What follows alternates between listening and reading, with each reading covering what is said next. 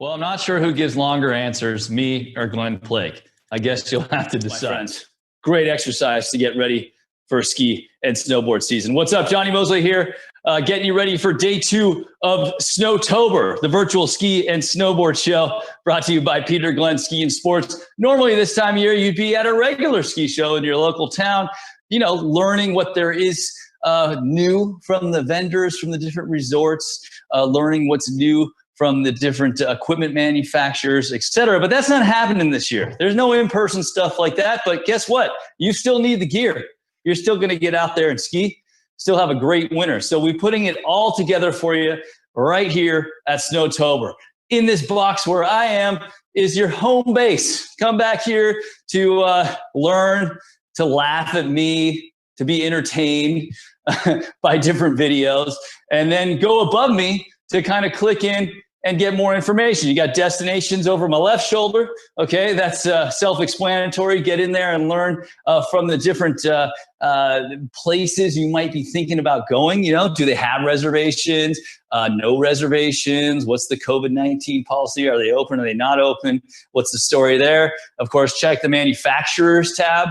You can go into sort of these virtual booths, virtual ski booths, if you will, and you can sort of learn about the equipment. There's also great coupons in there, little Easter eggs. There's also some enter to wins. And of course, check out show specials over there. And that's, your basic, that's where you get the discounts. And that's where they are, 60% off, up to 60% off certain things here on the Peter Glenn Ski and Sports website. And then below, you're going to see all the different videos from all the pros we did. I did a bunch of interviews with all the different experts in the industry, everyone from Marcus Caston to Glenn Blake to the chief marketing officer for Alterra. It runs the gamut. Natalie Morales. She's a skier. She's a mogul skier. I swear. She's down there. Check it out. Did the interview. It's fun. We're entertaining you and educating you at the same time. All right, let's kick it off with an interview I did with Jim Morrison and Hillary Nelson, the first people to ski the Lhotse face. This is incredible. You can actually see this footage on YouTube right now. You type it in. It's called the Lhotse face, or just Lhotse, I think. And you can watch them, achieve this amazing feat. But what's cool about the interview I did is we get to dissect the different parts of the movie, and then they talk about how they were feeling, what they were going through when they were getting into those zones. And it's just for me personally, it was a very cool experience, plus educational as well, meaning you're probably thinking about getting in the backcountry this year. There's no better two people that have more experience out there to kind of give you an idea of what to expect and how to get prepared. So here it is, Jim Morrison and Hillary Nelson at Snowtober.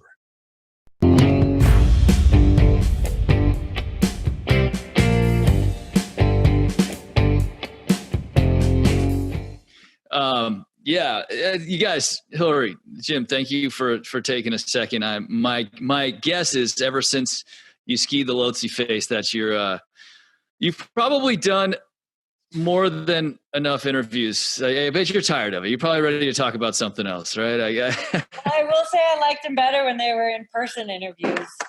Those were fun. Remember those days? Yeah. Not on what? Zoom. Yeah. But this works. Yeah. Good. Yeah. Where are you guys? California or Telluride or Tahoe? Telluride or Tahoe? Telluride at the moment. Oh yeah. What's give us the Telluride report? What are we looking at for ski season? I guess since this is a pre-ski show. Guys are clear here. There's no smoke. It seems like we got our first snow a couple days ago up high. Hillary and I ran up the mountain today just to get a little exercise. And we're keeping our fingers crossed. They were running the chair that we like one of the best chairs on the mountain. They were doing some maintenance on it and had some guys up there tweaking it. It was a chair that broke last winter, and so it basically shut down in like February. And didn't know which chair was that? Chair 9 just died. Chair 9. It just didn't do well. Is it? So that's helpful that gives me. You mean the rickety old triple chair 9? That one. So yeah. The one that kind of breaks all the time anyway. It's back up and running. It's back up and running. Maybe has there been for everybody listening who's not a Telluride, proficient? That access is the best runs, the plunge, bushwhacker, all the kind of side.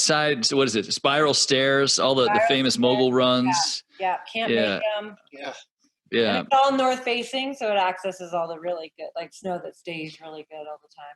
Yeah, that's interesting. Telluride, it definitely is going to have their own rules, right? Because if you're there during the week and you're local, like you're not going on an app to make a reservation to ski, or are you? I don't know.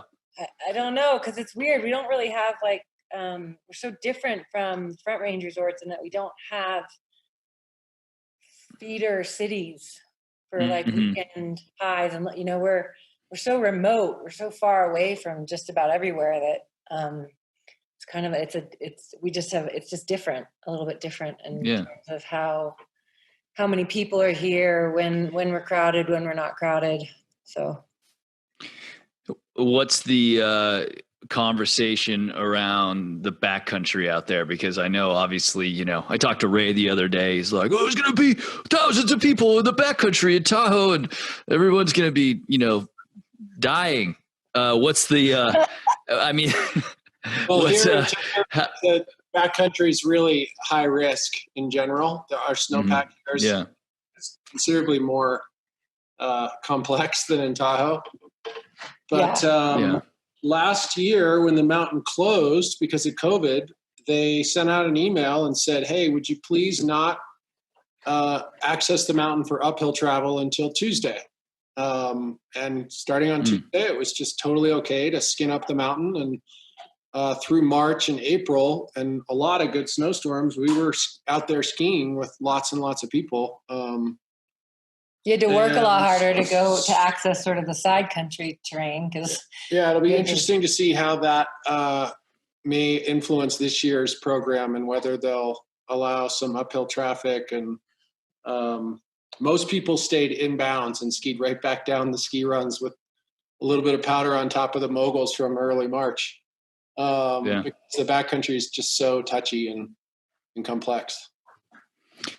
Yeah, probably smart for people watching this interview. If you're headed to Telluride or headed to Colorado, it's got to be.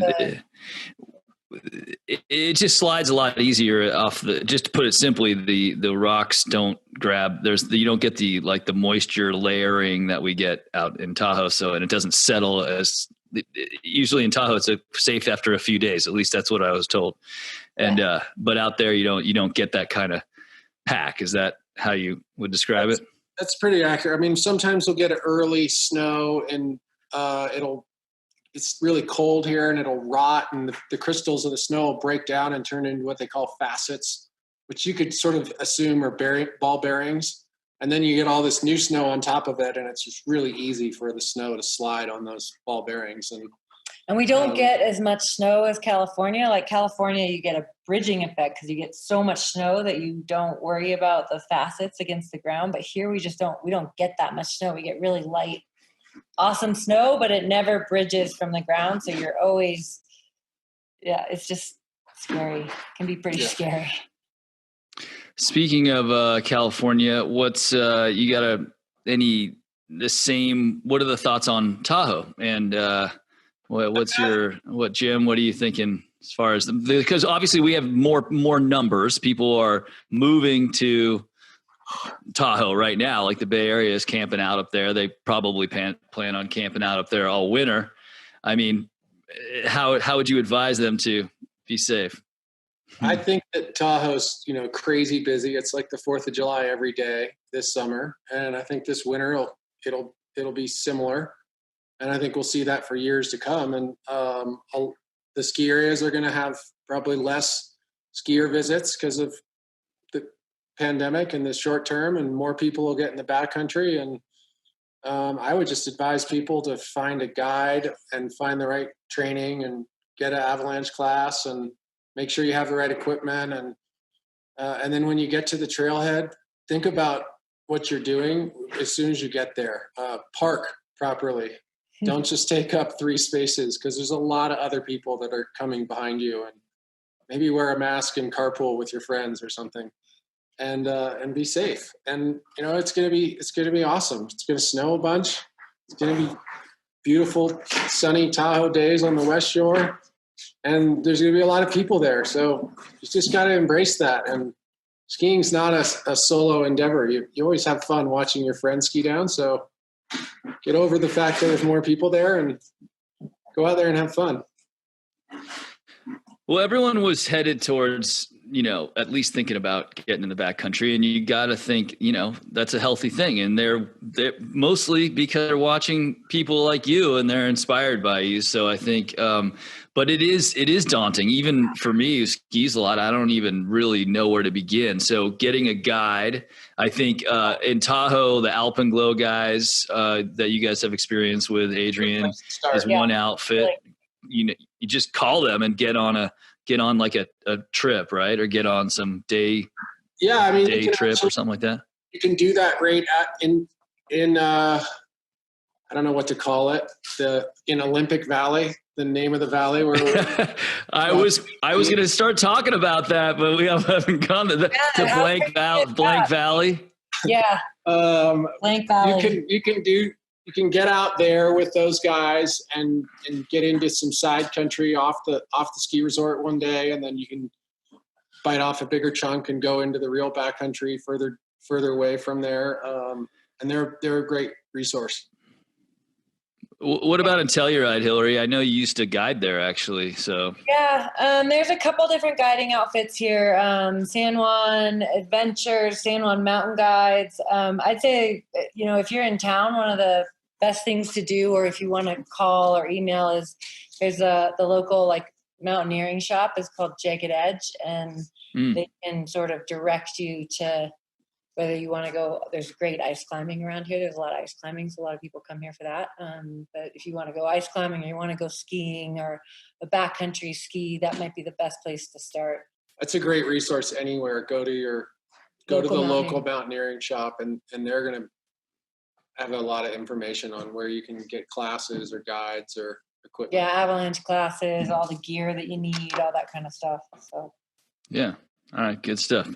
I figured I'd pick your brains on that, because that's definitely a topic of conversation. Everybody wants to get out there. They just don't know how. And I think, like I said, they want to get out there because for the same reasons you guys want to get out there. You guys have, this is part of your life. It's what makes you happy, and keeps you guys fresh. And so I want to visit a little bit of that, sort of the pinnacle of skiers lines, the dream line that you guys skied together, the Lhotse Face. I want to play a couple clips from it. It's such an amazing video, obviously, that you guys put together. And maybe, you guys have seen this before. I'm not sure. I mean, obviously a lot of people, it's available on YouTube. It's free. It's sponsored by the North Face. It's an incredible video. It's only 27 minutes long. So I want to show the initial piece and just kind of run through stuff and I have questions about it, and just kind of, you guys can walk me through it a little bit. But first I want to kind of show people the route. And this is Jimmy Chin sort of describing the route. Obviously it's, right next to Everest. It's the face that's right below it right there. Let's hear him talk about it. To climb the Lhotse Couloir, you are essentially climbing the Everest route. You're literally the next mountain over. So you have to go through the icefall, you go through Camp 1, you go up the Western Coombe, you spend the same time at Camp 2, you go to Camp 3, and then from there, you basically go directly up the Lhotse Face. Okay, so I wanted to kind of show that because, in the next video, you talk about how you were climbing up this peak and the Sherpas took off, and not took off. I shouldn't say that. They had gone as far as they had deemed safe. and then I'm a little confused at that point because I've never done anything like that. But you decide that you guys are going to stay there, and was that kind of always the plan, or did you think they would be with you further on? It's a little twofold in there. So we had weather that we didn't expect. We just kind of had like low, like valley fog, and so and snow, and valley some fog, snow. and a snowstorm, and a snowstorm. I guess it was sort of a storm. Heavy valley fog, maybe. And the Sherpa were never planning on staying the night up there. That's like this is the really last thing they want to do is spend the night up high. They think we're crazy. It's really interesting for most people that the Sherpa actually don't want to sleep up at those high altitudes. They're like, no way are we sleeping up here. We're going to go back down to base camp. And we're sort of like, well, there's no way we're going to walk all the way back down to base camp. That would be really hard. We'd have to climb up here again. So they're just so fit. They just run down to base camp and hang out where they're comfortable. And then they come back. Base camp has, we have a base camp cook. They get fed, there's a lot more creature comforts at base camp. And we were planning on going up to Camp 2 and spending the night up there. And the route, they went to the point where they're called the bread loaves, where these horizontal crevasses. It's kind of a techie section to get through to Camp 2. And they went to the end of that with us. So we knew where we were. And then they were like, well, there's no need for us to go any further. There's no line fixing, et cetera. So we're going to go down, and the weather's awful. So we're going to go down. And the four of us were like, well, we'll stay and kind of stick to our plan. I think they've originally said the weather's too bad. We can't see what we're doing. We have to turn around and go down. And we were like, we're not going down. Yeah. No way. Yeah. We'd have to walk all the way back up. Yeah. So we just pitched it So down. then you guys start continuing on to hold on, where is that thing? We I stayed lost there it. for a while and tried to wait out this storm and let the visibility get better. And then Okay. we heard all these avalanches running down all around us, and we decided it was time to forge on. Yeah, this is what I wanted to show. This is you guys cruising through here. Hold on. I had this like kind of sinking feeling that we were not on the right route to Camp 2, that we're actually a little too close to Nuptse, which is like a 7,000 foot vertical face. That avalanche is a lot. I wanted to show that shot because you're essentially, I mean, you're kind of making your way through what you call the bread loaves. Is that what you call them? Yeah. Yep. And these are like crevasses in places, and really big, massive crevasses. And at this point, it's the two of you guys, and then I guess the Camp 2 camera guys. Yeah, Nick and Dutch, who were the full camera guys that moved with us the whole time. And I understand that you kind of get off track here a little bit. They say in the video you come back. So are you navigating by like a compass, or like if you can't see, how do you even know which direction you're going up there? So the weather was clearing up a little bit, and from that spot, you have a clear shot of Everest, the summit of Everest, and the summit of Lhotse. And so we got that shot, and we just took our bearing on Everest. But then we could see the glacier in front of us, and we knew kind of we needed to go up this ridge of the glacier. And I'd been up there. I'd been up there before, so. Once you get past, there's this big 7,000 foot mountain off to our right. And once you get past that, it's actually like the safest part, the easiest part of the whole climb to Everest. But at this particular point in the video, we were still very much under this 7,000 meter peak, Nuptse. And we just started naturally kind of like veering to our right and got off route a bit. And when the sky cleared, all of a sudden I saw Everest and it was like kind of behind us, and that was definitely not where it was supposed to be. And that meant we were walking straight towards this face that avalanches a lot.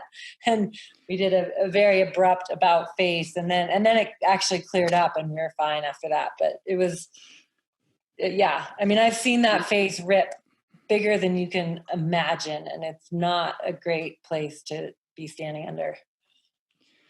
So, Jim, when you guys go to the grocery store, she has has a sixth sense where, you know, the milk was, if you turned her around, like if you spun her around like 4 times, she'd be able to get back, find that. Like you guys probably must have some incredible direction finding sense just naturally to kind of understand what's where. I mean, I pride myself on that sixth sense and that sort of innate ability to understand which way's up and which way's the right way to go. And I've been in lots of situations similar to this where we made the right decision. In this case, when that mountain peaked out over to our left, and I said, "Hillary, what's that?" And she said, "That's Mount Everest." I think my exact words were, "It's in the wrong place." Yep, we made a strong turn, and our intuition and our sense was clearly well off at that point. And thankfully, nothing happened in that period. Yeah. And then at that point, I guess, was there a discussion to kind of hunker down? Like, what were the choices at that point if you did get, you know, in where you couldn't go forward, or you just camp and hope for the best, or was it too avalanche prone, or would you have to go back down? Or we'd been hunkered down, all 4 of us inside of one small tent. We were in there playing cards, waiting it out, and the situation got stressful enough with snow coming down, avalanches coming down from all around us that we couldn't see because we were in this fog, that it made more sense to forge ahead and get to a place where we were relatively safe.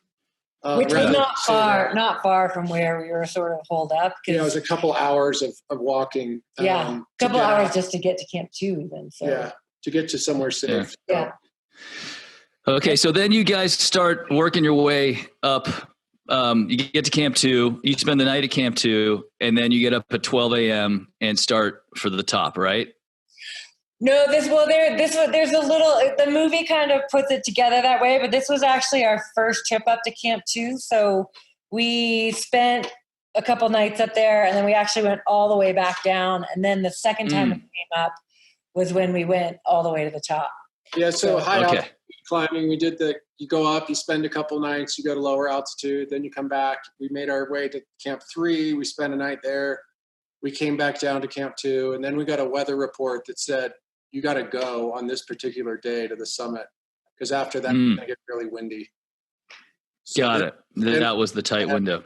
To Camp 3 and woke up at midnight.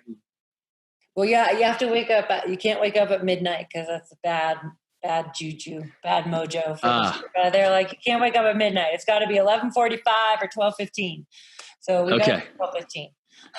Okay. Up at 12:15. Yeah.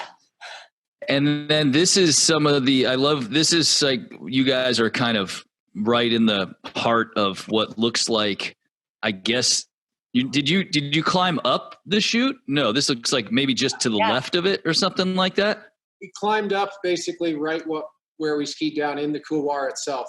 Out in the Lhotse Face, we skied quite a ways away from where we climbed, but in the couloir it's really narrow. So we're right basically in it. skiing right here.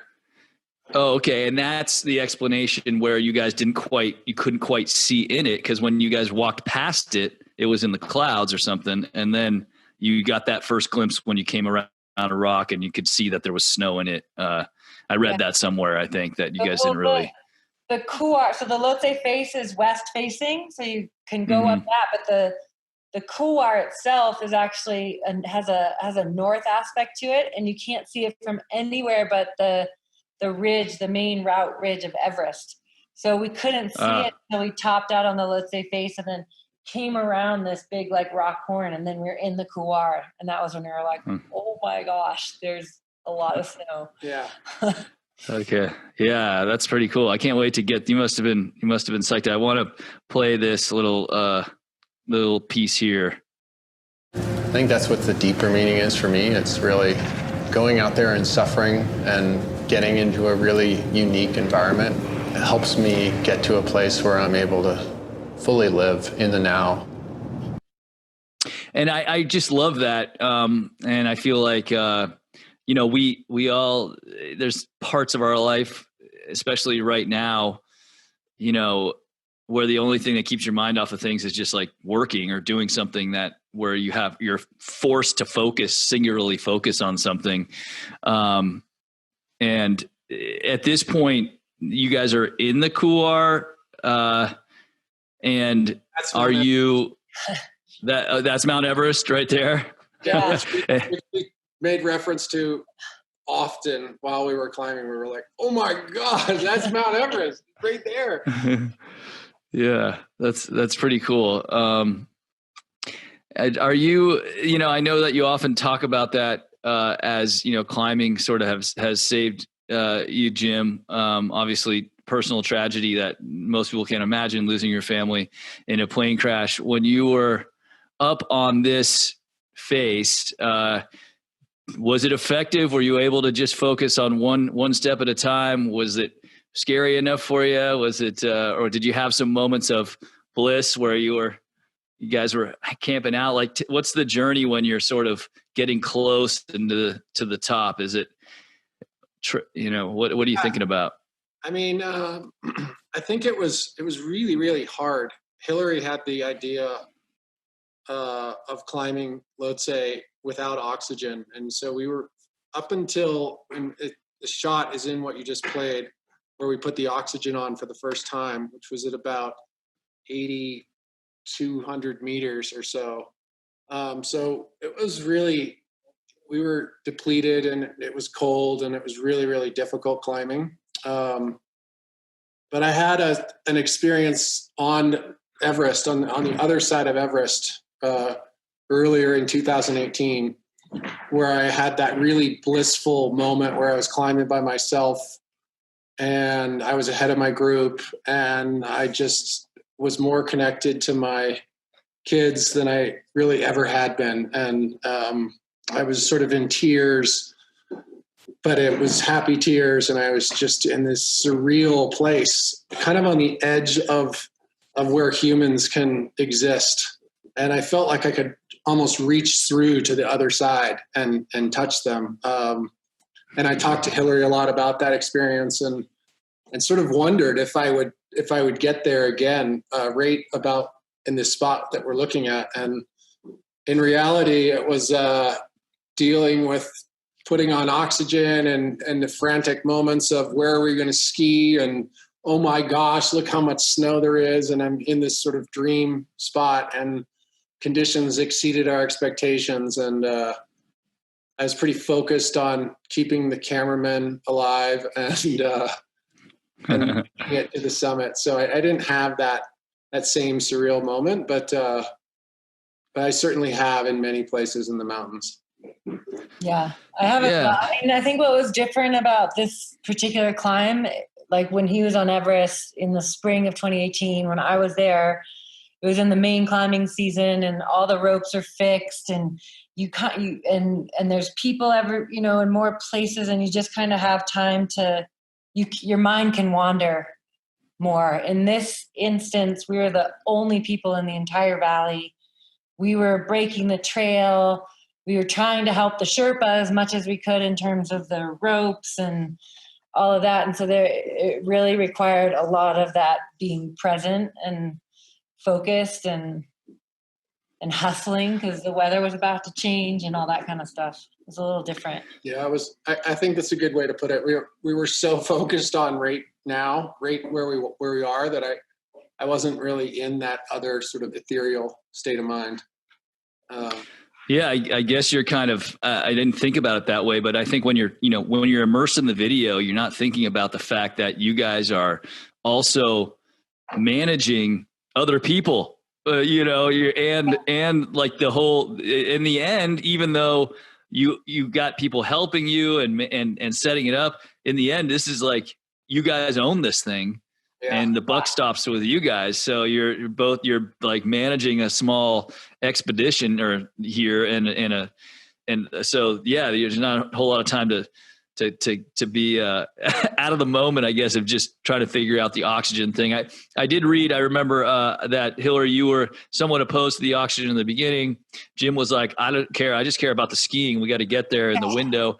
Is that kind of a climber's thing? Like you wanted to sort of, show that you could, be super tough, tough person. Yeah, I like to be tough, and that's definitely a way of being tougher, So that was part of it. I wanted to see, none of until K2 earlier that summer, like a month before we were on Lhotse, none of the top 5 peaks had been skied without oxygen, and to me, it's more like an experiment, like how my body reacts. And I just I don't know, I just like the suffering. But when we got off the Lhotse face and turned into that couloir, it was that different aspect, and it got super deep and punchy and was really hard to break trail. And Jim was just he didn't even ask. He was like, I'm putting oxygen on. I want to ski this thing. I don't want to I don't care about just summiting and walking down. I think we had a discussion about it, and we stopped, and it was just the two of us, and we talked about time, and I was paying really close attention to our timing, and we were like, well, it's going to take 5 hours from here to get to the summit. We had about 1,200 feet, 1,000 feet to go. So if you imagine, it's going to take you 5 hours to go up 1,000 feet. And that's a little bit above the top of exhibition. It's, I guess I never thought of that. Really hard at that altitude, and with the oxygen, I think it. My guess was it would take us two hours or a little over 2 hours. So we ultimately kind of had to make that decision in order to be able to ski down in the window where we wanted to be on the Lhotse face at a certain time. We'd set up all the times to ski it in what we thought was the safest time of the day. And part of that involved having the bottom of the Lhotse face still be in the sun, because there's actually enough solar energy to affect the hardness of the ice, if you will, because the bottom of the Lhotse face was pretty much ice. So we just had to maximize the sun effect and kind of get it before it went into the dark. Yeah. Jesus. It's a lot of stuff. So then it's really touched on the point of it's not just us. I think people perceive this as like, wow, you did this crazy thing, and that must have been really risky. The risk that we were managing there was not just our own personal risk. It was the risk of the whole expedition and everybody that was involved in helping us. And I was super concerned about that part of it until everyone and every piece of trash was completely off the mountain and we were completely out of harm's way. It wasn't until then that I was able to sort of think, oh, okay, we did it. That was a success. Yeah, no, I want to talk about that after you guys got off the peak, because I think you still got to get down, you still got to deal, but let's at least bask in the glory a little bit longer of getting up to the top here. These are I think are your first turns after you first turns into the couloir, if I'm not mistaken. Let's see. Not all who it's a chance to face your fear. And here we were doing these full consequential hop turns and side slipping, and then going from breakable crust to sugar snow and back and forth.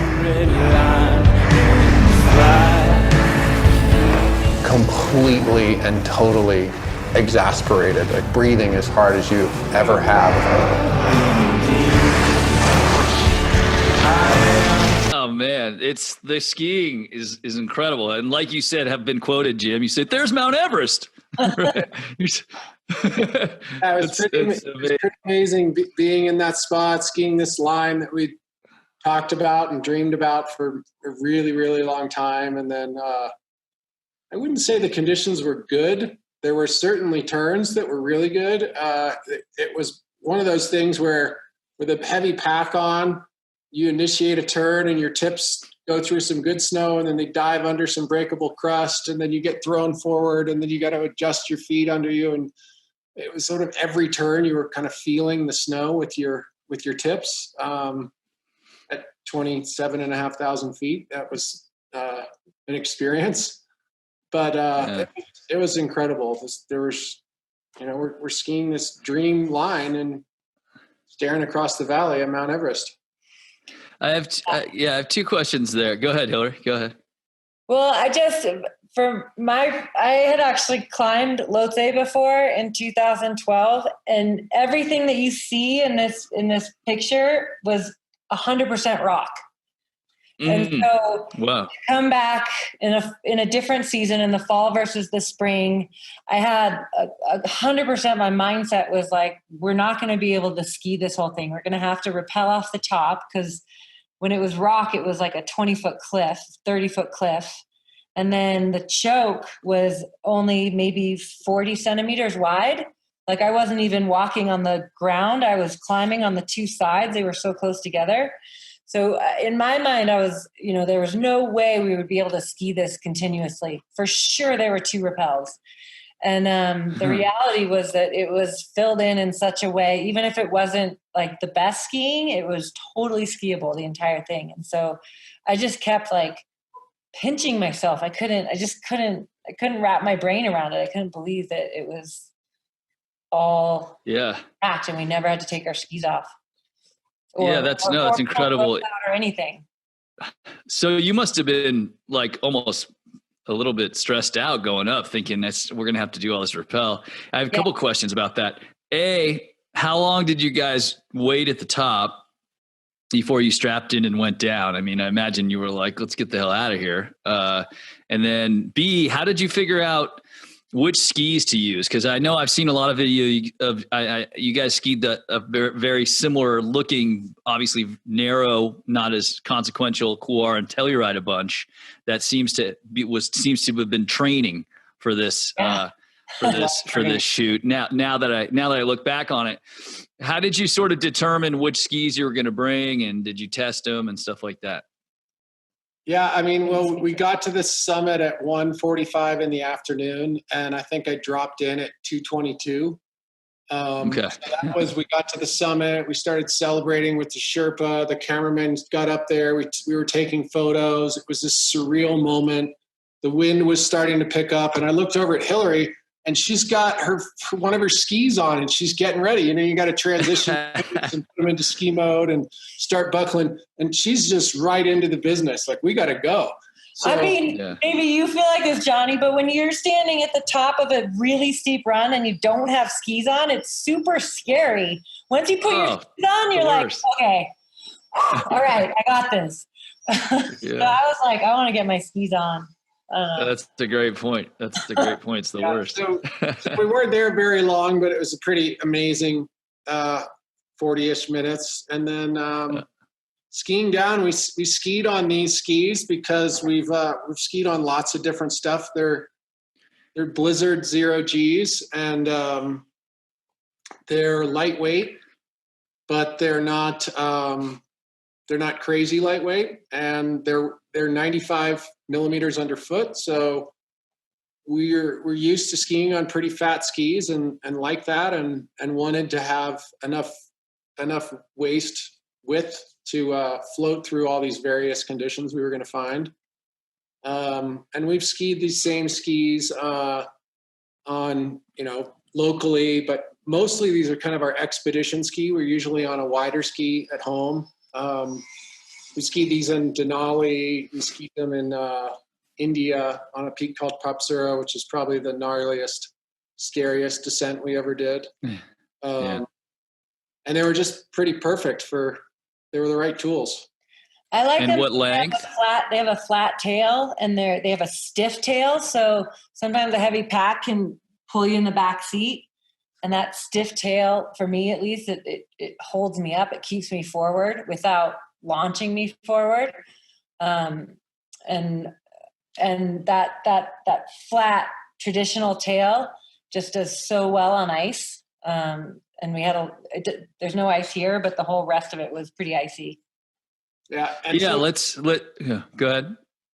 they're 178s, which are, It's a 172 for me. and she's on 172s, but maybe that's not so bad for her, but they're really short for me. But Right. that's just a game of how much ski do you want to carry. And this couloir is super narrow at the choke. So 178 was about as much as I thought could possibly fit through there. And that, get back to the photos you've seen in Telluride. I've done a lot of training here with Hillary where she's like, oh, we're going to go ski that thing. It's called the hairy banana. And when we get in there, I'm like, Hillary, there's not enough snow in here to fit through this choke and this couloir. She's like, oh, it's fine. You just have to do a little butt slide. So you sit down on your butt and you drop your tips down slope and you sort of slide through 100-centimeter wide section and then stand up real fast above, hundreds of feet of exposure. Don't fall or you're not going to make it. She's just kind of casual. Well, Telluride butt slide. So that's Hillary's influence. I got it. I see. She does well, and that's the next clip I wanted to show. Go ahead, Hillary. Well, we've just got it's different skiing, Telluride and squat. Like we got different styles. Yeah, that's right. That's right. We don't, of course, we don't really have those shoots quite like you guys have there. And that brings me to this next part, which is totally what I was wondering, is how you guys skied this. This is the couloir. This is the choke you're talking about, I believe. And I mean, it makes me feel better that Jim was on 178 because I'm like, why did you do that? How could you take that risk in that moment? Were you roped when you skied this? I guess we should just watch it first. And then we'll talk about it.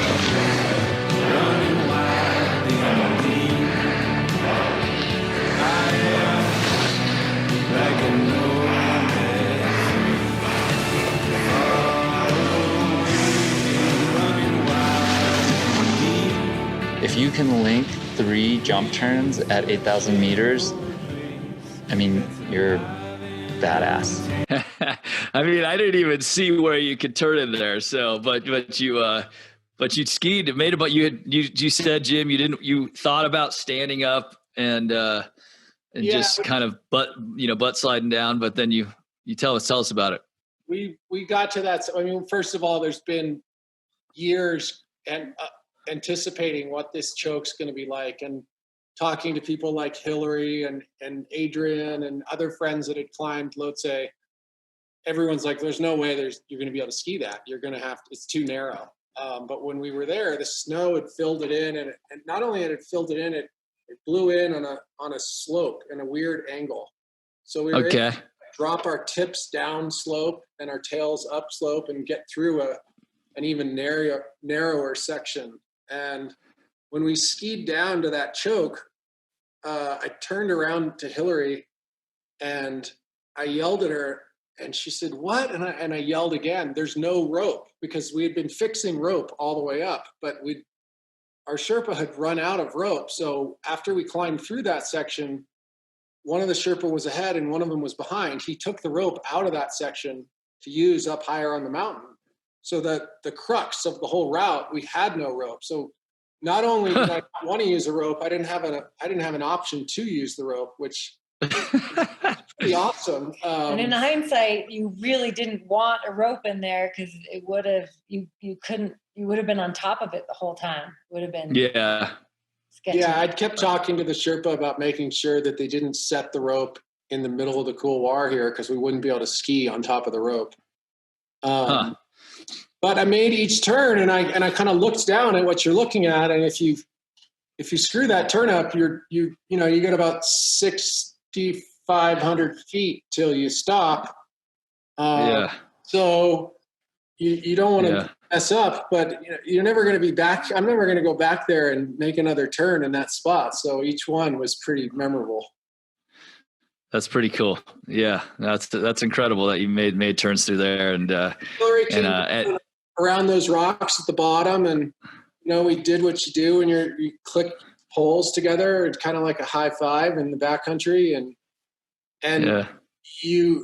below there, it starts to open up, and it was a major hurdle. We didn't talk about it a lot, but I think both of us had a huge weight off our shoulders when we went around under those rocks. We were in a really safe spot. Waited for the sun. Looks like the sun was on. Yeah, we got back into the sun. That was nice. It was pretty amazing. Yeah. And was there, at this point, I guess you got the GoPro on, and you got a couple cameramen that are coming through here too. Are you guys stopping to set up some shots, or is it just kind of like, we got to go?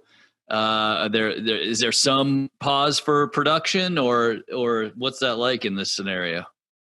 We did stop, not quite as much in the actual choke. I think we were still both really like tight stress to get through this. But as soon as we got through it and we did our like pole high five, and we waited for Nick and Dutch and the two Sherpa to kind of descend down to us, we did set up for shots at that point. I think Tashi was there, and they'd never seen anybody ski before, so like blown away. That part was pretty cool. They were pretty freaked out on the summit when we first made the first couple turns up. I think they were. Yeah. Right. Right. Hila, crazy, they were laughing. Those guys, Hila and Tashi, could run down this slope faster than we could ski it. Yeah. Interesting. We were waiting for Nick and Dutch, who they were helping kind of manage to get down to us. But it's a good time to say we're not shredding down the Lhotse Couloir at 28,000 feet. We're making 3 or 4 turns and stopping for like 5 minutes to get our breath. Sure. It'd be like you running around the track as fast as you possibly can, and that high respiratory rate you have right when you stop, except you don't really recover, and it takes a really long time. So then we'd make 5 more turns and stop for a couple of minutes. Yeah, I was going to ask. I'm trying to get in the moment, but you described it precisely. I mean, you're literally like at max heart rate and trying to make turns and calm yourself down. I mean, I don't know. So there's the line, right? The red line. That's and the yellow line is before you so you climb up next to it, and then you got into the actual couloir up there, and then when it says, I think it was a 7,000 foot ski, that's from the top all the way down to the bottom of that red line, or further down. Further down. So that's from the very top all the way down to Camp 2, which is even below the Bergstrand at the bottom of the Lhotse face. So you're probably looking at about, I want to say 3,500 feet, 4,000 feet of it, maybe. Yeah. Wow. That's pretty cool. Yeah. And then I know you guys gave a lot of, love to the Sherpa, and there's a great shot of all you guys, everyone home safe and successful event that might never be done again. I mean, it from what I can gather through the way you've described it and the way Jeremy has described it, and people, it's just, you got to have skill and some luck and timing and the whole package. And then, you guys have this unique background, right, where you were champion skiers and big mountain skiers and mountaineers and adventurers, and then, have the will and desire. And I mean, it's just a pretty cool feat. Yeah. Well, and not to mention, I grew up with Johnny Mosley, and I had somebody to look at and be like, oh my God, how did he do that? Well, your mogul skiing background certainly came into, for those listening at home, Jim Big Mountain Extreme Extraordinaire was a freestyle bump skier on the freestyle ski team at Squaw Valley with me. So I do take some credit, and there's some bump skier in that line. So yeah, maybe that's what it was to get through the chute. It was just like right. That's right. It was like I remember when Johnny was getting ready to go to the Olympics the first time, and I was a coach at Squaw Valley, and he would come down and he would say, I'm going to land down there. And it was like, pretty much out of sight. And he would go so big. And then I would just sort of look at it, just be baffled at how he pulled it off. And yeah, I mean, people like that in my life helped me understand that you can do something that somebody else hasn't done. And there's no reason to stay upright when you could do the dinner roll. You might as well break the barriers a little bit and go for it. Well, you guys are doing the same for a whole group of people as well. And that's it's been really amazing to watch both of your careers separately, then watch them to come together and be additive and great. And I love hanging out with you guys. Hopefully we could do it again in person. Although I will say the last time I hung out with them, they gave me a ride and they were flying their own plane from Truckee to Telluride, and it was like an aerial acrobatic show in the mountains, in the San Juan Mountains on the way down. Scared the crap out of me, but really fun. And I secretly, I hope you guys can show me a line, introduce me a little bit more to the backcountry. Obviously I've done heli skiing and all this BS stuff, but once I get my, maybe this might be the year I get to climb. God knows I don't think I'm going to be working very much. So what? We'll take you to the hairy banana this winter. Oh yeah. I do want to ski that one of these days. That does look hairy though. Yeah, it's a little hairy. Yeah. All right. I love you guys. Thank you for taking the time for the Peter Glenn Snowtober Fest. And I'll catch you in Telluride or Tahoe. Have a great rest of the summer. Really appreciate it. Good to see you. All right. You too.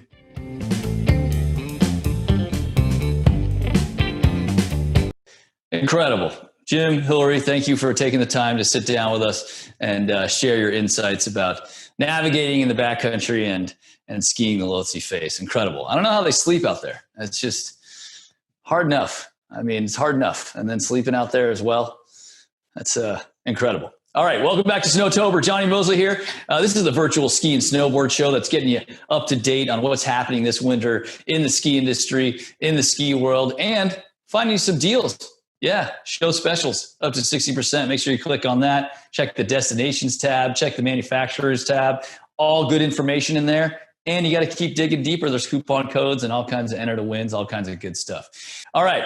Up next, a gentleman who he is a ski industry veteran.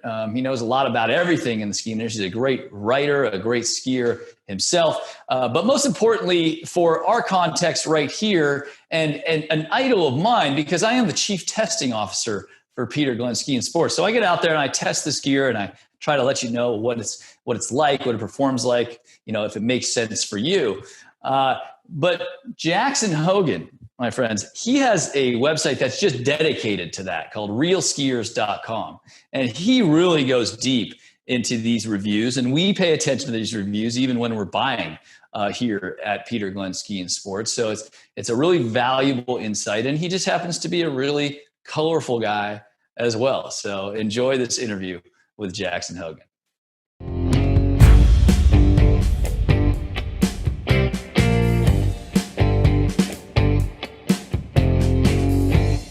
Jackson, hello. Hey, Johnny. Good to see you. Great to see you as well. Man, I've been looking forward to talking to you all day. I miss hanging out with you. I've enjoyed that we actually got to hang out recently back at the Peter Glenn Ski and Sports show we did out in Squaw Valley with Stumpy. Yeah, it was pretty entertaining. That was a great evening. It was, and you've been a counselor to Mr. Greg Stump, among many other things you've done. In far more ways than I ever intended.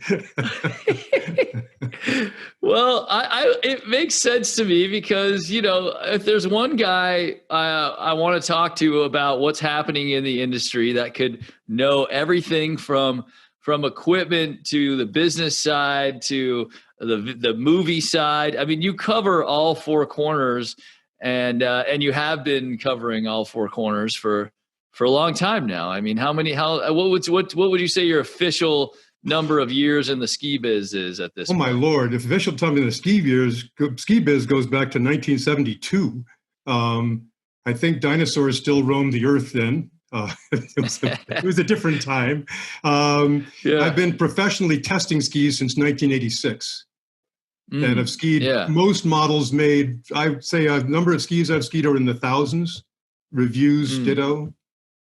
Yeah, and I want to actually get into your ski review site, realskiers.com. I love it, and I want to actually kind of go through the site with you. I want people to know how to use it, and the best way to utilize it, and I've skied with you. I want to share with everyone. Might be a shot from that era. You can tell me what year this shot is, but this is Jackson Hogan. I'm guessing by the North Face Scott Schmidt setup, even with the Scott goggles, that this has got to be like what, in the 80s, late 80s or mid 80s or something? What is that? Yeah, this is going to be probably actually all the way into the early 90s. That's probably an SX 93 that's on my little Tootsies there. Kind of helps to date it. You're talking. Wait, that's the boot, right? That's rear the boot. entry. That's an old Solomon rear entry. And despite the fact that you supposedly can't ski in them, you see here. Well, I'm actually not skiing; I'm in the air. But that's true. Yeah. I remember when I got my first. I remember when those boots came out, and I skied. I was so psyched. They came with like a sticker kit. And I skied moguls in those things. I mean, granted, I was backseat, but let's talk about that while I got you with this photo up. The rear entry boot. I've heard people keep saying it's making a comeback. An Atomic made one. Is that true? Well, or not? Yes and no, Johnny. I mean, here's the deal. The reason the SX 91, 92, 93, that generation of boot worked.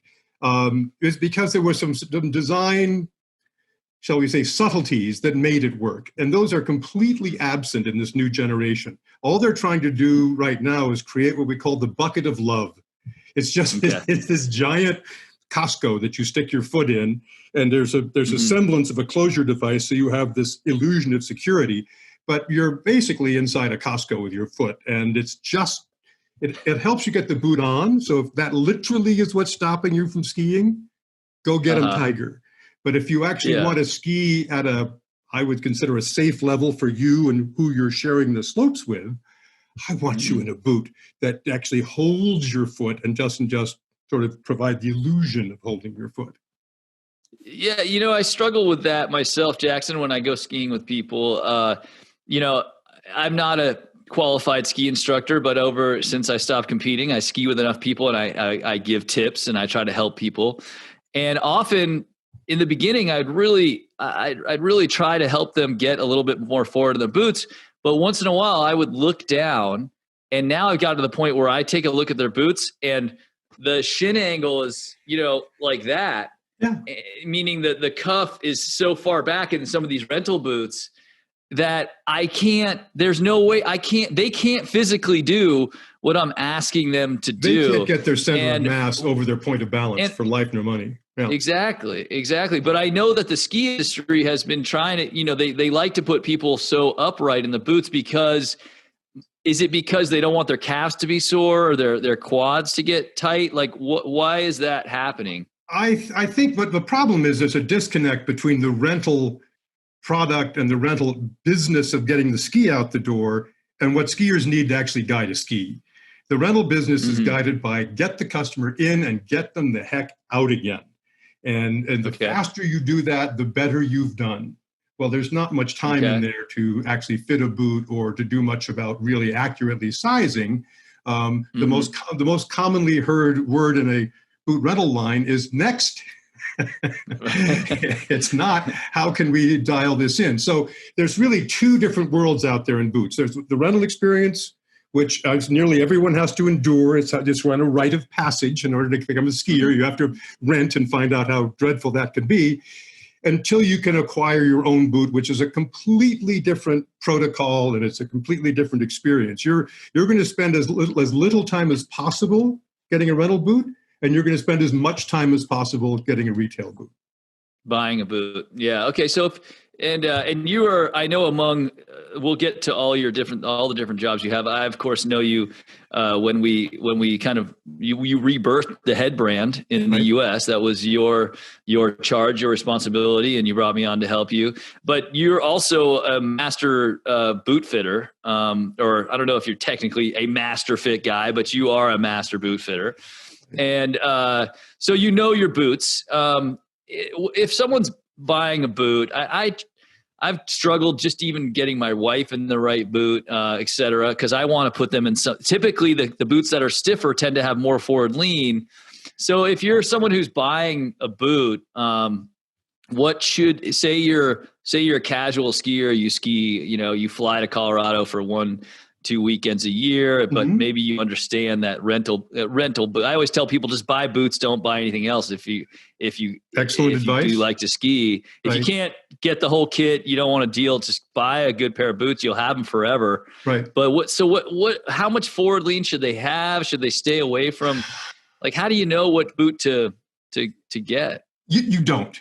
You don't. You're going to have to make not so much a leap of faith, but at least a small step of faith. Okay. Because even if I sent you to my site, which will give you the best research resource you could possibly have on the internet to really understand what's going on, because I don't just explain the equipment, I explain how to use it and how you're going to interact with it, and I understand both the shop environment and the ski environment. You need to trust the boot fitter. Your goal as a shopper is not to find a boot, because you will not know how to do it. I've watched this movie 1,000 times. It always ends in tears. Okay. You are looking for a person. You're looking for me. You're looking for someone at Peter Glenn. You're looking for an individual who is going to guide you through this thicket. And what you want is to go to a shop like Peter Glenn that's got a huge inventory, because then you know that the boot you want, you don't know which one it is, but you know it's in there. It's in there somewhere, in that giant, indecipherable mountain of boots. You don't have enough time in your life, assuming you have some kind of a job, to sort this out, because the boots all look the same. To the degree of forward lean, if you took 90% of the boots in the marketplace, they would be within 2 degrees of each other, leaving rental boots out. Okay. The rest of the boot market would be within 2 degrees of each other, leaving race out as well, leaving the two extremes out. The very beginner and the very top end. You will find almost homogeneity, at least in that particular aspect. But the fit environment, wow, they're enormously divergent. So that's where you need something like the Master Fit boot test, which is the only boot test in the world which goes on snow with every bloody boot in every size that's made available in April. So you are not guessing about the behavior, and you're not basing it on a static fit environment. You're actually skiing it. I don't sell a boot I haven't skied. Okay. All right. So I think that's great. So you're looking for the person. You got to kind of trust your boot fitter and try to divulge everything you can about your skiing wishes and abilities. And I've had experiences. And be honest, I guess, is because we could go into one of the things I've learned in buying boots for my kids is that often boot shops will kind of sell you what they have in stock. And so, what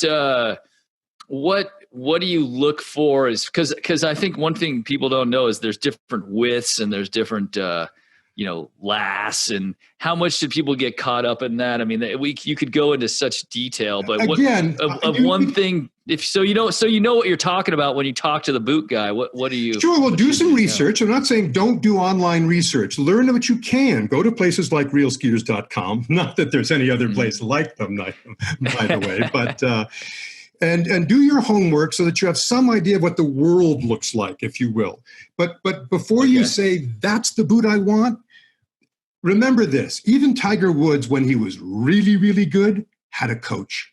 He had someone who could see him. Even you, when you were really, really good, you had Coop. Yeah. You had a coach, right? You had another set of eyes on you. Your boot fitter is your other set of eyes. And he's seen hundreds and hundreds of feet. So he knows as soon as he looks at your tootsies what the fit environment is that you belong in. He's already doing a triage in his head saying, we're wiping those out, we're narrowing down to this channel. And in this era of COVID, we want to reduce the amount of time we're having chit chat on the boot bench. We want to get in there, make an appointment, and get serious and get nitty gritty. So your research is important in helping you to understand the context, but it's not definitive. It's not going to say, aha, I've now done the entire formula. It's this boot, because there's more than one this boot that'll probably work. Okay. Well, you bring up COVID, you bring up online. I think a lot of people are probably starting to shop for their equipment right now. And, you know, it's great to be able to get it. You have to get an in-shop consultation, but it would be nice. But what about if you got to buy online? You know, if you're, you know, how do you buy boots online? What's the strategy here? I mean, obviously, look, I think we've talked about it enough. I want to pull up your, this is your baby, your awesome review site right here. Get it. Now look at you picked up a picture. Awesome. The site is as we speak. I have my mavens in there running through it and tearing it apart. Oh, okay. So I don't know what we'll see today, but of course we're running. Okay. This is running a little later, but you're giving them the flavor. These are okay. Real. So look at you go. Look at this. It's a really cool site, and it's very straightforward. It's realskiers.com, and you can get into all the different boots. Let's take a look at the K2. We'll see how far down we can get. I don't know how deep you can go today, Johnny, because I say we're deep within. Here we go.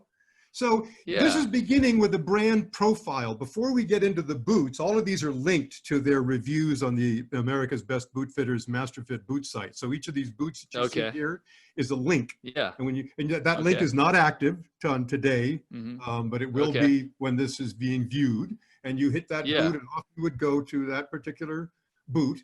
But boot buying online is try as much as you can to make your online experience an educational experience, not a buying experience. I have never seen, the only time I've ever seen boot buying at a distance work is when you're buying a repeat. You bought the boot 2 years ago, you know what it was the Solomon XYZ Wonder Boot or whatever, and that boot's still available, and it's still available in a size you know is yours. Well, there's no variables in that equation anymore. I just want to replicate that boot that I know works. If that's not the scenario, be prepared for things to go sideways. Okay, so get in a shop. Get in a shop. You've got to have somebody who's your ally, your coach, your friend, who's also knowledgeable about feet and knowledgeable about the boot market.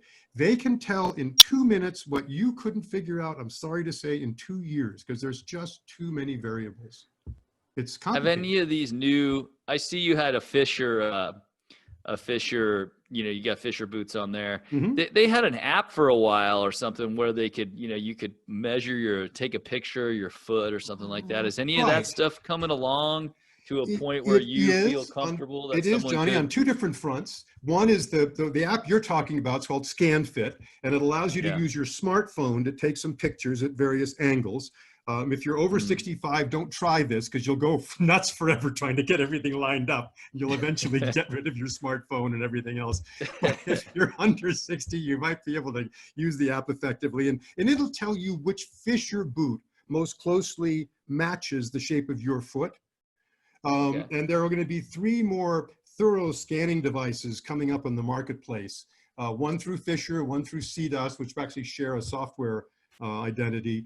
And there's a couple of more, one through a little outfit called Pulse out of Canada, and one from Boot Doctors. And all of those will take a much richer 3D image. The one you take on your phone is only as rich as the image you get, which is not the same as the full-on experience will be with the 3D scanner, because it's got more data. It can absorb more data. But you still don't want the machine to make the choice, even though the machine can also be linked to a database of supposedly all the boots in the world. You're not going to find too many shops that want to make that particular link, because the recommendation ultimately belongs with, I call him Yoda, as opposed to the machine. Yoda is the old wizened boot fitter who actually knows how it works. Right. So it's not quite there yet, but they're working on it. I was going to look at, the only other thing I was going to do is maybe look at, is this Can we look Yeah, at like sure, men's all absolutely. mountain But- West skis? Okay. If you tried to do this And yesterday, it just wouldn't have to worked. have just to have some pretty pictures here, Sure, and we can absolutely. kind of just talk about some of the skis you liked. Okay, is that cool? Sure, absolutely. All right. Well, I can, All you right, know, let's it's a just lot pick- easier to talk about how to pick your ski than it is how to pick your boot. I know. Let's transition. I know we jumped into boots, but that's okay. good. I know Boots are important. boots is. I thought that was great. Actually, this is really good stuff. So Yeah. let's just keep going. It's great. Okay. All right. All right. So that's the boot category, Jackson. And, you know, everyone knows boots are complicated, and you're right. I tell you what, it's very cool that you have a site that does all the boot work, and you can really get into it on realskiers.com. Let's switch over and talk skis a little bit. We can reference back, of course, to this awesome shot because we jumped off it quickly. But let's just talk about what ski that possibly is. Is that a Rosinal 7M, or what do you think? What You're asking me, you're taking me back, peeling back the veil of time. That looks to me like a vocal. At that era, you could pretty much be sure there would be a vocal Ren Tiger because they named every ski Ren Tiger. So I'll bet you that's a vocal Ren Tiger S or something like that. Or it might be a P9. Excellent. So, you know, actually, we can start with vocal because they've been spitting out some great free ride skis of late. I did some testing on the new Mantra, and I haven't been testing as long as you have, but I've gotten I am the chief testing officer for Peter Glenn, and I've gotten a real it's not easy. It is not easy to test skis, especially good skis, and it's because they all have different profiles. They all have their, especially at that top level, right? Where you got the top 10 skis, they're all great, but they have different meanings, right? They have different uses, different feels. Right. What's your general take on how you navigate that when you're looking at skis? Well, the first thing to look at, I would, in a way, just disregard ability for the moment. Sometimes we focus so much on ability. If you got a really good ski, it's going to be good for any ability. If you're buying a good ski, it's going to have a wide performance range. The key thing to be aware of is the width of the ski underfoot. That's the barometer. That's the single metric. If you hear someone to say their ski is an 80, that means it's 80 millimeters underfoot, at the narrowest part of the ski. And that it doesn't tell you everything about the ski by any means, but it tells you an awful lot about where that ski likes to be skied. So the way I look at the overall ski market is to say, on one end, I've got the very widest skis, like powder skis that are like 140 millimeters underfoot, which is huge. And they are only good in powder. The other end of the spectrum, you have citizen race skis that are very narrow underfoot. And they're limited also in their domain preference. They like hard snow and high speed. But neither of those domains are where most people shop, nor should they. People tend to be more towards the middle, and there are key categories in the middle that are very important to be aware of. Front side is just as it said. They're best on hard snow on the front side of the mountain, which tends to be groomed. Then you have all mountain, which says, I want to go everywhere. I don't want to be limited. And there's two genres there because it's such a huge pie. We cut the pie in two and say there's fatter all mountain skis we call all mountain west, and narrower ones we call all mountain east. If Mr. and Mrs. America, if I had one message for you, get narrower than what you think is right for you. Generally speaking, people overstate their ability because they're always skiing groomers. They think they're godlike, and only when they get on moguls do they say, well, I'm good everywhere except on bumps. Pretty big except, wouldn't you say, Johnny? That's it. Pretty big omission for a former mogul champion. That's true. So as soon as you start to go wider than your actual ability merits, it will inhibit your technical development as a skier. And don't just think of technical development being as technique, it also means your safety. The better you are, the safer you are because you're in a better posture for skiing. So that was one of the reasons we talked about boots earlier and how rental boots put you in the wrong posture. Posture is critical to skiing. No, and you speak to something that's true. You know, we've all been part of this widening of the skis and a little bit of the shrinking and you were involved with the shape ski, right there for shape skis. In fact, you made the term shape skis. If That's I'm correct. if I'm correct, Yes. you developed that term. Good research, Johnny. But yeah, and it's a little Jackson nugget. Don't worry, I got plenty more throughout the show.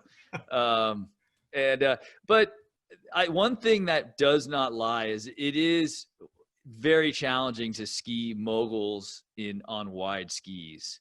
That can really be, like you said, sketchy and feel really awkward to try to roll over, particularly firm moguls on wide skis. Now, I'll say they're seem to be getting better, right? Like I regularly will fire, a 99 underfoot ski through the moguls and feel pretty comfortable about it. Not a World Cup ski, but what's your, let's take a look at that you split up the categories. I just love these category names, All Mountain West.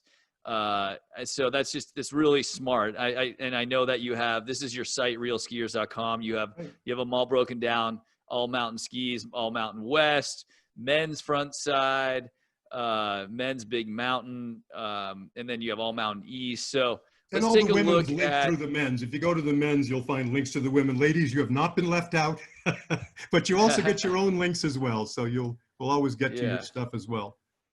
Yeah, that's great. Women's front side. So let's just look at the men's All Mountain East for a second. Sure. We kind of look at these, like the Vocal Kendo. 88 seems to be the Blizzard Brahma. Ooh, you love these skis? These are some of your favorites, aren't they, Jackson? The quality of the top end skis, Johnny, is so exceptional. Look at this Nordica 94, for example. Yeah. It's so intuitive to ski. You literally can point and go. Where you look, it goes. You can't make skiing more idiot proof. And it's so, the window of people that are comfortable on is enormous. I'm stumbling because I'm trying to grasp how immense is the range that is. That's why I said don't stress ability, because you'll grow into these really great skis. The really good skis aren't hard to ski unless they're calling themselves race skis. That's a word you should be looking away from. But otherwise, everyone knows you're not skiing as many days as you want to. You're not getting as much time on the hill. You're probably not in the best possible shape. So they're trying to deliver elite performance without making it harder for you. If there's a single, So once you get into this, Jackson, say you're in this category, right? Say you're like, okay, I'm in the 80 to 90 category. How do you decide at this point? Does it matter if it's an 88 or a 94? Or how are you deciding between these top skis right here that you've kind of picked for All Mountain? Well, if they're in the same bundle, if they're all in the same group, they're in that same group because they share a lot of characteristics. How do I find the dividing line? I simply look at the marketplace. Sure. Where do manufacturers introduce a new model? If they got a new model at 88 and another new model at 98, those are two different genres. And then when you ski the whole bundle, as I've done for 40 years, you can see what elements of that bundle are uniform, relatively homogeneous, and what parts of it are idiosyncratic. I break down every important consumer group also, whether they're power skis for a technical skier who knows how to move their feet away from the midline of their body very comfortably, and finesse skis. Now, that doesn't mean good and bad. Please understand that. A power ski, yes, he's a strong technical skier. And a finesse ski may not be as strong a skier, but they would self-classify as experts. They just can't load a ski the same way. They don't ski as dynamically. If you watch them ski side by side down the hill, you'd say, oh, they're both good skiers, but they don't ski the same. So I break them all groups down into a power bundle and a finesse bundle within each category, so that you, if you're honest with yourself, can say, do I really want to be on a power ski? Because they'll wear you out if you're not in shape. Or do I really want to be on a finesse ski? But so if you're sitting at home right now and you're getting ready for the season, you got off snow early because of COVID. How can you self-assess that you're a power skier or a finesse skier? I mean, is it? Well, this is the great challenge, right? That especially for someone at Peter Glenn who's trying to sell to you, trying to evaluate you, have a little empathy for the guy on the other side of this conversation, or gal, because they're trying to match you up. So they're trying to get a vision in their head. So that if you were my customer, how does this guy Mosley ski? Wonder what he's like. So they'll try to get a sort of step into your movie and try to get an idea of how you live and how you ski, which is why it's so important in your interview with your shop employee that you really unburden yourself about everything that you like and everything you don't like, because they have solutions for that you may not be aware of. So fully profile yourself, your background, how frequently you actually ski, how much you plan to ski. Sometimes people have a significant career change, which suddenly allows them to ski a whole lot more. That will change you as a skier, as you know, Johnny. Yeah, absolutely. So, you just have to, the more you research, the better you'll understand the framework, and the better you'll understand the quality of the information you're getting back from the retailer that you're with. That's good stuff. What do you see in Jackson from an industry standpoint as far as like where people are going this year? What are you hearing? What's I mean, I know Vail released their plan, and Altera is right there as well. I haven't seen it yet. Like what do you think this ski season is going to look like if I'm trying to plan a vacation? Where should I go? What's going to be the deal? I'll answer that in a couple different ways I can, Johnny. One is we all know people are going to want to go backcountry skiing, because no matter what in-resort skiing we're going to have, everyone's afraid it's going to be limited in some way. And yes, it will be rationed in some way, shape, or form.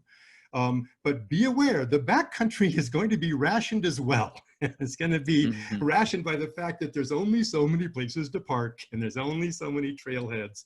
So one of the things we're seeing is we know there's going to be a boom in backcountry because it's already been an obsession with traveling off trail. And boy, we were talking earlier about buying online versus buying in person. The number of mistakes you can make trying to equip yourself for backcountry skiing are literally dangerous. I mean, they are not necessarily fatal errors, but they could be very, very ouchy. So do not tread into those waters self-guided. If you're planning to become a backcountry skier, you've never needed somebody like a Peter Glenn more in your life, because your life's going to depend on it.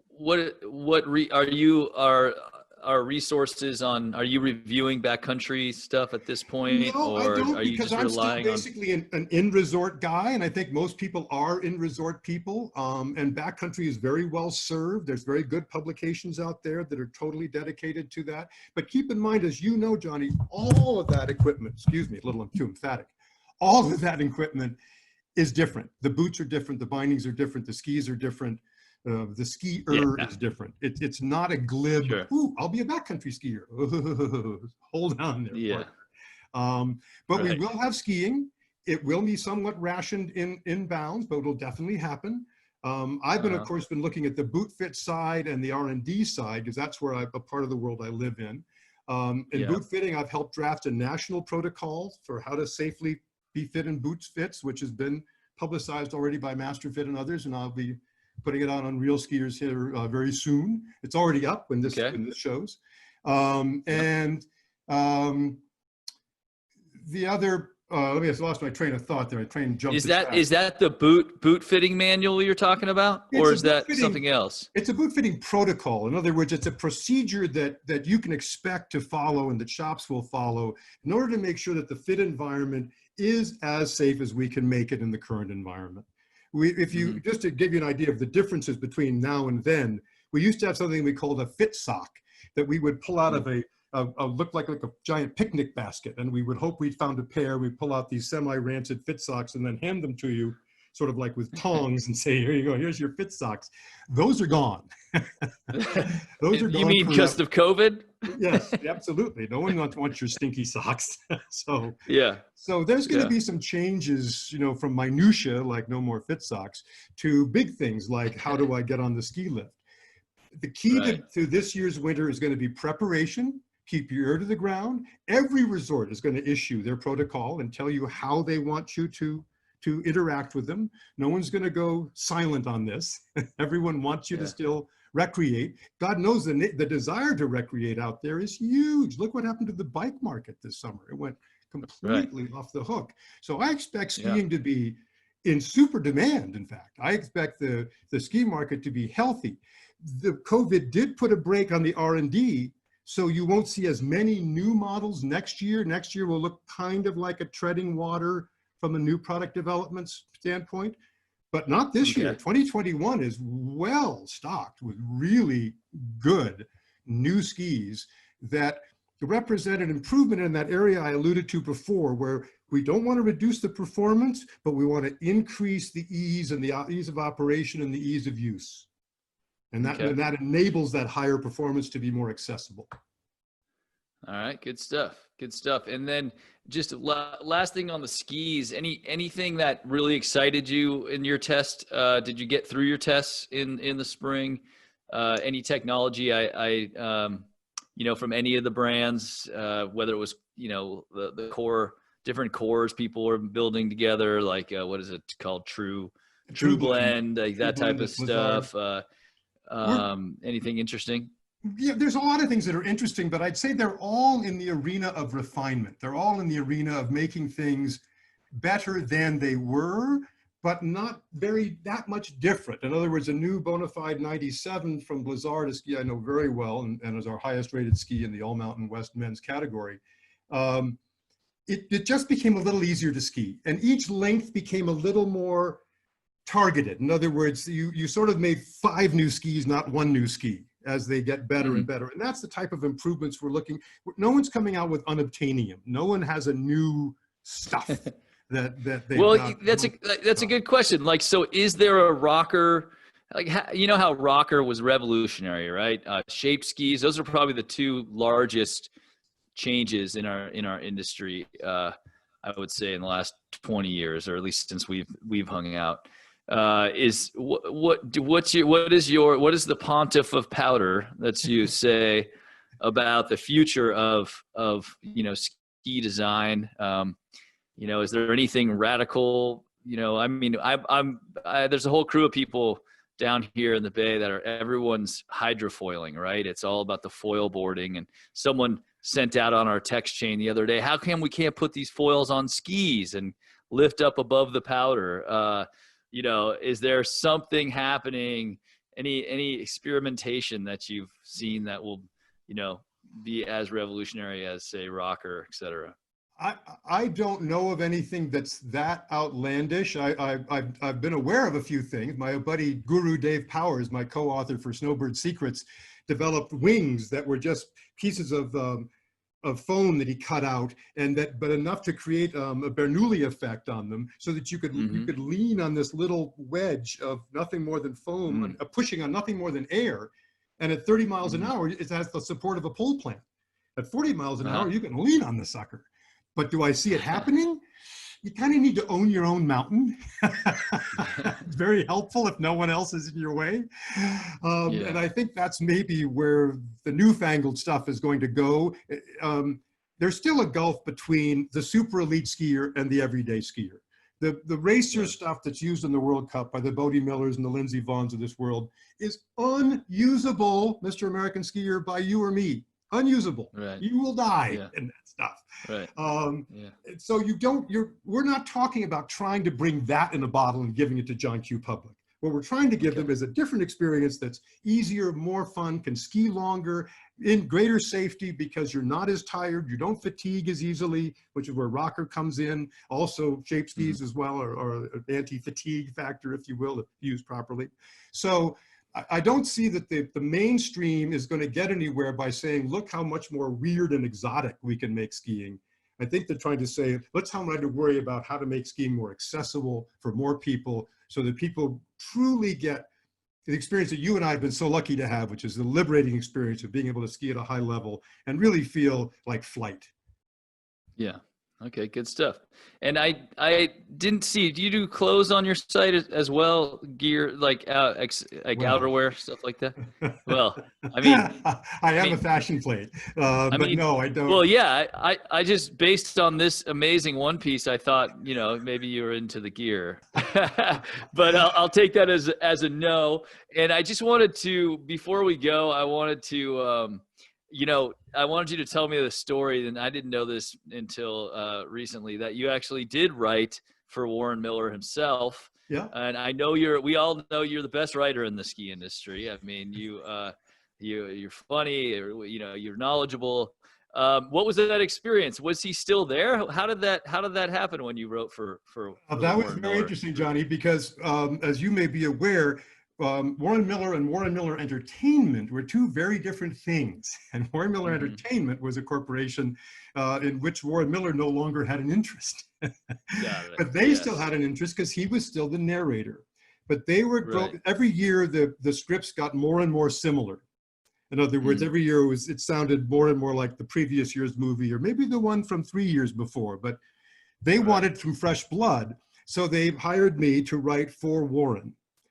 Imagine how pleased Warren was to be told that he needed a writer, someone who'd been 50 movies, literally 50 movies, and now he needs help. He was not thrilled. So you were the first one. You kind of were the first time that when they made that call, you were the guy they brought. I was the guy to handle that transition. And you had, I'm guessing, you had some prior relationship with Warren. I mean, I'm sure you guys had spent some time together. I did a weird project called, modestly enough, The Truth About Skiing. I did a complete teaching methodology that I did with Warren Miller Entertainment. That there may be one copy left in captivity, but it would be extremely rare to find one. It was a multimedia experience. It had, audio cassettes and video cassettes, two things we don't have anymore, and booklets, and oh my God, it was phantasmagorical. So yes, Warren knew of me, but he certainly didn't put out a search for me. And within 2 years, by the way, he was done.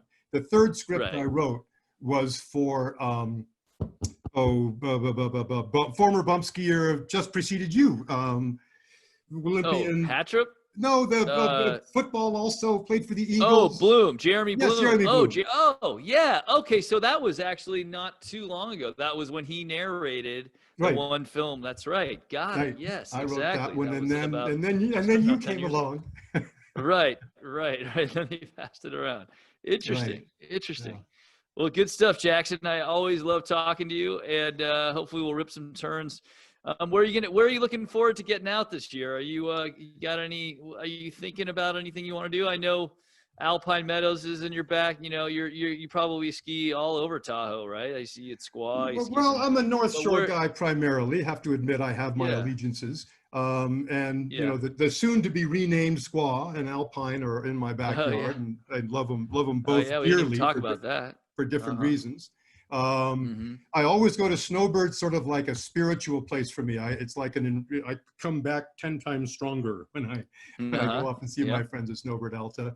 And there's always other trips out there. There's always trips for boot testing or other product testing trips. So I'll get out. But we were talking really about what other people are going to do. I think other people are going to ski locally. I think more people are going to stick near home and stay near home and discover maybe the joys of taking skiing a little less aggro, join each run a little more, because you're not going to get as many miles. So savor those turns, luxuriate in the run, feel each turn. Don't be in such a hurry to get it all over with. Luxuriate in the run, ladies and gentlemen, by Jackson Hogan, the Pontiff of Powder, a ski industry gem. We love you, Jackson. Thank you very much, Johnny, for getting us excited about the season. And realskiers.com, my friends, get to realskiers.com, help you make your decisions on what to get ready, what to buy for this season. Cheers. Bye, Johnny. Jackson. Take care.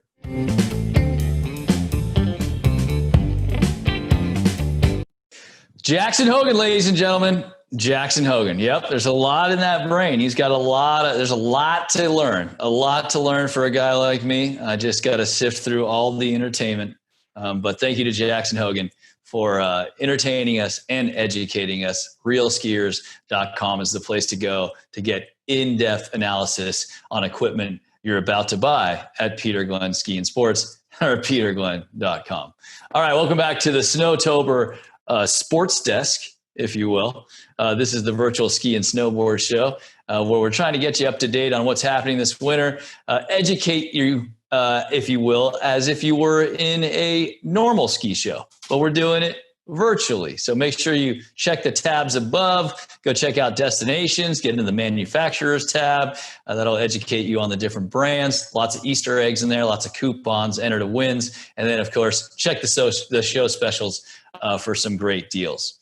All right. From Jackson Hogan, a skiing extraordinaire, to a snowboarding legend is where we're headed right now, my friends. Mr. Dave Downing, surfer by I guess birthright. Grew up in Southern California, came to snowboarding a little bit late, but then he owned it. I mean, if you ever watched TV One, any of the Totally Bored films by the Hatchet brothers in Tahoe, you knew who Dave Downing was, sending it down big peaks, and just a really beautiful snowboarder, now working closely with Burton, and of course their hit binding, the step-on binding. Our own Mike Powell from the Powell Movement podcast sat down with Dave Downing. Take it away, Mike.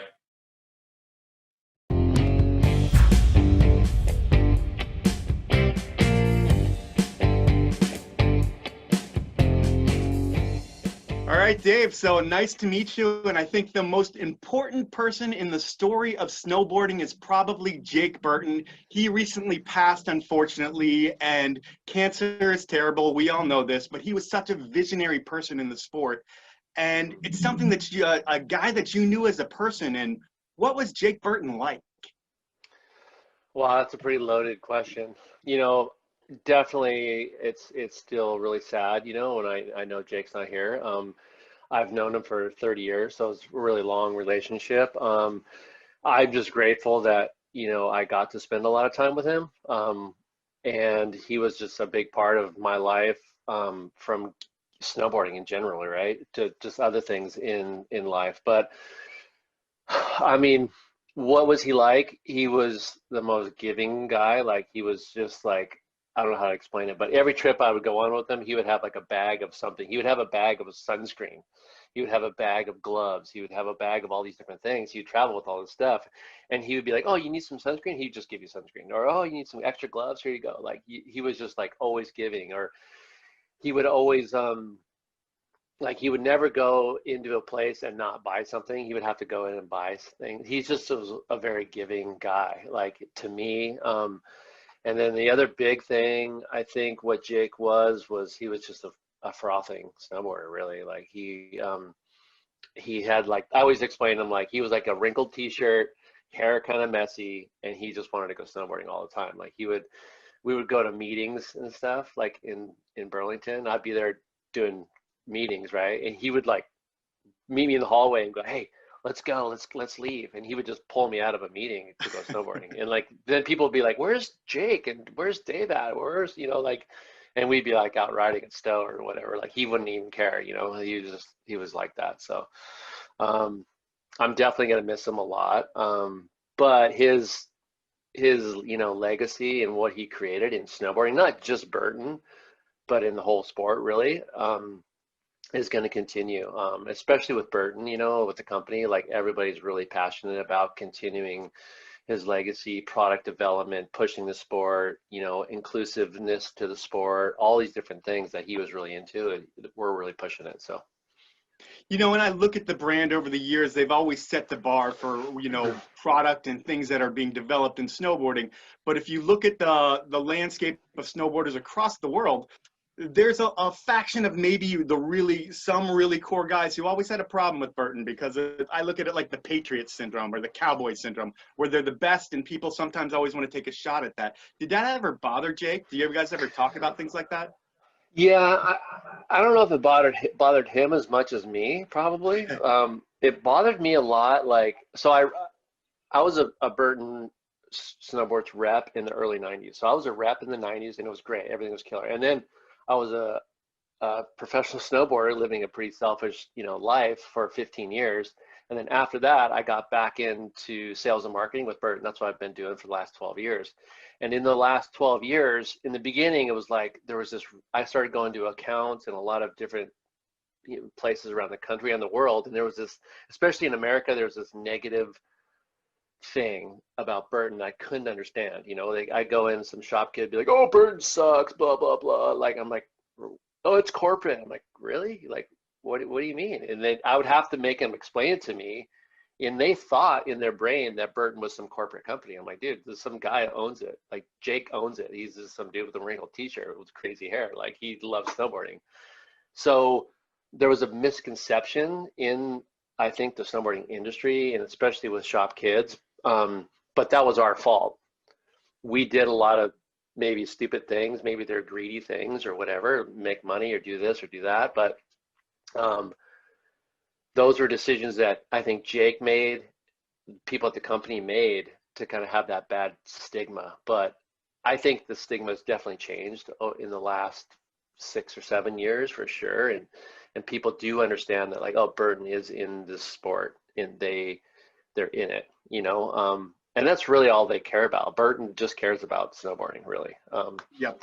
And especially right now, like it's just, that's their focus, so that's my answer on that. But I've always kind of, when people say, "Oh, Burton sucks," or "Burton corporate," that's, why is it corporate to you? "Oh, it's big." I'm like, well, it is big. It's a we've been doing well over the last 40 years, but why is that bad? And It's like your marketing's so good that you forgot about telling the people that you were a privately owned company, and it was Jake who's still at the top of everything. And now they know that. Yeah.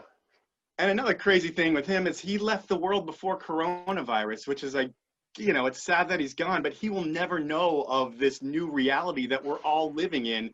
And it's so crazy how things have changed. How has this affected you and your family? Well, I'm glad he's not experiencing it, actually, but it's different, it's a really crazy world we live. I had COVID in March. And, oh, wow. Yeah, and I mean, honestly, it was the flu. It felt like the flu to me. So, but yeah, about a month ago, I got an antibody test, and it's positive, so I have like antibodies in me, right? But everybody's like, "Oh, COVID, what?" It's everybody's freaked out, but I'm not too freaked out. So. It's definitely changed a lot of things. Obviously, I would rather be like at Squaw Valley hanging out with everybody from Peter Glen, like snowboarding and hanging, right? Instead of talking on some computer, But yeah. I mean, I spend a lot of time talking on a computer and I hate it. Like, I don't like it. I like being around people, like, like especially talking about something fun, like snowboarding. Like, I don't want to talk about it. I don't want to talk about snowboarding products digitally, it's weird. Like, I want to be able to go out and do it, talk about, hold it, touch it, grab a snowboard, feel it, touch it. Like, but on the positive side of it, it's definitely allowed me to have a little more freedom, especially with my family. Yes, but my family, I have 2 kids. I have 2 boys. They're 17 and 16, and basically, my kids are able to do more stuff, freedom, and I am too. So I'll be snowboarding way more this year. We have a place in Lake Tahoe, so I'll be in Lake Tahoe a lot. So I'm psyched. So this year is going to be an interesting year because, and in talking to you, it's really fitting because you were one of the first dudes to really get out there on a split board back in like the 90s. And while it didn't blow up back then, and you were all about it back then, it's going to blow up more than ever this season. I mean, we've seen it already for the past 5-6 years, people buying split boards, but a lot more people are going to be heading out in the backcountry. And is that something that you think about? Like, this could be bad or it could be dangerous, or are you psyched to get more people out there? That's definitely a two-sided coin, I think. I'm stoked when people go out and split board, obviously. I mean, I sacrificed my career to promote splitboarding in the late 90s. I started splitboarding around 95, and then I went and filmed a video part on a split board, and nobody thought that you could do that back then. This was in like 98, in 99. TB9-ish? It was TB9. That video part was filmed on a split board, and I kind of did it to prove a point.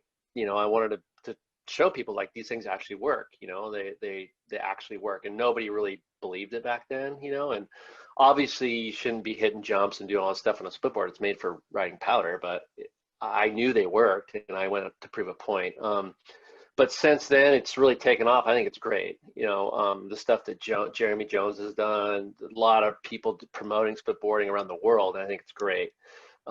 This year is definitely going to be big because, you know, some ski resorts might be limited or not open or whatever, and people are going to go out to ride powder. Everybody loves to ride powder. But what I've learned over the last 4 or 5 years in sales is people buy a split board and they don't know it's hard work. They're kind of like, well, I didn't know. I thought I was just gonna be riding powder all day. I'm like, no, you're gonna be hiking all day. You're gonna be, you know what I mean? Like, Yeah. And the people that like that, they love it. But a lot of people buy a split board and then they use it twice and they're like, I'm never doing that again. And I had to like physically do something, you know? Yeah. Because they're used to just riding the chairlift or taking a cat up, and you know, like that's what they want to do. So Gravity, I think, like using it to go down.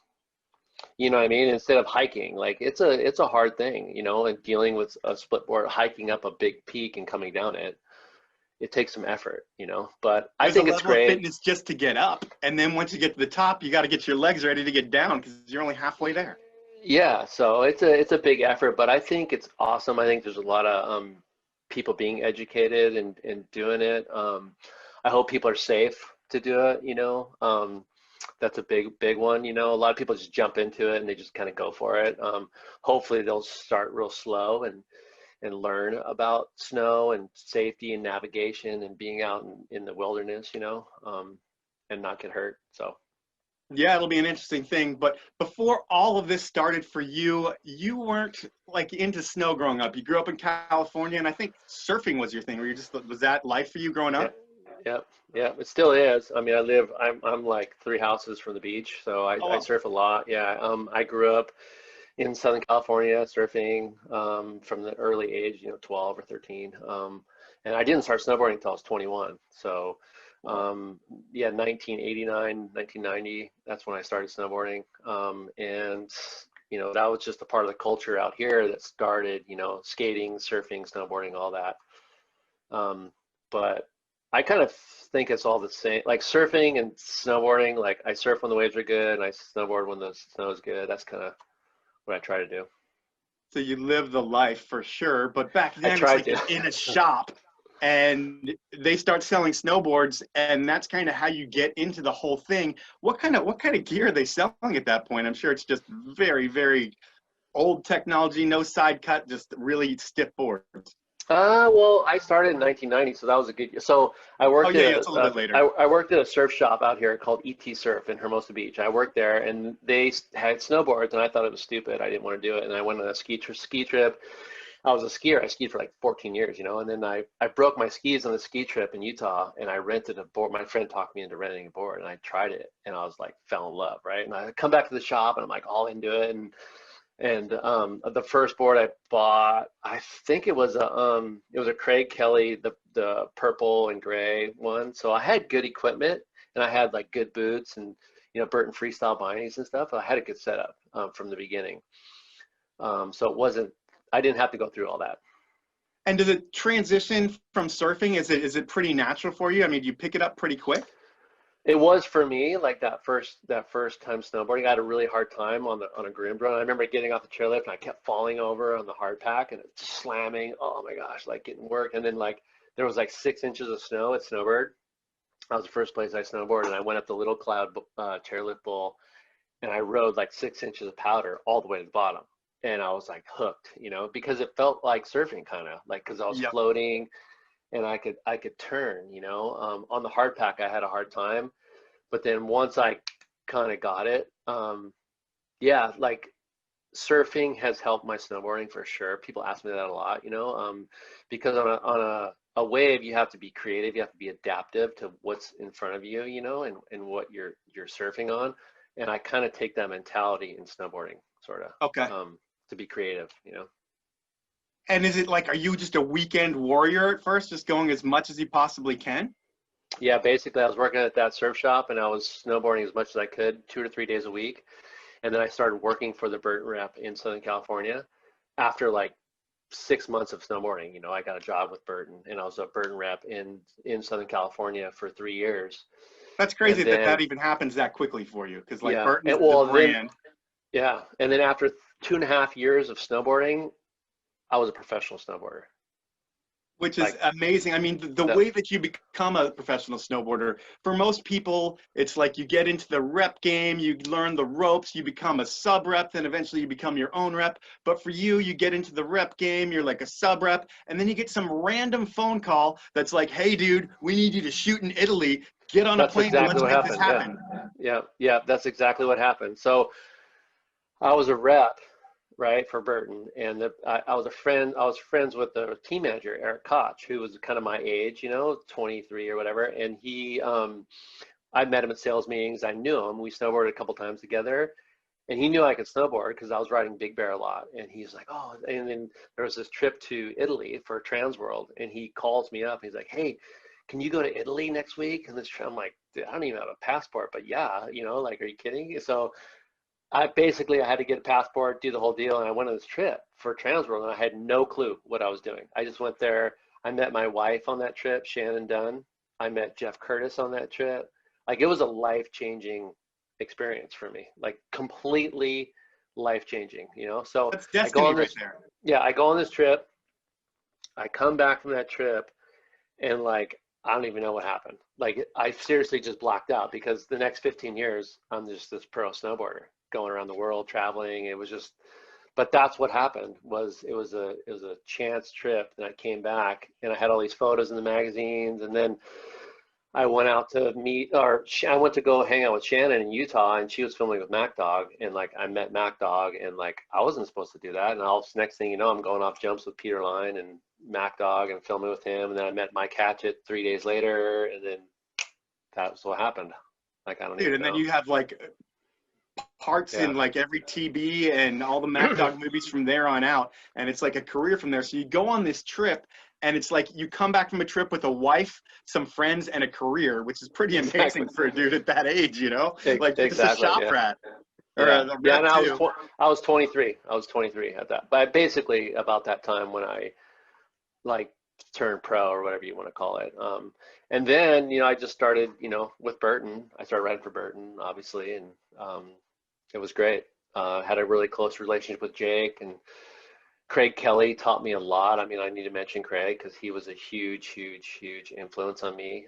Is he the one that got you to move to Utah? Was like, get out of the park and get into the back? Yeah, that's true. He, you know, he didn't say it like that to me, but he basically was like, you know, it's time to get out of the park and go do something real, you know? And I'm like, oh, because I was just this park kid, basically riding parks and stuff, and I had no idea about that.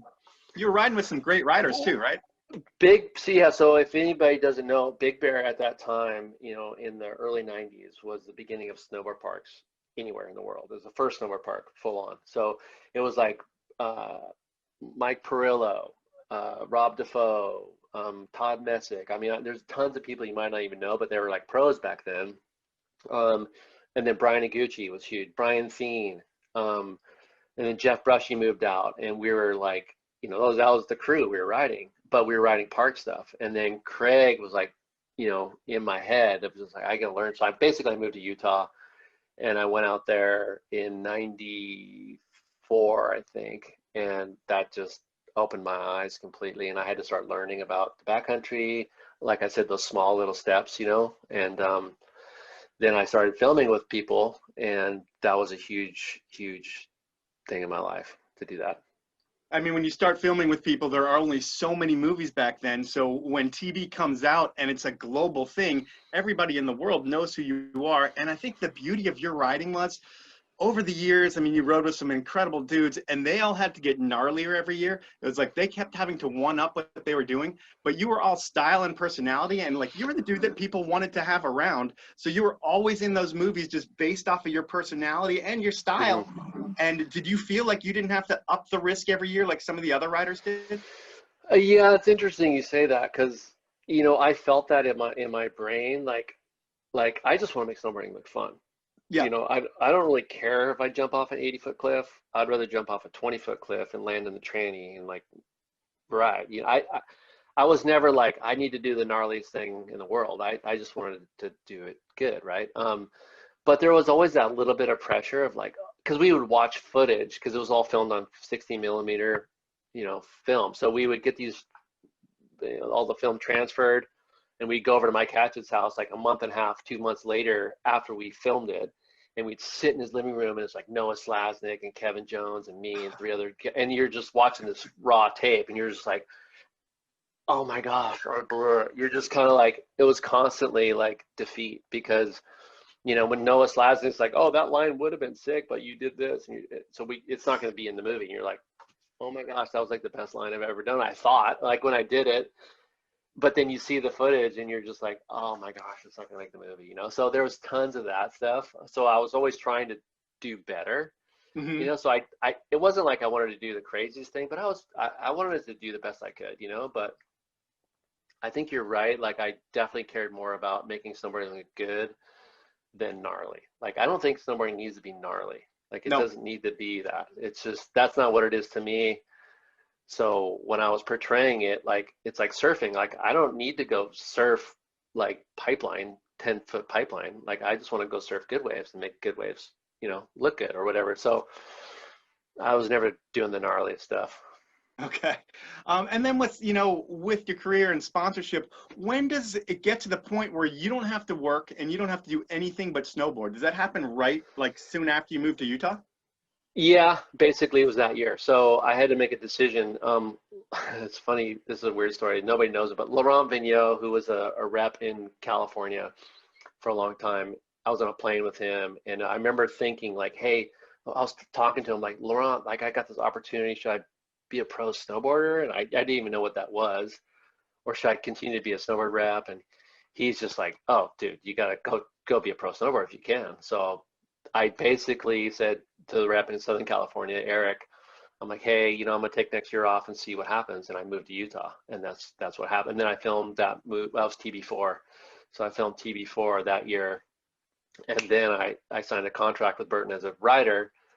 And then, like I said, like the next 15 years was like just that's what it was. It was selfish. It was a very selfish time in my life for sure, because when you're a pro snowboarder, you're going snowboarding every day. Like you're just snowboarding every day, traveling wherever you want, doing whatever you want to do. Oh, I'm gonna go, oh, Europe's really good right now. Let's go. And you call Mike Hat, let's go to Europe. And it's like, are you kidding me? Right? When I look back at it, I'm like, that was like a joke, because like I was so fortunate, but so selfish at the same time, like. And you're getting paid for that.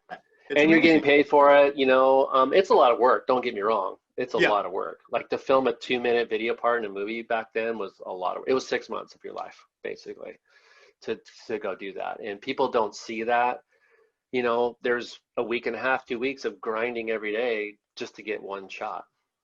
Well, but that still goes on today.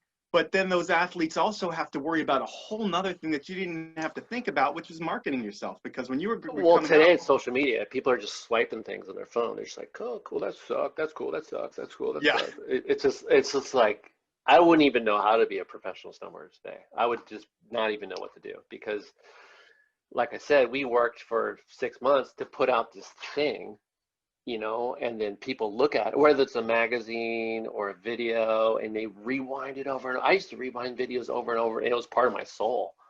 It was like, oh my gosh, I could think of a video right now and almost replay the shots in my head. But nowadays with Instagram and social media and stuff, you're just kind of like, you're just swiping things, and it doesn't sink into your soul, right? Yeah. So it's a different deal now. Yeah. So I mean, and the writers are so much better, and they're not getting the credit they are deserved. I mean, no, and it's like where you did it and you just put out the movie and people watched it. These guys, they have that. They can put out a movie, but not everybody's going to watch it because there's so many different areas to get content. Like you said, everything's so quick, and they have to constantly be in people's face. And I think as a pro athlete, you would rather have your actions speak for yourself than you going, hey, look at me, hey, look at me, hey, look at me. And to be a pro athlete today, you have to say, hey, look at me. It's sad. It's true. It's true, but it's sad. It's a weird, because before you were being promoted from a magazine standpoint or from a a movie you were in or a contest, but it wasn't like you're promoting yourself. Like, check me out, check me out, check me out, check me out. Look what I ate today. Look what I did today. Look at me, look at me, look at me. Like, Yeah. and social media becomes that. And it's kind of weird. No, but back then your job was to ride and get footage, but then you were also big in the product development side. I think you might have been the mastermind behind the Burton Custom, which is arguably like the Ford Mustang of the Burton line. And Yeah. you were like printing money for that brand with just your product design. Yeah, I mean, the custom was me for sure. And Joe Curtis, I got to give Joe Curtis credit. It was Joe Curtis and I at the time, and we were riding the Burton Air, and then there was I think there's the Brushy had a pro model and Terrier had a pro model, and they were like better material. The base material was better. It was just a better board, Mm-hmm. And we didn't want to ride. I'm like, I don't want to ride Terrier's board or Brush. I want to ride like that quality of a board, but like just nobody's name on it, like, Yeah. So that was kind of the idea. And then I went to New Zealand with JG in the summer of 94. Yeah, 94. And with 2 board bags full of 14 boards, prototypes. And we came back from that trip, 2-week trip, with the board that's basically the Burton Custom today. Nice, nice. Yeah. And I think another thing that separated you from a lot of the riders out there is you're just as comfortable in the backcountry as like you could be at a handrail shoot with JP Walker and Jeremy Jones. Like, ride with both Jeremy Joneses, and it's cool. Trust me, that's a nervous thing. That's nervous. Like, because I would come back from a trip, say filming with Mike Hatchett, right? We're in Utah or something. I come back from that, and then next thing you know, I'm going with Mac Dog up to hit some jump or on a handrail trip. That was scary, and I had to like switch my gear. I'd like get my handrail boards, put in a board bag, and I'd like go on a handrail trip for a week. But that's what kept snowboarding fun to me.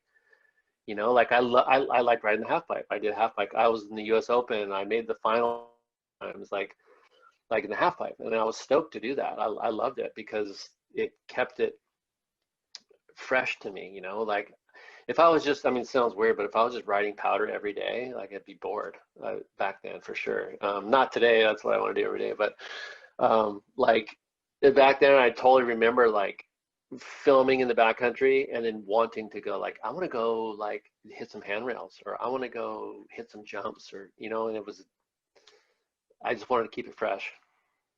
Well, and aside of snowboarding that I really didn't see you in too much, although you said you competed in half pipe a bit, but if you look at like the contest scene these days, does it look more, is there a lot of gymnastics involved into it, where before it was a lot of style and stuff, and now it's just like a lot of flips and stuff that, I don't know, it just seems like these guys are, regimented athletes instead of snowboarders like you might have been coming up?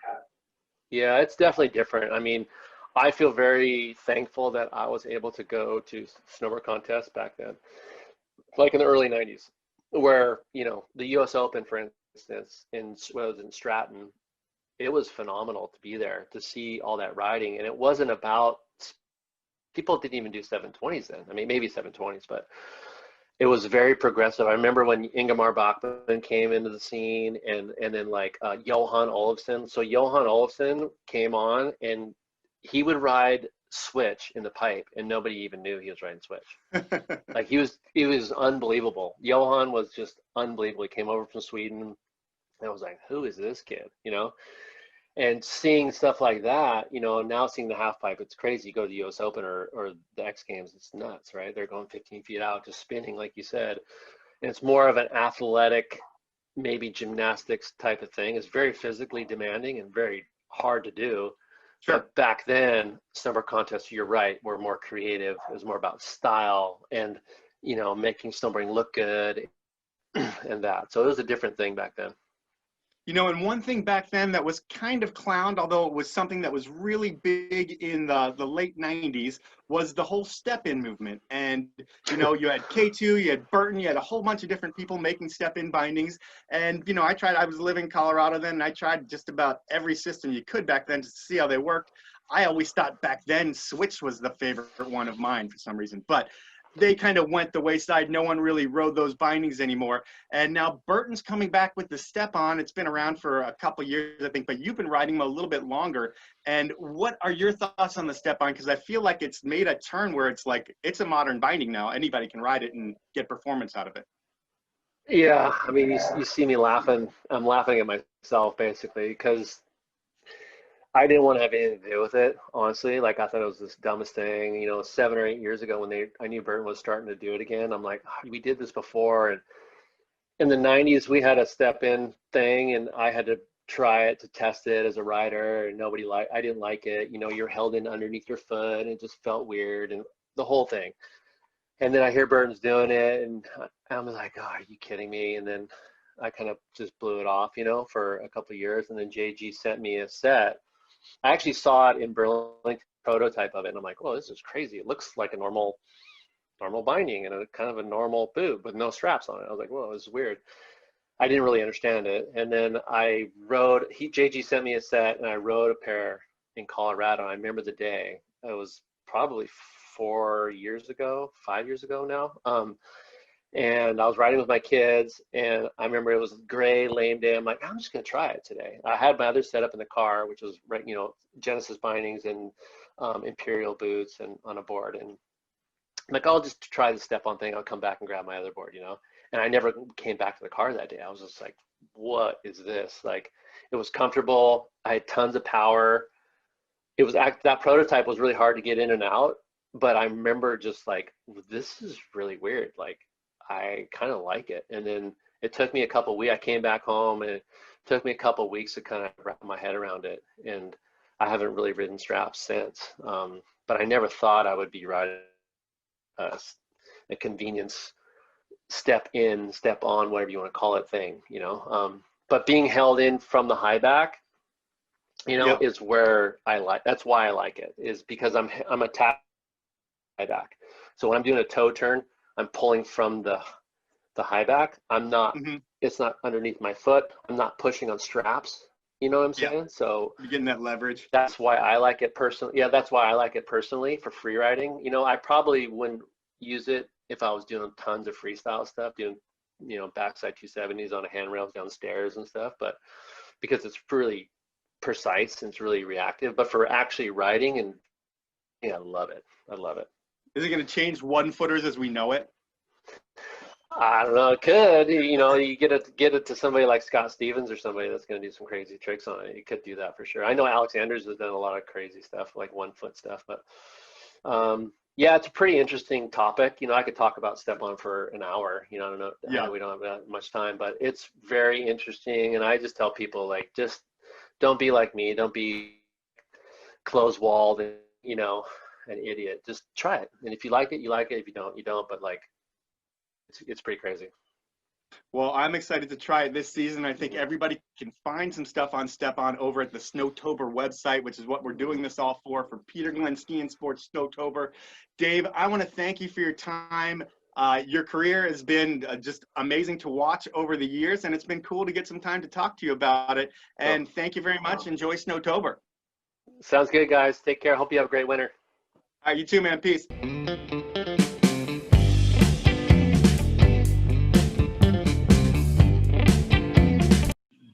Mike Powell, thank you very much. Thank you, Dave Downing, for taking some time and balancing out our ski-heavy show with some snowboard knowledge and information, because there still are snowboarders out there. That's true. There's still people still do it. I know. It's crazy. No, I'm kidding. I love snowboarding. I love snowboarders. All right, here we go. Finally, we're getting to the burning question of the day. Everyone wants to know, what is the deal with the ski resorts? Like, I still have people asking me, are they going to be open? And, in my mind, of course, they're all going to be open. And that is true for the most part. Everyone has said they're going to open. But what does open mean? Does open mean with reservations? Do I have to have a season pass? Can I buy a day ticket? All of these questions are different for different regions, different for different resorts. But particularly, one of the most important things to know is, do I have to have a pass to even go there, to buy a ticket, to make a reservation? And so we sat down with one of the major players. This is the chief marketing officer of Altera. His name is Eric Forcell, longtime industry veteran, friend of mine. And kind of just to get the feel for, what is happening at the Icon Pass Mountains. Okay, so the landscape is this. You have essentially many of the ski resorts in the world, mostly North America, and if you just focus on America, are owned by two entities, Altera and Vail Resorts. There's a lot of individual resorts out there, and if they're not owned by them, their pass, one of the two passes, covers the resorts. For example, Altera has the Icon Pass, and it covers, I think, roughly 43 resorts. So you buy that pass, you can ski at all those resorts. Now, what has happened is Altera has decided that most of the resorts will not have reservations, to put it simply, and Vail has decided that many of their resorts will require reservations. But it's not as simple as that. So I wanted to sit down with representatives from each to kind of get a flavor for, how that's going to work, some of the details, where to find more information, and then just what's it going to be like? What's the flavor? What's their impression? They've been living and breathing this stuff since spring. And, what's the way to hack it? What's a good pro tip? So here's Eric Forcell, the CMO of Altera, AKA the Icon Pass.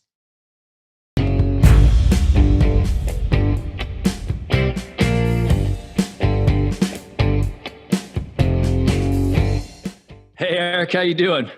Great. Good to see you. Hey, thanks for coming in and taking the time. I just wanted to talk to you a little bit about, what we can expect in this kind of unique COVID season from the Icon Pass and the Icon Pass Mountains. So we'll try to run through a couple different items, talk about the addition of Red Mountain, which I'm psyched about, and then run through some of the destinations and whether they require reservations or not. You can kind of point out what the Icon Pass is and what's different for this year, and maybe kind of dispel some of the truths or myths about what we can expect. Sound good? Yeah, great. Happy to do it. Okay, so let's see. So I kind of pick your career or life up with Southern California, the La Jolla Group, when you were kind of working with surf brands like Rusty and those guys. But are you, before that, you were like ski bumming in Colorado, or what's the story with that? Yeah, I went to University of San Diego with your friend Toby. Yep, Toby. And then, and then moved to Vail and lived there for 3 years, and actually played music and worked at a ski shop in Vail. Oh, really? Yeah, for 3 years, and then came back out to California since then. So did you do like après ski gigs and stuff like that? Like, were you? Yeah, we had a band, and that's actually why I came back out to LA. Like, we were playing, we had a CD, we played Denver, all over Colorado. That's like how I got to know all the ski resorts, just because we'd play on the weekends and travel to each one. Everything from Ford Amphitheater in Vail to, playing at a bar at a snowstorm in Telluride with like 2 people showing up. It was all over. And then actually started to work out. So we moved to LA, had a booking agent, started playing Sunset Strip, doing the whole deal. And that crashed in LA, spit us out like it does most bands. And then I went back and got a real job, I did not know that. Yeah. And is as the band, can we find the band on Spotify, or is it still some of the music floating out on the internet? Have you guys digitized the catalog yet, or what? Oh, I'm too old for that. No. You got to put it up there. But you know who one of my singers and like percussionists was? Scotty Stoughton, who started Wondergrass. Oh, no way. You know Scotty? I know who he is. I've met him briefly, but I don't really know him well. I didn't realize that he was a bandmate with you. And we spent a lot of time in a van driving around. And then he went and started all the Wondergrass, which is now at a bunch of our resorts and does really well at Squaw. Yeah, that makes sense. That makes sense. And then last question on this, and we'll move on. What'd you play? What do you play? I played drums. Oh, sweet. Yeah. Man, that's my bucket list. Like, I need to be able to learn an instrument before it's all over. So it's either guitar or drums. I feel like I might be more. How do you know if you're a drummer or a guitarist? Like, is there ever since I was a little kid, I was, beating out little drums with hands and stuff. And I think if you do that all the time, you're probably a drummer. I play guitar now. All right. It's too hard to lug around a drum set, but your kids haven't asked for a drum set yet? No, it's not happening. Not happening. Okay. Got them some guitars back in the day, but they're not into it. So I'm gonna have to lead by example, right? It's gonna have to be me, and then they're gonna have to pick it up. So start family band. Yeah. Hey, but thanks for coming on. I want to discuss a little bit about the Icon Pass and kind of what we can expect this year at the different resorts. Chief Marketing Officer of Altera, and the kind of one of the early, I would say, masterminds of the Icon Pass. I know you're going to sort of, defer all that credit to other people, but you've been there since day one in the development, and that's pretty cool. I am very psyched on the addition of Red Mountain this year, Eric. Tell me a little bit about how Red Mountain up in Canada came about. We'd been talking with one of their one of their owners, Howard, for a bit, just chatting. Some people at our company had gone up there. One of our owners has gone up there for, kind of extreme skiing competition. And I've just heard about it for a while. We're connected them a few ways. Howard spent some time down in Southern California, where I spent some time too. And I had some good friends back in the day who worked for them also. So I've always just kind of heard about what a special place it is and how much elbow room and just unique, incredible terrain. And it really just fits, the brand of Icon Passes. It's about skiing. It's about, some unspoiled terrain.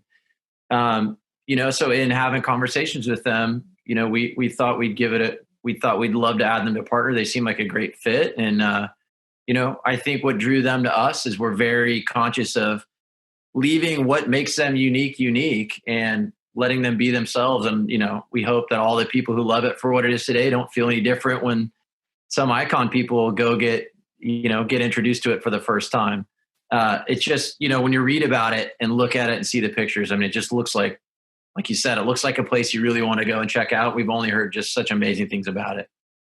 Yeah, it's a place that I first got introduced to. I really didn't know about it until this shot right here is from a Warren Miller film a couple years back called Face of Winter. And this is this local kid who just absolutely shredded. And it was a deep pow. And I heard all these stories from the cameraman. And so I've kind of looked into it. I didn't realize they're like one of the oldest resorts in North America. And like you said, tons of unspoiled terrain.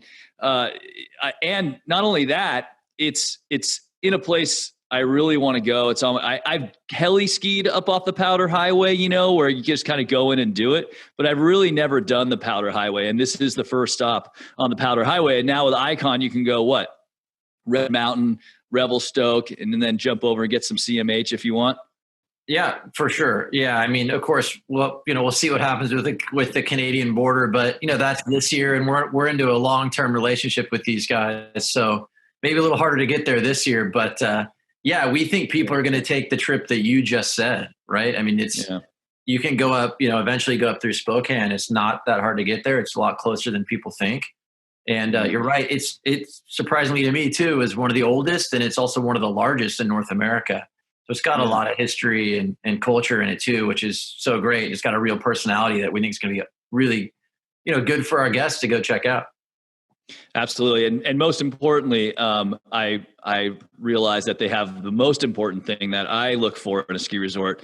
Apparently they have the number one world famous nachos at one of their après ski bars called Rafters, which I'm a nacho connoisseur. I don't know if you know that about me, but when we opened we opened Rocker and Squaw, years ago.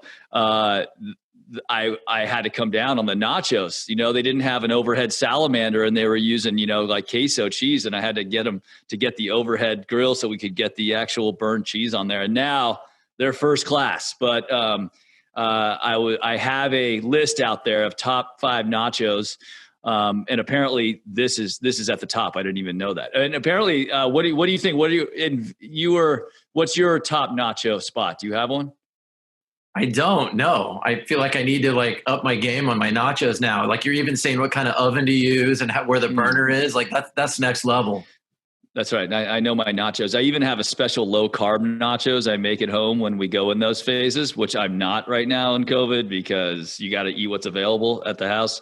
But they're called chachos, where you get rid of the chips and you pull the chicken off the rotisserie and you make it all with just chicken, and they're low carb nachos. So let's get that going at Alterra Resorts. So nachos, all right. Nachos, and then unspoiled terrain. That's kind of the priority for you. That's it.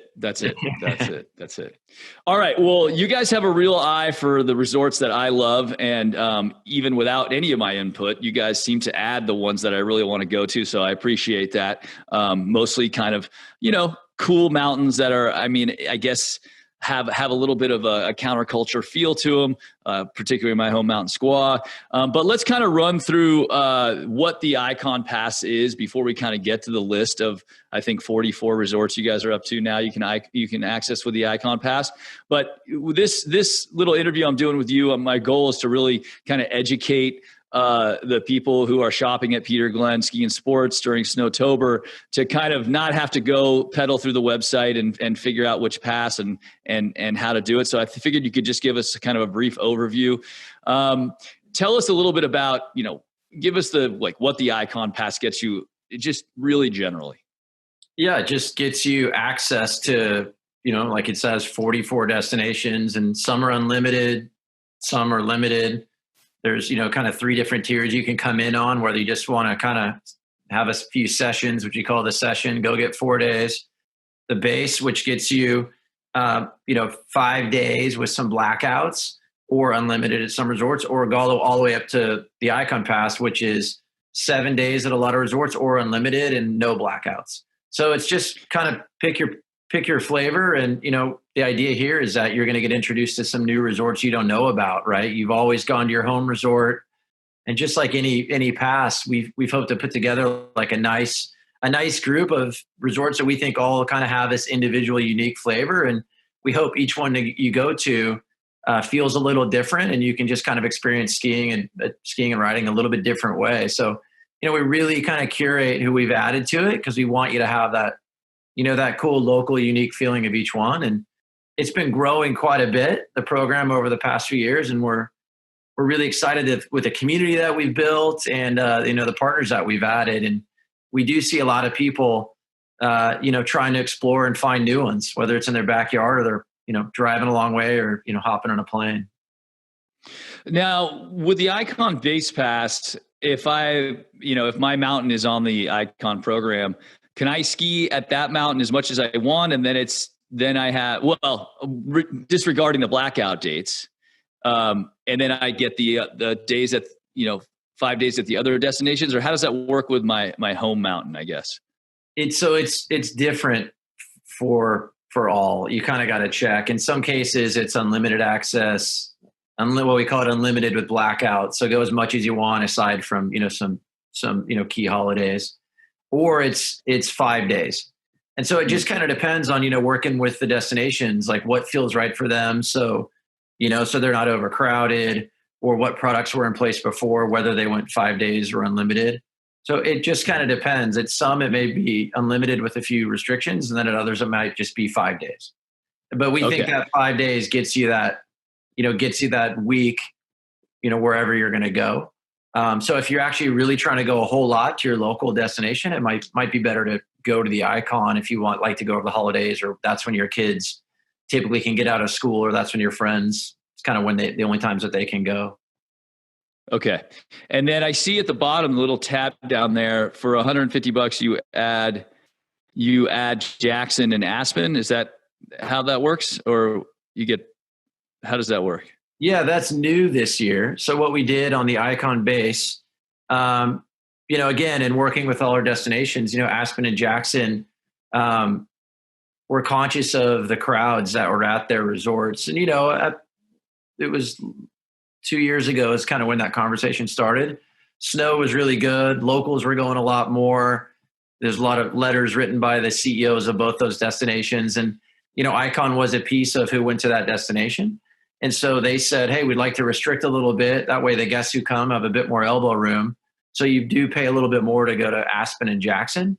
So for the people who really want to go, spend an extra $150, which, for the most part is less than a day's lift ticket. And then go take 5 days at those destinations. So that one was kind of about like crowd control for them, but also at the end of the day, it's for the guests too, right? They want to go where they can get up on a lift easier. And again, for $150, we feel like that was a pretty good deal to add a couple, really iconic destinations for, again, the price of kind of less than 1 day for a lift ticket. Okay, great. And if you guys are watching at home, this is all off of the website. I just took some screenshots so you can dig into the different details of each pass. But I wanted to kind of get into, this is also on the website.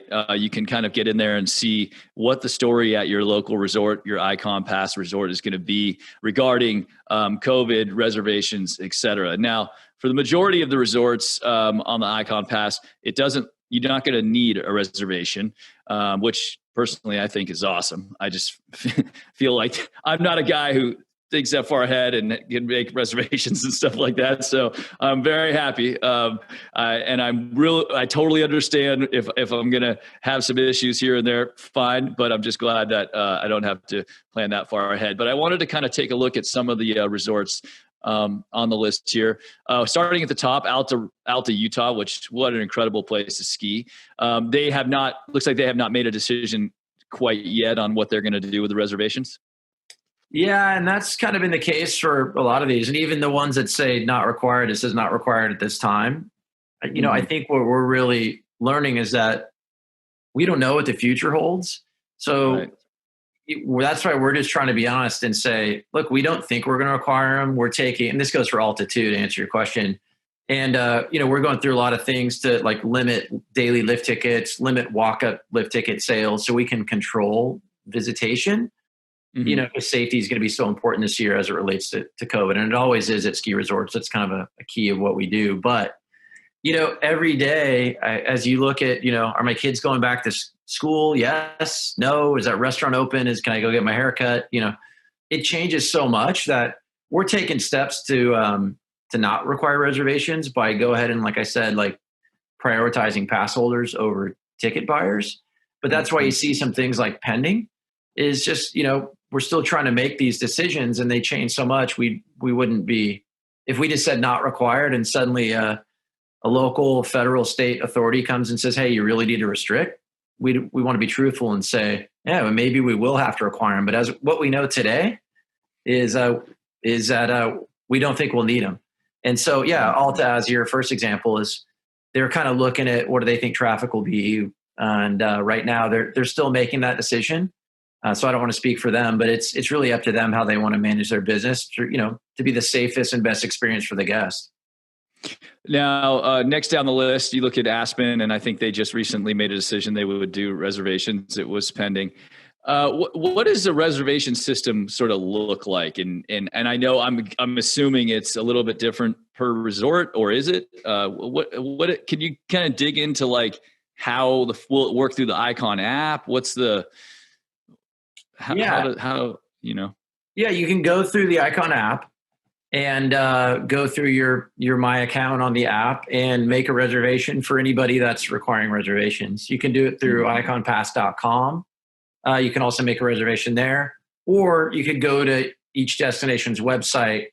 It'll kind of put you back, to like a landing page where you can go make a reservation, and it'll look a lot like making a hotel reservation, right? If there's nothing available, that day will be blocked out. If there is something available, you can make a reservation for you, your family member, or anybody who's part of your account, your Icon Pass account. And, for a lot of people for reservations too, who do have them, it's not even that they're necessarily going to restrict access. It's they just want to know who's coming so they can plan their mountain appropriately. So in some cases, we've had some partners who said, yeah, we're going to have reservations, but there may be only 5 days a year, which are typically our biggest 5 day where we might sell out. Outside of that, we just want to know who's coming so we can get again, manage our business a bit better.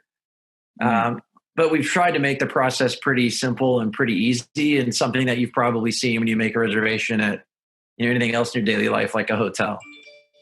Hey, it's just standard common party courtesy, right? You got to reply, tell them you're coming, tell them so they know how many beers to put out, right? I mean, is that Exactly. actually? It could end up being a great future system for probably. I know you guys use predictive, data to try to predict who's coming, and but this could be sort of could set a new bar for. It might end up being beneficial for everybody, just in how you guys manage the mountains, depending on who's coming, I would imagine. Yeah, we hope so. I mean, and the other piece of it is, again, without really knowing how people are going to move. This year, if you look at the outdoor industry, people really want to go outside. I mean, our bike parks are busy. I'm sure you're seeing in the mountains, when you're going up to squads. So, if there's this massive influx of people and people want to go twice as much as they went before, yeah, we might need to turn on a reservation system again, just kind of for the safety and enjoyment of everybody that wants to go. So a lot of these are being put in place kind of just in case we need them, because we don't exactly know how the consumer is going to respond. But right now, the outdoors is a great place to be, breathing the air outside and getting a little bit more elbow room, which our mountains offer. So, there's a few places that are going to have a reservation system just in case they do need more than those 5 to 10 days where they're typically really busy. Yeah. So I just wanted to kind of go through this list because so many of these are such classic mountains. Big Sky, I got to ski for the first time last year. Can't wait to go back there. I had unfortunately just pulled my calf the day before, so I really couldn't get up on Lone Mountain. So I got to get back there. Crystal Mountain on my bucket list. Still never skied there. Jackson. I mean, you guys just have all the best mountains. Deer Valley is a spot I've spent tons of time out there, and even though it's known for its turkey chili, it's actually the skiing there is outrageous. Mount Bachelor is a new ad I see this year. That's correct? When did that come about? Just recently. So we're super excited about adding Bachelor. It's it's such a key mountain up in the Pacific Northwest that we wanted to add those people who are up in Washington to be able to go up to Oregon and kind of ski that. You talked about going to that Powder Highway network, for those people who want to hop in the car and kind of take a trip amongst a few. And, we've been talking to Mount Bachelor for a bit, and we're really excited to add them. It's just another partner with another destination that people love. And we hope more people get to go experience it. Absolutely. And the list goes on. Squaw Valley, of course, Solitude. I mean, these are just legendary great mountains. Snowbird, all not requiring reservations at this time.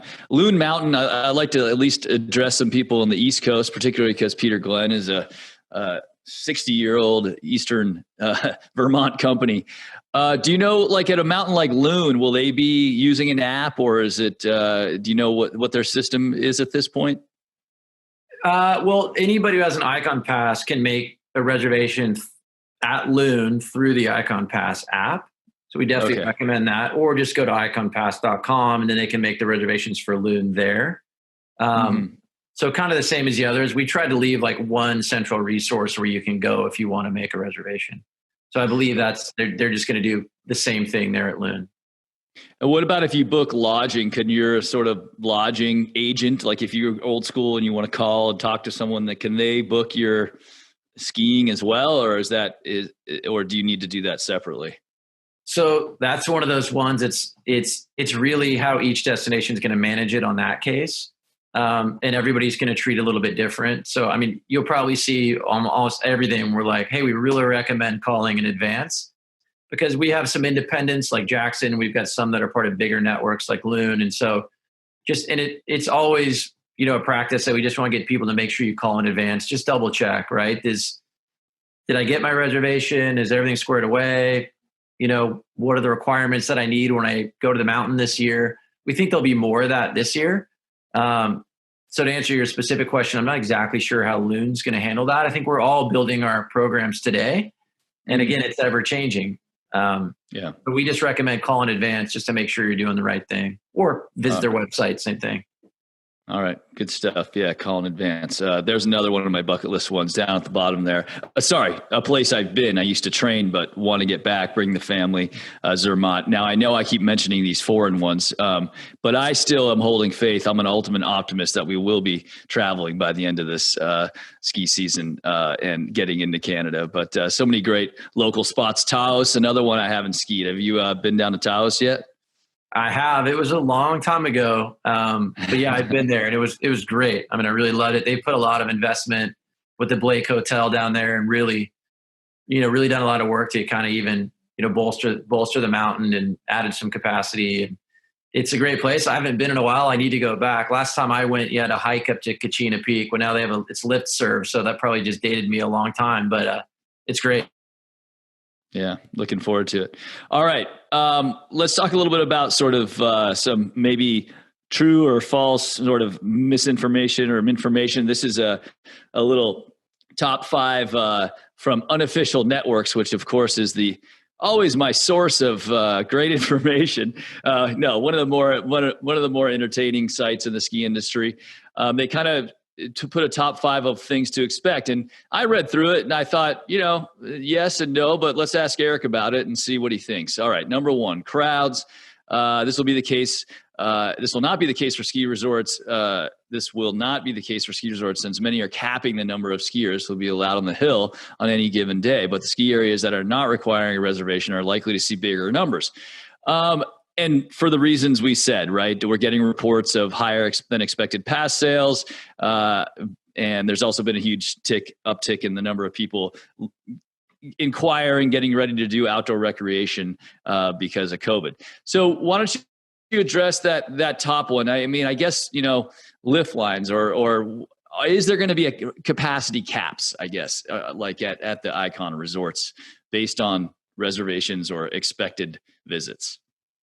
So we looked at all of our destinations, and obviously deeper at Alterra, which is the 15 out of the 44 that the company I work for owns, but in working with all of our partners. And so we all looked at when do we hit kind of capacity limitations, right? Those really big weekends, President's Weekend, that kind of stuff. And so we're all going to manage crowds to when we typically hit capacity. So if it's a Tuesday in early December, will you see crowds? Well, if you didn't last year, you probably won't see them this year. Places that have really high pass holder usage, that's why they tended to put in they're talking more about the ones you saw listed as a yes today.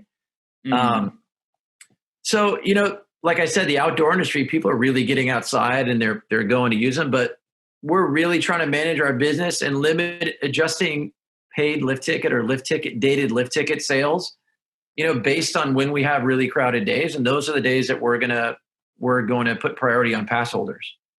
So I can tell you there's days today when we look at a calendar that we hit capacity, you probably won't see any lift tickets sold that day.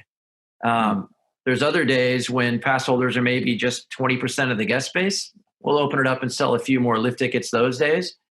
But we have years and years of historical data to find out when the crowds typically come. So we can really manage that. And we'll do more to manage crowds this year than we ever have. And it's by eliminating some products is going to help us do that. It will be different. It will be, as it relates to crowds, though, it will be different this year, right? I mean, it is I wait in line at Trader Joe's, to go get my groceries. It'll be a different process this year. And, I think what we're going to have, just in the idea of safety, guests are going to kind of need to help us out and help us through this. And it might take you a little bit more time to get up to that run. But what we feel like once you get up there and you get your elbows out and there'll be lots of open space and you'll really enjoy all those things you enjoy about being in the mountains, but getting there, it's going to feel a little bit different. Maybe it's the mask you wear, how you enter a building, all that stuff. But we're working hard to make sure that we can, make sure that we kind of move crowds around the way we need to. It's a long answer, but another way, Johnny, that we're thinking about is, a lot of our destinations have really invested in more outdoor seating, more outdoor heaters. We're cutting holes in buildings to serve food outside, more grab and go food. So, just maybe you're tailgating more, maybe you're having lunch in your car. I don't know, but to have that experience, it might feel a little bit different, but not always bad, right? I mean, some of these things we're going to put in place. We hope we you're at the beach and your chair eating your lunch out in the sun at the ski resort, and giving more opportunities for people to do that.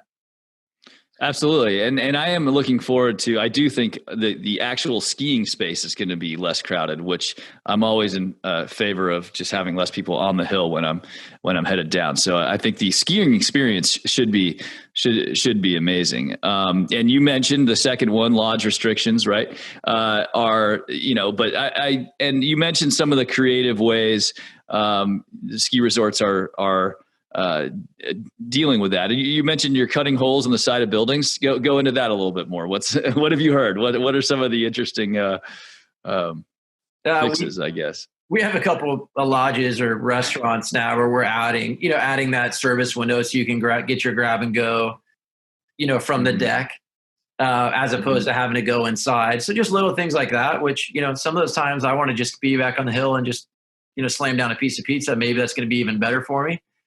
But just making it easier so you can stay outside and not have to go indoors as much, but still get the food you want. So we're doing some creative things like that. And again, we're installing, some of our destinations are putting yurts so you can hang out with your family outside in a little heated yurt. Like I said, just more seating areas and stuff like that. So just so you can be outside a little bit more. Yeah. But be excellent. And then no, I'm looking forward to it. And then you mentioned tailgating. I mean, that's just sounds great. Do you anticipate, are there any issues with tailgating? I know some resorts have sort of, I guess, frowned on it a little bit in the last, it's become a little bit of a less easy thing to do. Have you had to make any adjustments? Have the resorts had to sort of relax some tailgate policies based on scenario? Are you welcoming it, or is it does it have some bounds? Well, I can't speak for all 44, but I think there'll probably be more tailgating this year. So I don't know. I guess we'll see how it goes, right? I mean, there's some classic tailgate spots on the mountain, or on our list of mountains, especially when you look at a place like A Basin. But I think we'll probably see more of that this year, and I hope it just, as long as it's not freezing cold, helps add some joy and some fun out in the parking lot. And I'll make sure I call all 44 security people and see if we can loosen the restrictions. All right. Tailgating. All right, good. And then out of town license plates. That's great, right? People going on ski safari. I mean, that's the Icon Pass in a nutshell. Allows you to do that, right? And people are going to be able to work from their RV or Sprinter van. And we're already starting to see it, and we expect a lot more of that. A lot of our guests, whether it's on the Icon Pass Facebook group or whatever, are talking about maybe that trip they used to do on an airplane. They're now going to hop in a car, load up the kids, put them in the back while they're doing their homework, and go see quite a few more destinations they did before. We're already seeing more out-of-state license plates at a lot of our destinations than we've seen. It's just people, hey, if you can work anywhere and your kids can do school from anywhere, might as well go check out some more places. So I think you'll see some more RVs and Sprinter vans in the parking lot than years past. This will be the year of the road trip, we think, to our destinations.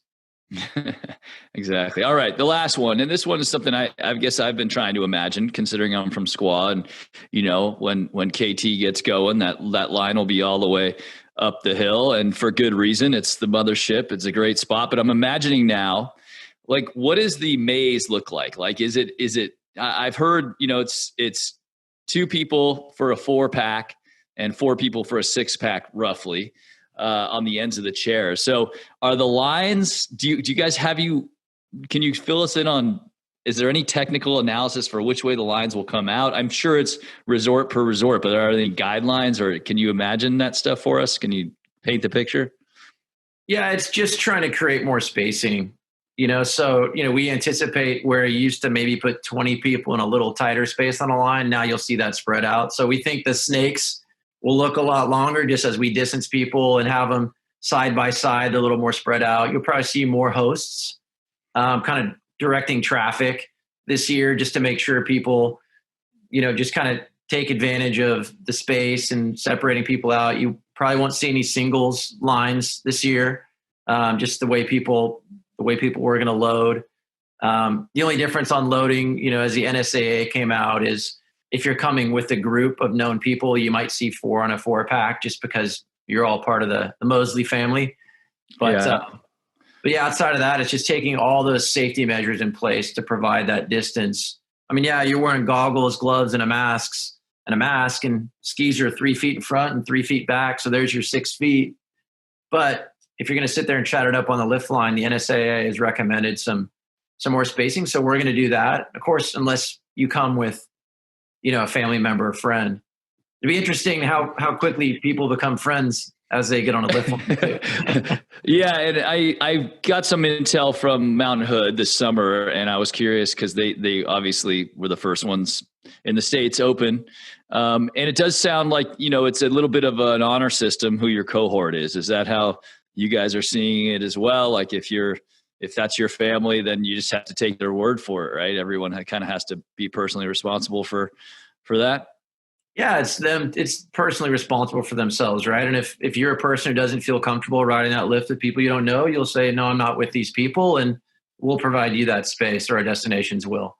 So yeah, and then the people who don't mind sharing a lift with somebody else, or actually maybe they met in the morning or whatever, yeah, they'll get on the lift with each other, and there's no way to real check that, right? Yeah. We have. Well, I didn't know if they checked your pass and you popped up with a different last name, if you're going to get, sent away, or I'm assuming that's not the case. No. And I've got friends who are they've been staying and doing things with the same families all summer, kind of this this bubble of people. And I'm sure there's the same group in skiing, right? Have all kind of been, hunkered down together. And so it's hard to tell who's with who. But, safety is always number one at ski resorts, and it'll continue to be. And adding COVID just adds another layer on it. So we'll do all the things that we want to do because we want people to go, right? It's, skiers are normally kind of a bit more risk averse, right? They like to fly down hills. But in this case, we'll do what we can to make sure they feel comfortable. But it'll create a few more headaches. It'll be different this year for sure. All right, good stuff. All right, let's get on to these. This is the frequently asked questions on your website about adventure assurance. We don't have to read all the fine print, but they were the questions I had to. Tell us a little bit about, in a nutshell, what adventure assurance is, if it comes with if it comes free with the Icon Pass. Sure. Yeah, our goal is just to provide, with adventure assurance, just provide more peace of mind. That's kind of why we chose the word assurance, right? Is that, we want you to feel like if you're nervous about what's going to happen and you buy a pass, if you don't use it, you can roll that pass into the next year, and you have up until April 11th to do that. So, hey, I really want to go skiing, but I'm not comfortable. And as each month goes by, you're like, I really still don't feel like going, then call us at any time and you can defer it till the following year. If you do decide to go and you really want to get those turns at KT22, and you've done that for a little bit, and then suddenly some of the destinations do have to close down due to COVID, well, you'll get a credit back on your pass. So we feel like either way, either turn it in if you didn't use it. If you did, and then you lost part of the season due to COVID, you can get a credit towards the following year.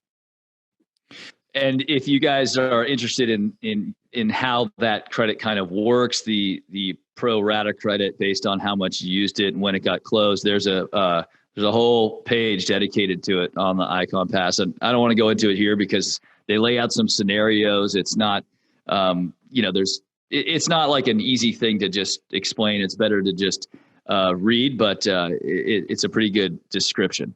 And then I thought this question was interesting, the difference between insurance and assurance, because obviously they're closely related word, but they mean something different. What, that's not totally clear to you, Johnny? Yeah, there's a lot going on. Yeah, so insurance is, you're just kind of like that insurance that you've seen before, whether it's, traveler's insurance or, there's third-party insurance providers. Some mountains do it on their own and self-insure, but that's the recovery for injury that you've seen that's been in the ski industry for a really long time. So adventure assurance is covering you in case of COVID. So one is personal injury, like, hey, something bad happened to my leg, so I can't go anymore this year, and you bought insurance against that. Or again, the other one, assurance, is just like, we want to make sure you feel comfortable going in case to cover in case of something related to COVID. So one's personal and one's kind of that external thing that's been that we all have been talking about. And adventure assurance is free with the Icon Pass. Insurance you purchase from a third party, and that's a separate deal. Yeah, exactly.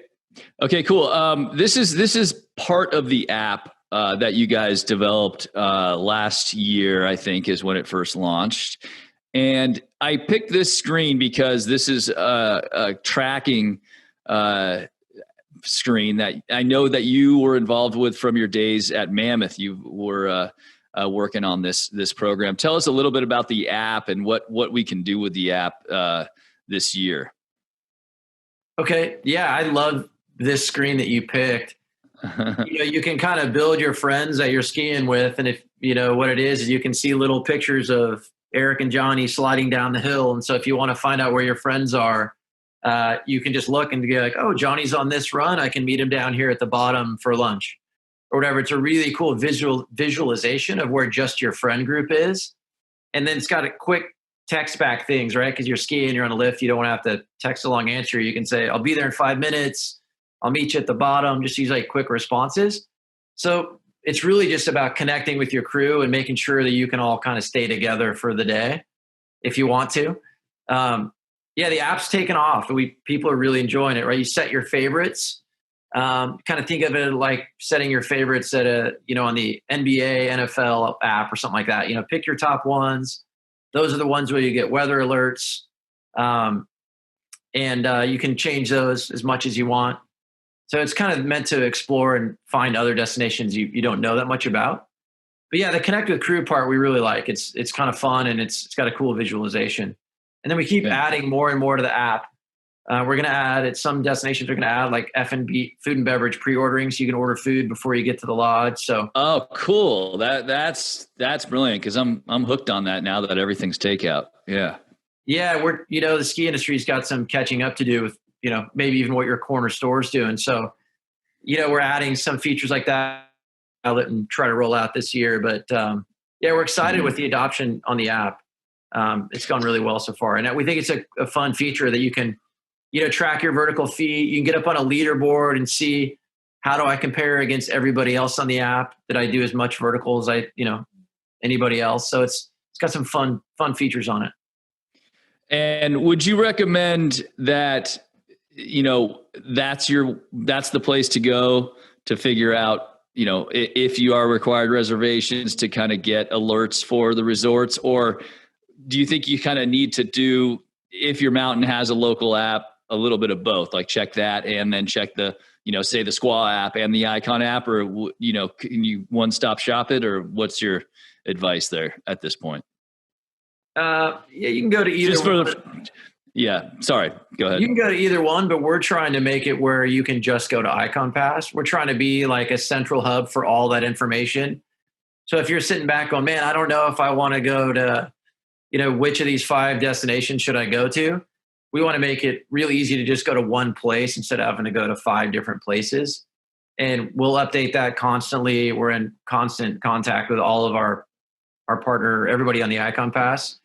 Aside from that, though, we do still, it can't hurt to call the destination and just make sure. But before that, we want just one place to go where you can see what everybody's kind of got going on, with a bunch of links out to every destination too, to make it easy and take you right to that page at Loon, which is going to explain what they're doing instead of hunting that down yourself.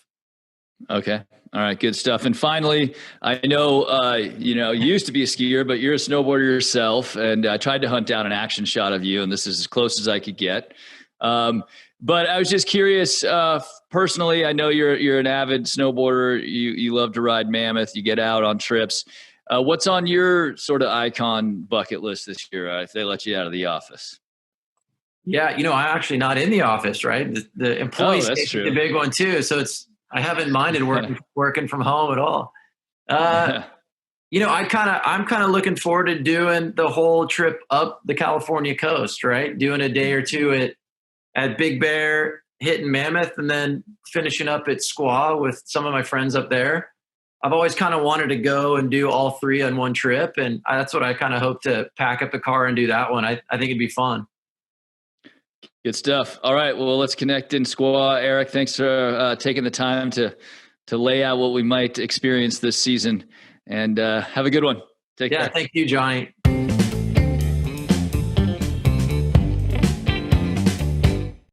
All right, Eric Forcell, Altera Chief Marketing Officer, explaining the Icon Pass situation.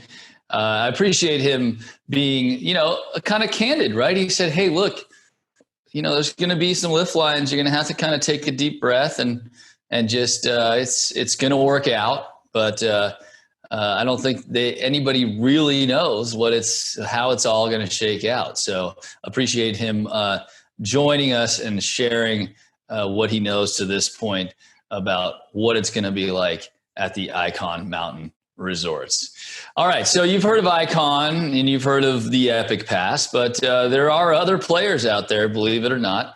And Boyne Resorts is one of them. And I was going to say Boyne Mountain because everyone sort of knows Boyne Mountain. I went there for the first time this year. It's Michigan, I think, is where it is.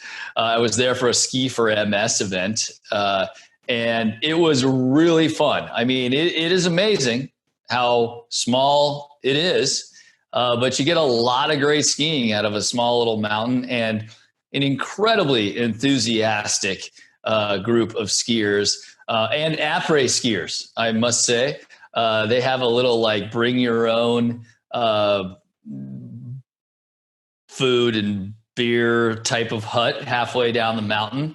And I went in there and had a rip-roaring good time. It's a very kind of cool little scene with ice skating rinks. And I did a NASCAR race. Obviously, racing is really big there. Anyway, I go on and on, but I really enjoyed it. And that's not their only resort, but that is their kind of flagship. And of course, they own some incredible resorts like Big Sky, for example, which is also on the Icon Pass. So there's some crossover between Boyne and Altera. But they also have Snoqualmie out in Washington, as well as Loon Mountain, which is a big mountain on the East Coast, and some other mountains in Canada and internationally. Our own Mike Powell, a Washington resident and a Snoqualmie enthusiast, sat down with Rick Kelly from Boyne Resorts. Take it away, Mike.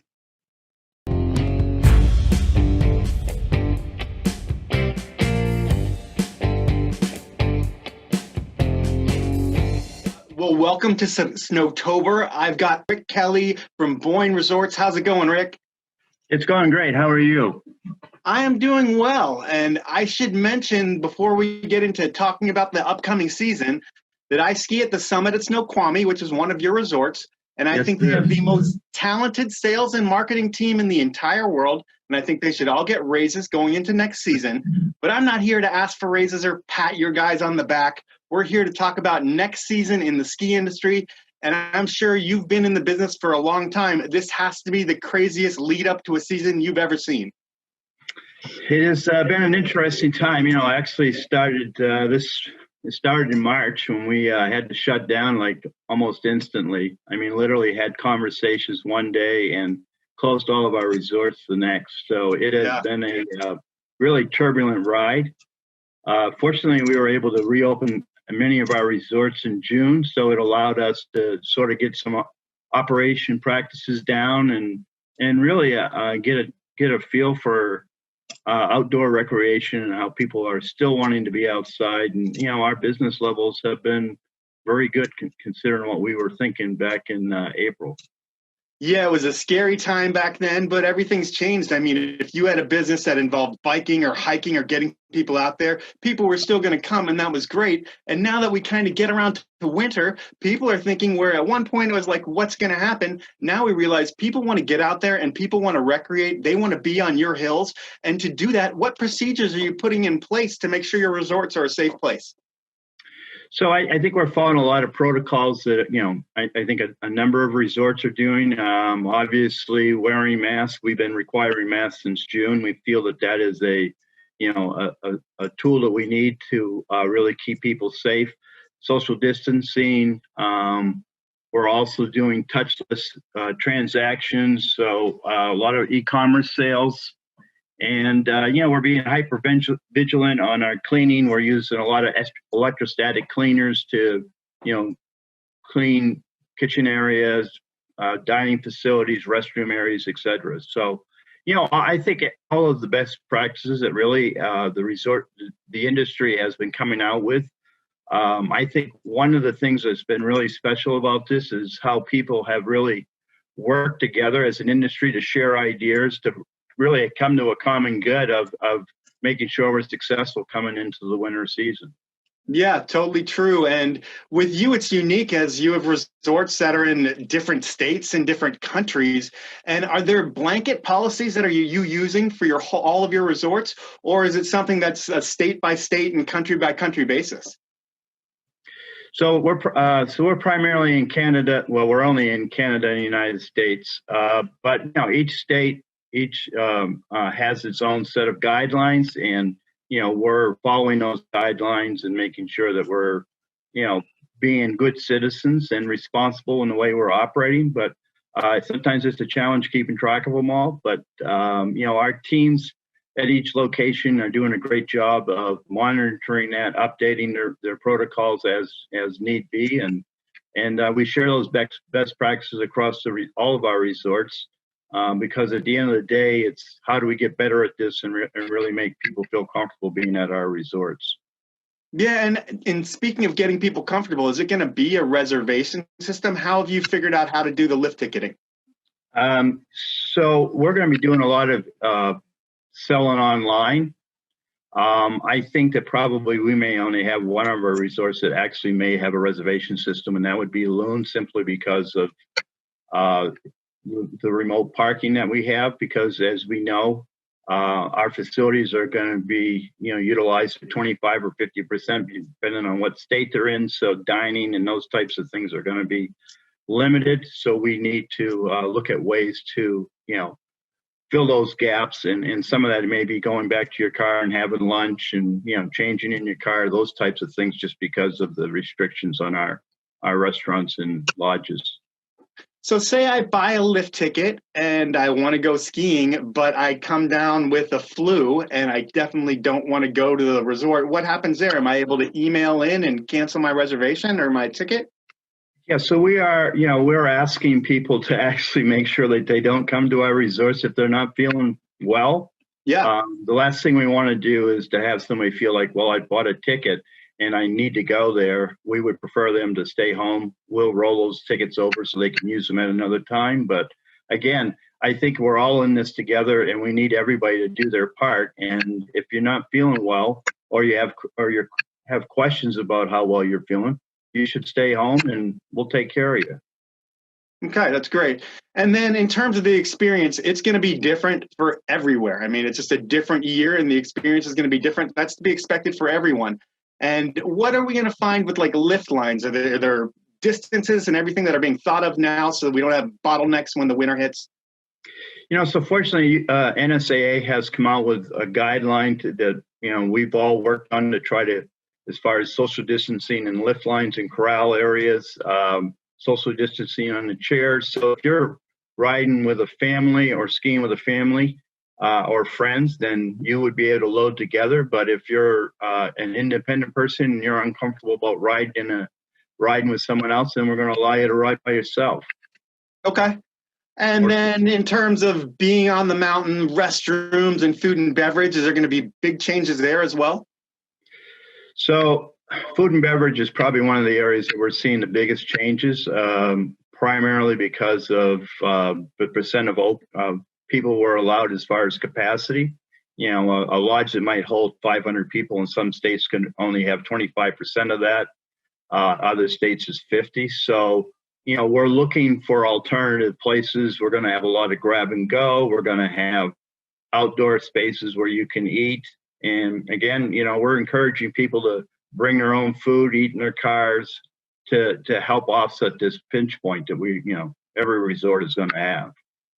So when you say bring your own food and eat in cars, what about the people that might stay afterwards and have a few beverages in the parking lot? Is that going to be encouraged, or is it going to try to get people out of there after the ski day is done? I think we are going to ask people to leave after the ski day is done. Again, we want to minimize the amount of people that are gathering together, especially in if they're not social distancing and wearing masks. But as far as having, eating in the parking lots at your car, we're encouraging that 100%. Also, in some of our states, our liquor laws don't allow us to have people drink alcohol in the parking lots, depending on how we're licensed. Okay, well, that's a whole nother conversation right there that I won't even get into. But with this whole pandemic, what are the things that you learned? I mean, because to be a successful group of resorts, you still have to be a little bit nimble and be able to change really quickly. And you learned it last year when everything shut down. And what have you walked away with that is going to change your business moving forward? Well, I think what we've really learned is how well our teams adapt. As I said to you earlier, I think the entire industry has learned to adapt and has pulled their thoughts and best practices together. Really, at the end of the day, it's been watching those teams perform, I think, under really difficult situations, staff being, unsure of, whether I should work or not work. Am I going to be safe? A lot of psychological things that they've had to deal with to, really feel safe. We've worked very hard on our protocols to help them. But at the end of the day, I think you really have to give a lot of congratulations to our teams that have stepped up, done a great job, continue to love being in with our guests and putting a product and an experience out there that's unsurpassed. And that's really been, I think, the most outstanding part of this. All right. And what's the most surprising thing that you learn in a pandemic when you're running a bunch of resorts? Well, I think two things. One is you have to be nimble and you have to be able to, we're seeing change like we've never seen before in our lives, and, adjusting to that and communicating those changes has been a challenge. But, I think that the other thing is that people still want to be outside. They want to recreate. As you were saying earlier, mountain biking, golf, all these outdoor sports have just gone through the roof, and that's been really reassuring to our businesses, and we're thankful for that. Awesome. Well, I am thankful for you giving me your time and answering my questions about everything that's going on in the world, because it is a crazy time. I can't wait to get to your resort here, or ski area, I'll call it, the Summit at Snoqualmie, and see Guy and the boys there. Thank you very much for your time, and have a great afternoon. Thank you, Mike. You as well. Take care. All right. Bye. Bye-bye.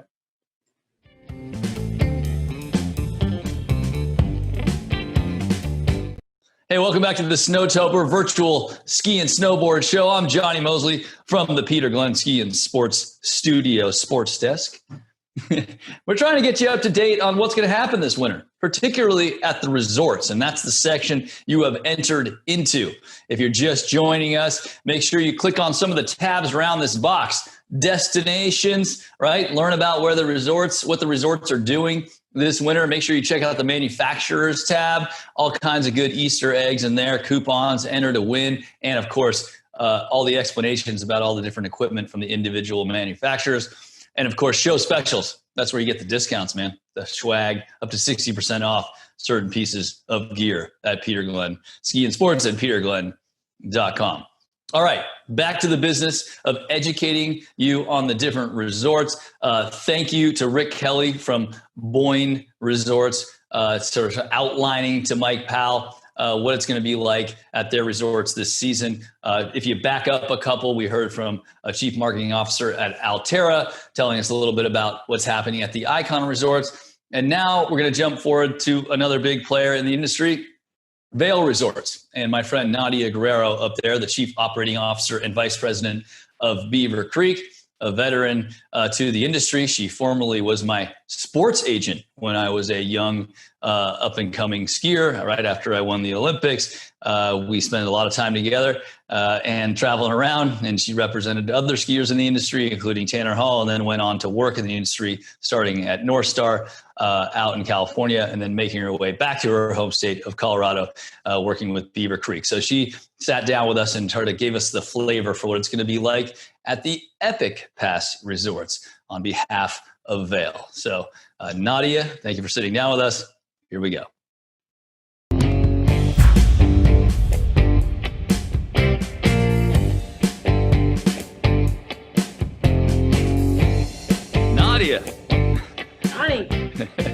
morning.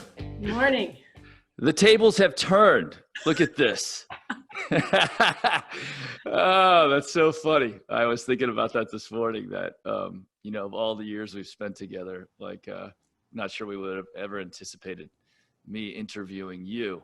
You know, of all the times you held my hand through so many interviews, and I'm grateful for that. It was fun. It was fun. Some of the best memories. Yeah. Time for sure. Absolutely. I did off the top, I did a little intro, but in case you guys missed that, Nadia and I go way back. She was really my first sports agent right after the 1998 Olympics, when I was 22 years old, and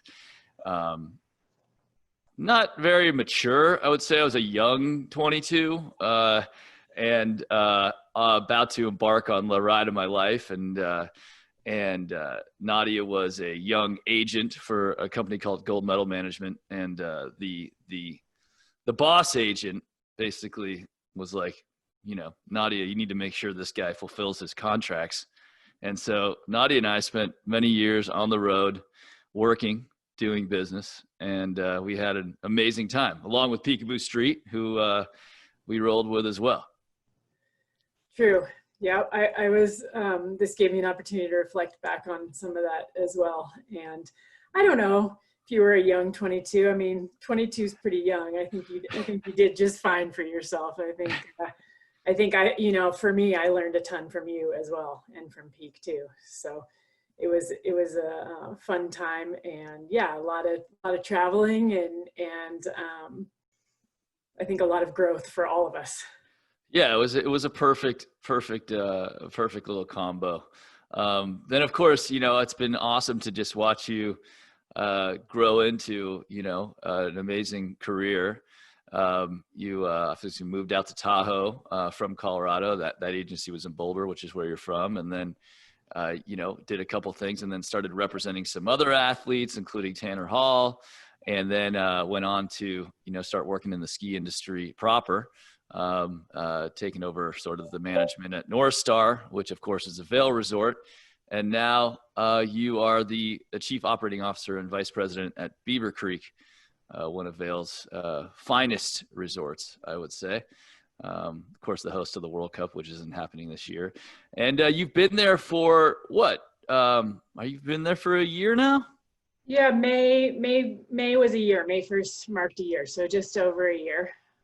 Yeah, I remember when we talked, and you were moving out of Tahoe, and you have a lot of love for Tahoe, and you were you know, like, man, moving back to Colorado.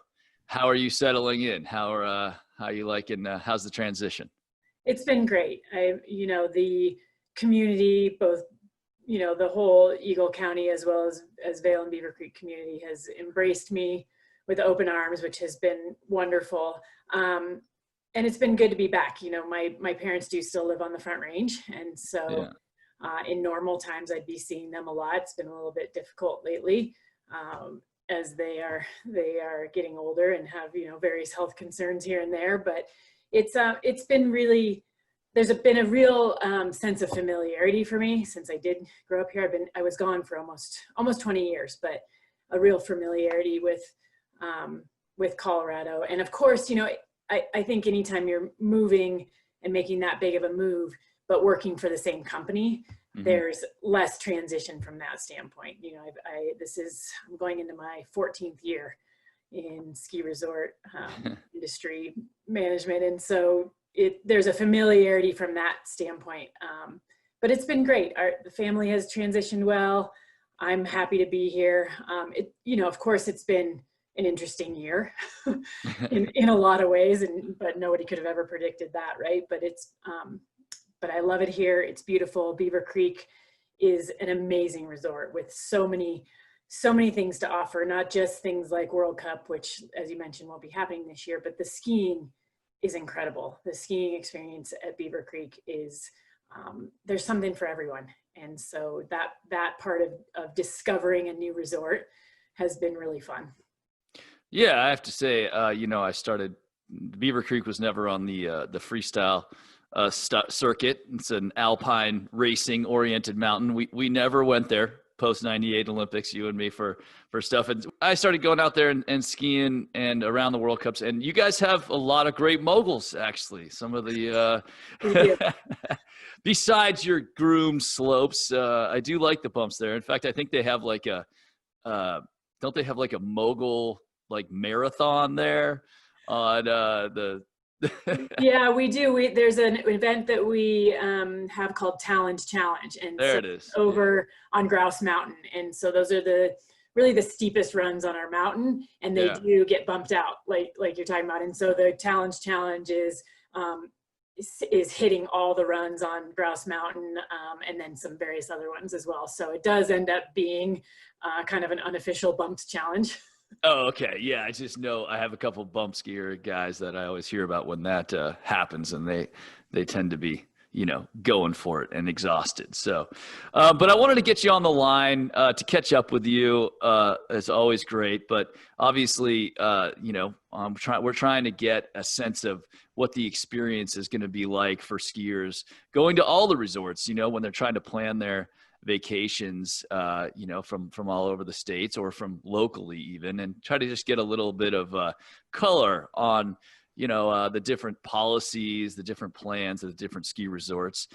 So I thought you could shed some light on not only Beaver Creek, but the whole Vail Epic Pass program itself.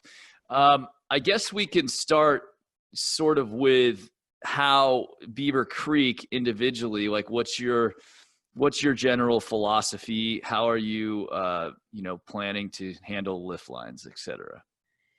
Well, thanks for that. And I know a lot of people are thinking about the winter and planning their winter trips and their ski trips. And I think it's great that you guys are doing this, because I think it is helpful for everyone to figure out what is it going to be like, because in this COVID environment, as we all know, it feels like everything is different and everything has changed, right? So, our goal is to really be out front in our approach to help our guests and employees and communities have a safe and enjoyable ski season all season long. So we have put some things in place, not just at Beaver Creek, but at all 34 of our North American resorts. It will be a consistent approach across all of our resorts. So what you experience at Beaver Creek is what you will also experience at Hunter Mountain or Stevens Pass or Park City.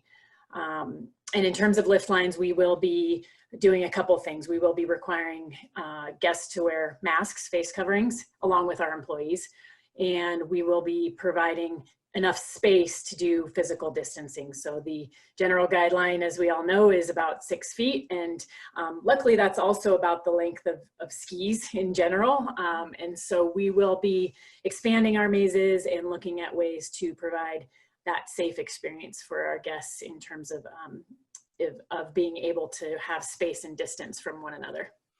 Yeah, specifically, I know one of the cool things about Beaver Creek is you guys have a gondola that's for your beginners, and it's a kind of a smart idea, as opposed to saving it for the more expert skiers going way up the mountain. It keeps them warm, and I've always thought that was a smart idea. Is that going to be operational? How is that working? Right, so you're talking about the Hay Meadow gondola, and it is sort of right in our front yard area, right by the village, and it is a short gondola, and it does access more of that beginner terrain in the Hay Meadow. It will be operational. We will be operating it. We are putting plans in place to ensure distancing in our gondolas, which will mean reduced capacity. And that gondola in particular is utilized mainly by ski school. It is open to the public, but there's a lot of ski school classes that do access that gondola. And so that's probably one of the things you want to talk about too, is ski and ride school. But as it relates to the gondola, it will be operational, and we will be providing distancing. So, depending on the capacity of the gondola, it'll either be 2 singles sitting opposite one another, or 2 related parties sitting distance from one another. Of course, people who are in groups, like you and your family would certainly be able to ride all together, or groups of people that are skiing together can ride all together.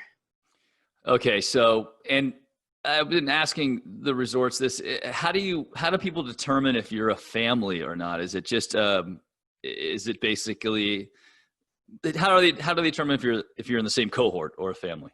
Right. I think, a lot of that is going to be guest responsibility and identification. So if you and I are skiing together with, maybe your wife and my husband, and we have determined that we're a group skiing together, then we would say, we're a group, we're skiing together, we're going to ride together, if we were all comfortable with that. So, I think we will rely a lot on our guests to let us know who's skiing together as a group, because otherwise it would be quite difficult to figure that out. So I think that's the main way. And then of course, ski school groups will be more identifiable. Yeah, let's talk about, I do want to talk about ski school a little bit. But first, while I'm thinking about it, lift lines, let's just jump back to that for a second. Beaver Creek, not necessarily a problem. It's already kind of a mellow place to ski. I mean, you probably may have some capacity ranges, but right next door, Vail, I think they get the most skier numbers per day that have ever, that any ski resort's ever seen. What is the plan for dealing with that? And even at, say, max capacity, how are the lift line mazes going to work, stuff like that? So, well, I think, the capacity piece is a big part of it. And so, as you know, and most people who are following, we have announced a reservation system for this year. So that is, that's going to be in place for every day of the season. And that is going to be the first way that we will manage access and capacity to our mountains. So, and I think, in terms of Vail and some of those other larger mountains, the bigger issue or the bigger challenge will come with some of the portal lifts, some of the access lifts, the ones that people start their day on. And we will be expanding our mazes. So the mazes will look larger than they ever have, even on peak days. In order to provide that distancing, we will have staff and people helping to manage those lines, and a lot of signage, of course, as we've seen throughout our daily life, a lot of signs reminding people to distance and wear their masks. Okay. And so then how does the ski school line work? How does ski school in general, is ski school still happening? Ski school is happening, and we're excited. We're going to be offering both group and private lessons, with adjustments, of course, like everything else. Ski and ride school classes will have a maximum of 6, so a maximum class size of 6. Specifically for the younger ones, 5 and 6-year-olds, that'll be a maximum class size of 4. So we'll manage kind of grouping and crowding in that way.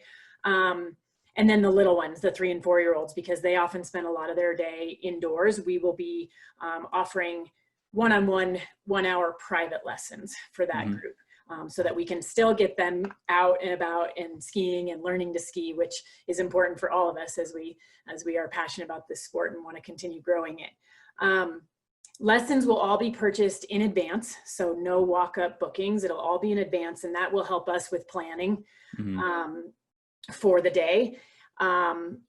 The other part about it, in terms of ski school and advanced lessons, it will include a reservation for the day. So if someone is going to look to book a lesson, all they will need to do is book the lesson, and it'll include the reservation, so they don't have to take 2 steps on that. So that's a really great benefit of ski school this year. We will require face coverings for everyone in a lesson, and of course for our instructors. And all of our ski and ride school participants will be required to complete a pre-arrival self-health screening on the day of their lesson. So, because in some cases, physical distancing won't be entirely possible. And so we will require that self-health screening in advance. Yeah, that was a question that popped into my mind. So like if a kid shows up with a runny nose or something like that, I mean, is it, like, for example, at our school, we're going to have to show like a green light that we took this survey when we show up, to school. How is the execution of that, I guess? Is it done when you show up, or is it done ahead of time when you book your reservation? Right. It's not when you book your reservation, it's the day of your lesson. And so you will, makes sense. So you will do the health screening, in the morning before you show up to check in for your lesson. And that's like on the app or online at epicpass.com? Yeah, I think we're still working out some of the particulars of the details of how that's going to work, but it will be, there'll be technology involved for sure. Okay, yeah. All right, so you mentioned that if you book a ski school lesson, that your ticket is included. That kind of brings up the reservation system and how you get it in the Epic Pass. Obviously, the well-known pass is the standard Epic Pass. Tell me a little bit about the different levels, right? The Epic Pass, the local pass, and what I think is called the Epic Day Pass. Right. So, there is the Epic Pass, so the full Epic, which gives you access to all of our mountains. And then there are Epic local passes, which are sort of more by region and give you, so if you're in Tahoe and you want only access to the Tahoe mountains, that's possible. Same thing in Colorado.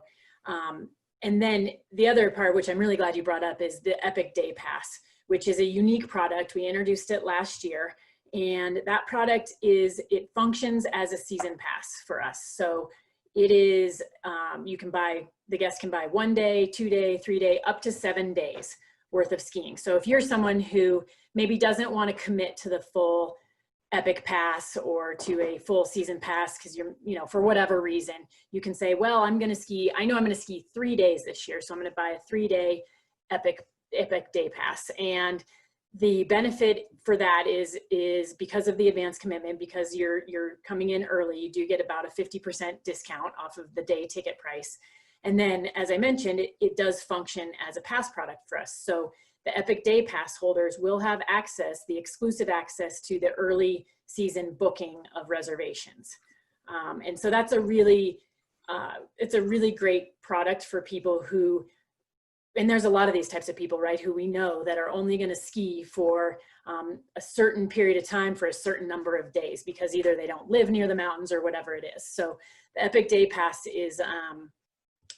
it does receive that priority access just like the other passes. Okay, so just to clarify for everybody listening, the Vail resorts that are under Vail's ownership all require reservations. So you need to make a reservation. You can reserve 7 days. As soon as use one, you can use more. You can book another one, correct? Right, so that's right. All 34 of our North American resorts will require reservations this year for every day. And yes, depending on availability and the type of pass you have, you will be able to, as soon as the window opens on November 6th, as a pass holder, will be able to book your 7 priority reservation days. So if you're someone who says, oh, I know I want to ski every Saturday, so you can book your 7 Saturdays, or if it's a holiday period, whatever it is, and you hold your 7 days, yeah, and then you're correct. Once you use one of those, so if it's Saturdays, once you use your first Saturday, you can go back in and book another priority reservation day. So you can always hold 7 priority reservation days.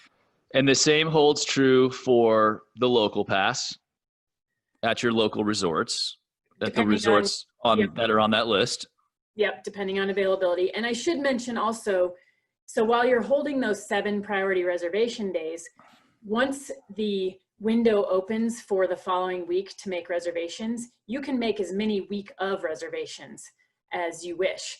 And in fact, you can even make day of reservations if there's availability. So if you look that morning and you think, oh, I want to go skiing today, all my meetings canceled, whatever it was, as long as there's availability, you can make a day of reservation.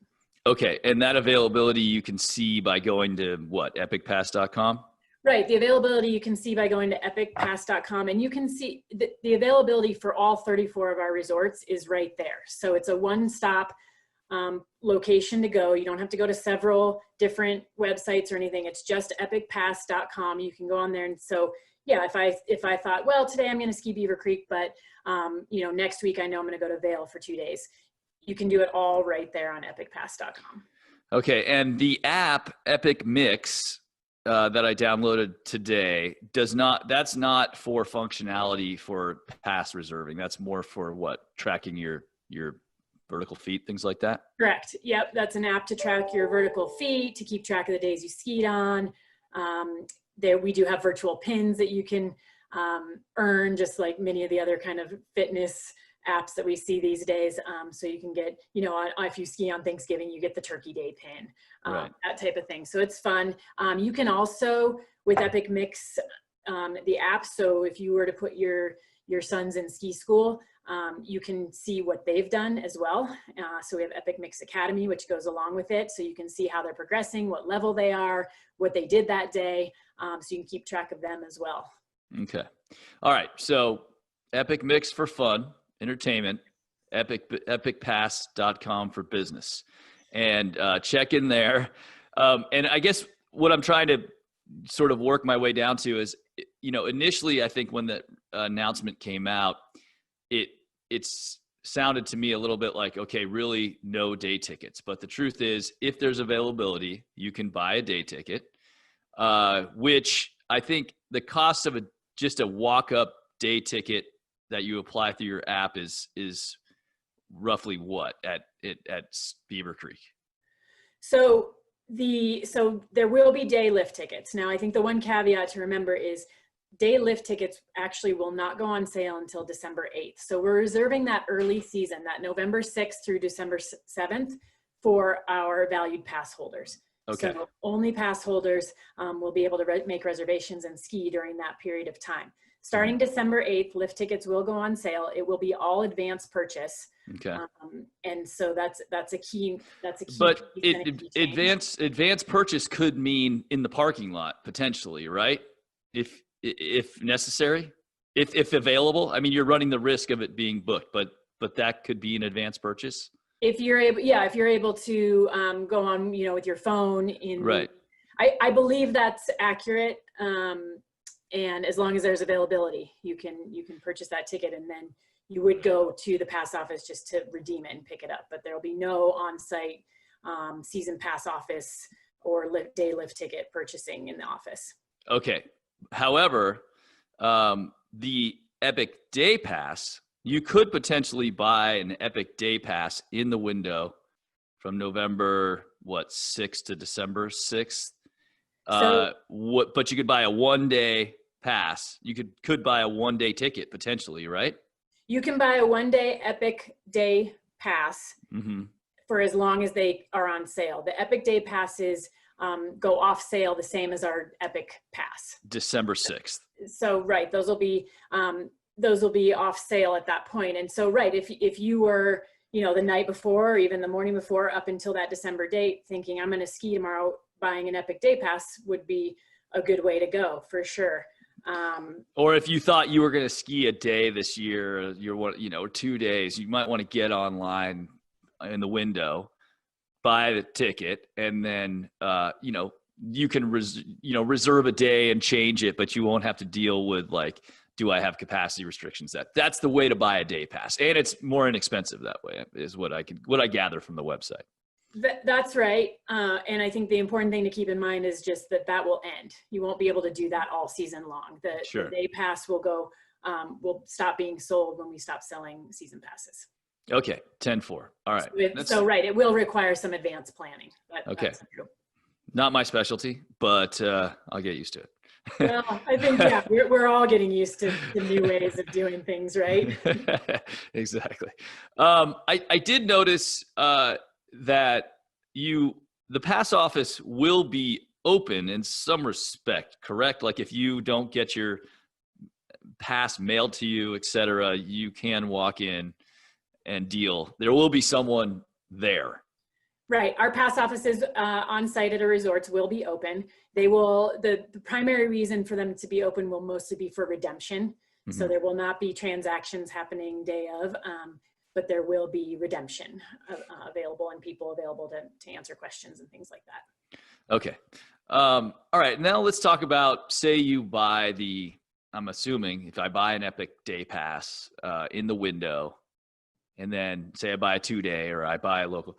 If I don't get out there for some reason, whether it's personal, I don't know, what is the, I guess, warranty, guarantee? I think you're referring to Epic coverage. Yes. So Epic coverage, after last season ended early and we've all had to look at ways, like we've talked about, new ways of doing things. We have introduced our new free Epic coverage program. And so this new program really replaces the pass insurance. And so kind of like you're talking about, if for some reason, eligible personal events, job loss, illness, things like that, we will provide refunds this year. And that's a big designation for us. It'll be a refund versus a credit. Okay. And so that'll be it'll be prorated based on use. So if you bought an Epic Day Pass and you used it 2 days and something happened to where you needed to request a refund, it would be prorated based on the days that you've used. On top of that, I think this is another key thing for guests to remember is that Epic coverage will also provide refunds if guests are not able to get the priority reservations they want. So if you buy a pass and you get on to make your reservations and you cannot get what you want and you've not used your pass, we will issue a refund if that's the route you want to go. Okay, so if you go on and you bought your ticket, because I imagine that happens first, then you can make your reservation. That's kind of the sequence, and your dates aren't available. The coverage you get coverage. Right. If you buy a pass, if you buy a season pass, an Epic Pass, and you go on and you're not able to get the planned dates of when you're coming out for your trip or when you want to ski and you've not used your pass, then you can request a refund. Okay. And as far as if you buy a 1-day ticket and a 1-day Epic Day Pass and you never use it, you can potentially get a full refund. It's not credit towards the next year. That's right. Even if you have to buy that in the window, even if it's in that window, that early window, it's a full refund of whatever you paid. That's right. Well, right. You'll only be able to buy the Epic Day Pass in that early window of time. And so, right, if you were to buy a 1-day or 2-day, because you're thinking, oh, I'm gonna head out to Vail and I'm gonna ski 2 days, and something comes up and you're not even able to travel or whatever it is, right, you can get a refund. Okay, cool. All right, I think we covered the Epic Pass and the reservations. I think it's fair to say that you need to go do a little homework on the website. Go to epicpass.com, right? There's a great video of Rob Katz kind of answering questions, your CEO. There's plenty of resources there to sort of educate yourself on the different policies, right? That's right. And my recommendation would be to head to Epic Pass sooner than later. Create your account. Make sure you have an online account with Epic Pass so you're all set and ready to go, because as soon as November 6th comes, I think people are going to want to get on there and make their reservation. So it is a good idea to check it out in advance. There's a whole list of FAQs as well, frequently asked questions, along with the video from, as you mentioned, from our CEO, Rob Katz. Yeah, the FAQs are I found them very, very helpful. So, all right, let's talk about the more fun things of skiing. Once you're on the hill, I personally am super optimistic that it's going to sort of be a mellow situation. And I know everyone's taking tons of precautions and, we have to have all this stuff, but in the end, skiing, it's like, you got to just take a deep breath and have fun and it'll be great. And for me, part of that is, après, tailgating, that type of stuff. Tell me a little bit about sort of how you're dealing. I guess just start with Beaver Creek, since that's your domain. You have such a great village there, and some good bars, and like, is the ice skating rink going to be open, for example? Great. Just what's going to happen there? You don't have to skate 6 feet apart from somebody. Yeah, I think that I think first I would say thanks for mentioning the on mountain experience and skiing and what we really are all passionate about, and that is the skiing experience, carving turns and powder with your friends and laughing and having such a great time. I also am really optimistic that core piece of what we do, skiing and riding for fun with our friends and family, is going to be better than ever this year, because we've all been at home like I am now. We've all been cooped up and not able to do the things that we love, but we are going to be skiing amidst this global pandemic, which is pretty amazing, I think. And so in terms of after experience, things like that, for Beaver Creek and for our other resorts that have restaurants and villages in the base area, Of course, some of those are owned and operated by Vail Resorts and some are third-party operators.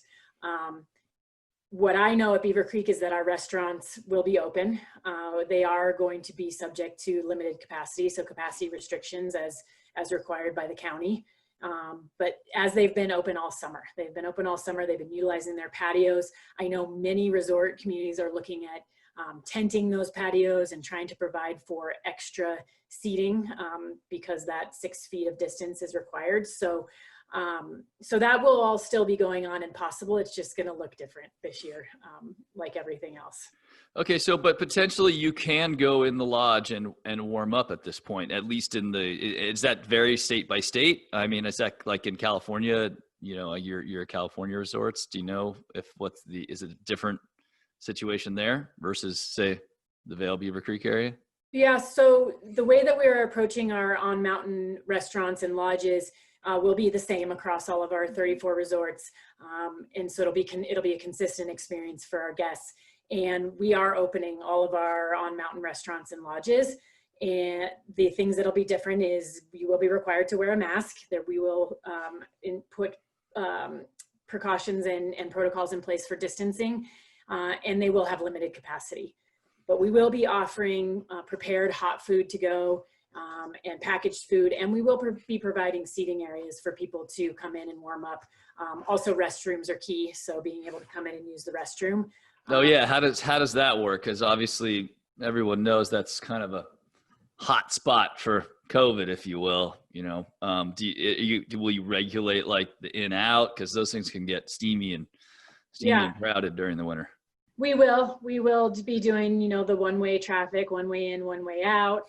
And limiting gathering within restaurants. So it's kind of come in, do what you need to do and leave. And, and looking at ways to just kind of mitigate and monitor flow in terms of guest flow. Now, of course, one of the things that's beautiful about skiing is because it's cold and we're outdoors, all of us have a lot of clothing on and gloves and buffs and masks already. So there's sort of that piece of protection that comes inherently with skiing. But we will be monitoring and looking at capacity in order to minimize that gathering and really to provide a safe experience for not just our guests, but our employees as well. Okay, what about if you really don't want to go inside, but you don't really want to pack your own lunch and you do want to, maybe grab some food and go sit outside? But it's cold, Tahoe, maybe, you can just pick a spot, but, it gets cold in Colorado and obviously some of your other resorts on the East. Are there enhanced, heat lamps, if you will, or tables or covered areas outside? Have you guys added any square footage to the outside sitting arrangements? Yeah, we're looking at all those options and what might be possible at some of our larger quick service restaurants and some of our larger on-mountain restaurants. Amazingly enough, we do provide a lot of outdoor seating, and even in Colorado, people do sit outdoors a lot. That sun gets pretty warm, and if you just keep your jacket on, people seem to prefer to sit outside often, and so we will provide those opportunities. We'll continue to provide those opportunities for our guests to sit outside and enjoy the beauty of the surroundings. It's maybe not such an issue at Beaver Creek. You don't really have a parking lot scene, but at some of your other resorts, I do get the sense that RVing and tailgating is going to be, we're going back to the old school here. Have you guys discussed that? Is there a policy? Do people need to be, can they just do whatever they want in the parking lot as far as maybe sleeping or camping out or or at least eating, hanging out in their cars? I don't know. Are there policies regarding that? Like everything else, we will be looking to minimize gathering, and areas in which people gather. I think different than maybe say a football game, where there's a big barbecue and a whole scene happening. I think that if someone wants to eat lunch in their car or, sit on their tailgate with their wife or husband, I think that that's fine. We will be looking to minimize any sort of, large group gatherings on the hill as well as in the parking lots.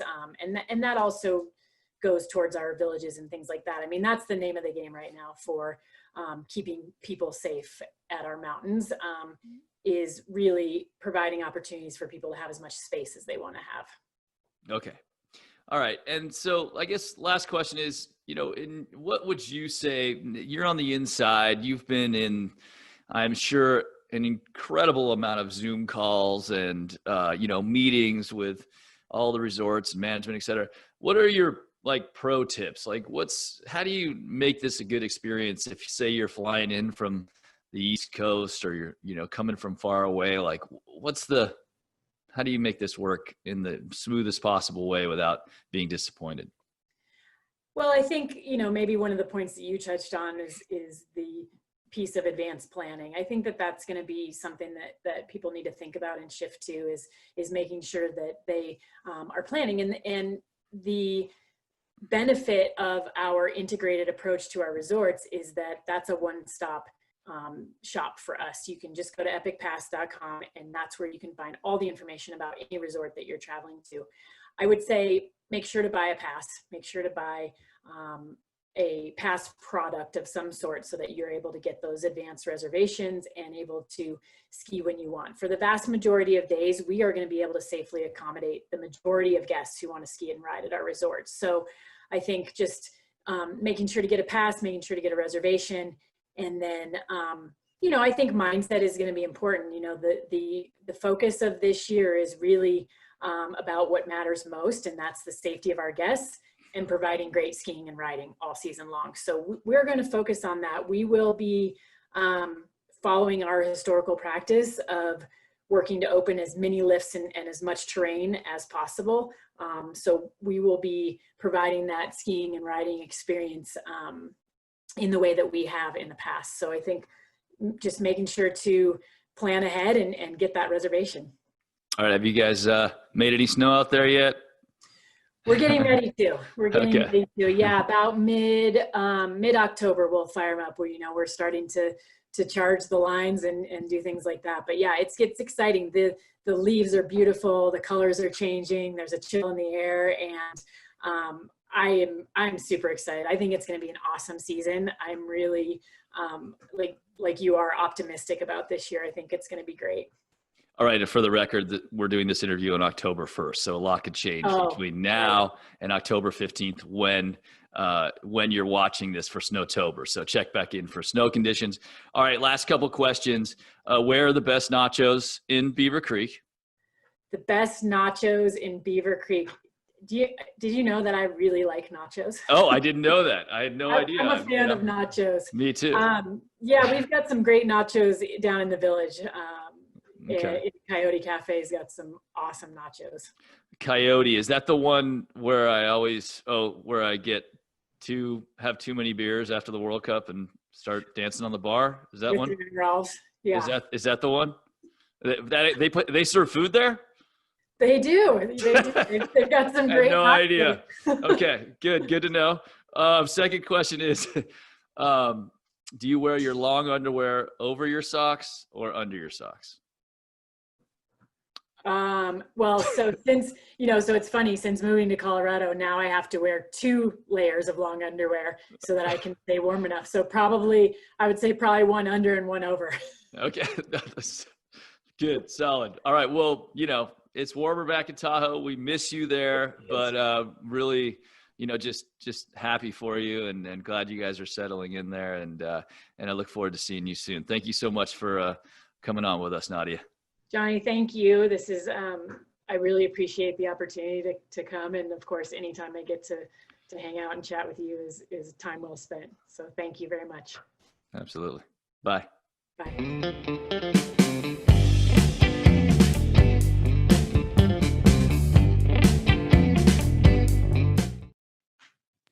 All right, we got through the sweatiest part of day 2 of Snowtober, the ski resort pass reservation issue. So an important block, but an interesting block for the people who are associated with the resorts, trying to explain their policies. And of course, it's a little bit different per resort to resort. Not everyone's the same, and obviously per the Icon Pass and the Epic Pass. So I hope it helps you in your decision making and also in your planning. Okay, let's carry on to some more lighthearted stuff, but nevertheless not unimportant. Mr. Glenn Plake, the man with the mohawk, a ski industry icon, a friend of mine, a guy who really helped me make my way to the Olympics and do well. He was a great supporter of mine coming through the mogul scene in the late 90s, and eternally grateful to him for that. We joined him from his off-the-grid place out in Fallon, Nevada, a place I've spent some hours at, riding motorcycles and wrenching on cars, among other things. But I have to warn you, the internet signal is not perfect, so it's a little glitchy, but nevertheless, highly entertaining. Glenn Plake here at Snowtober.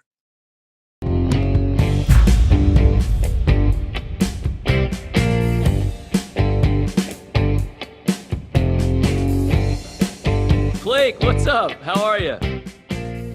Hanging out, just enjoying some Indian summer and recovering from a long bike race last week, and starting to think about snow, but it is this time of the year. The lakes are still full of water, and I don't know. I kind of like it like a switch. I don't like a long fall. I like a very short fall and a long summer and a long winter afterwards.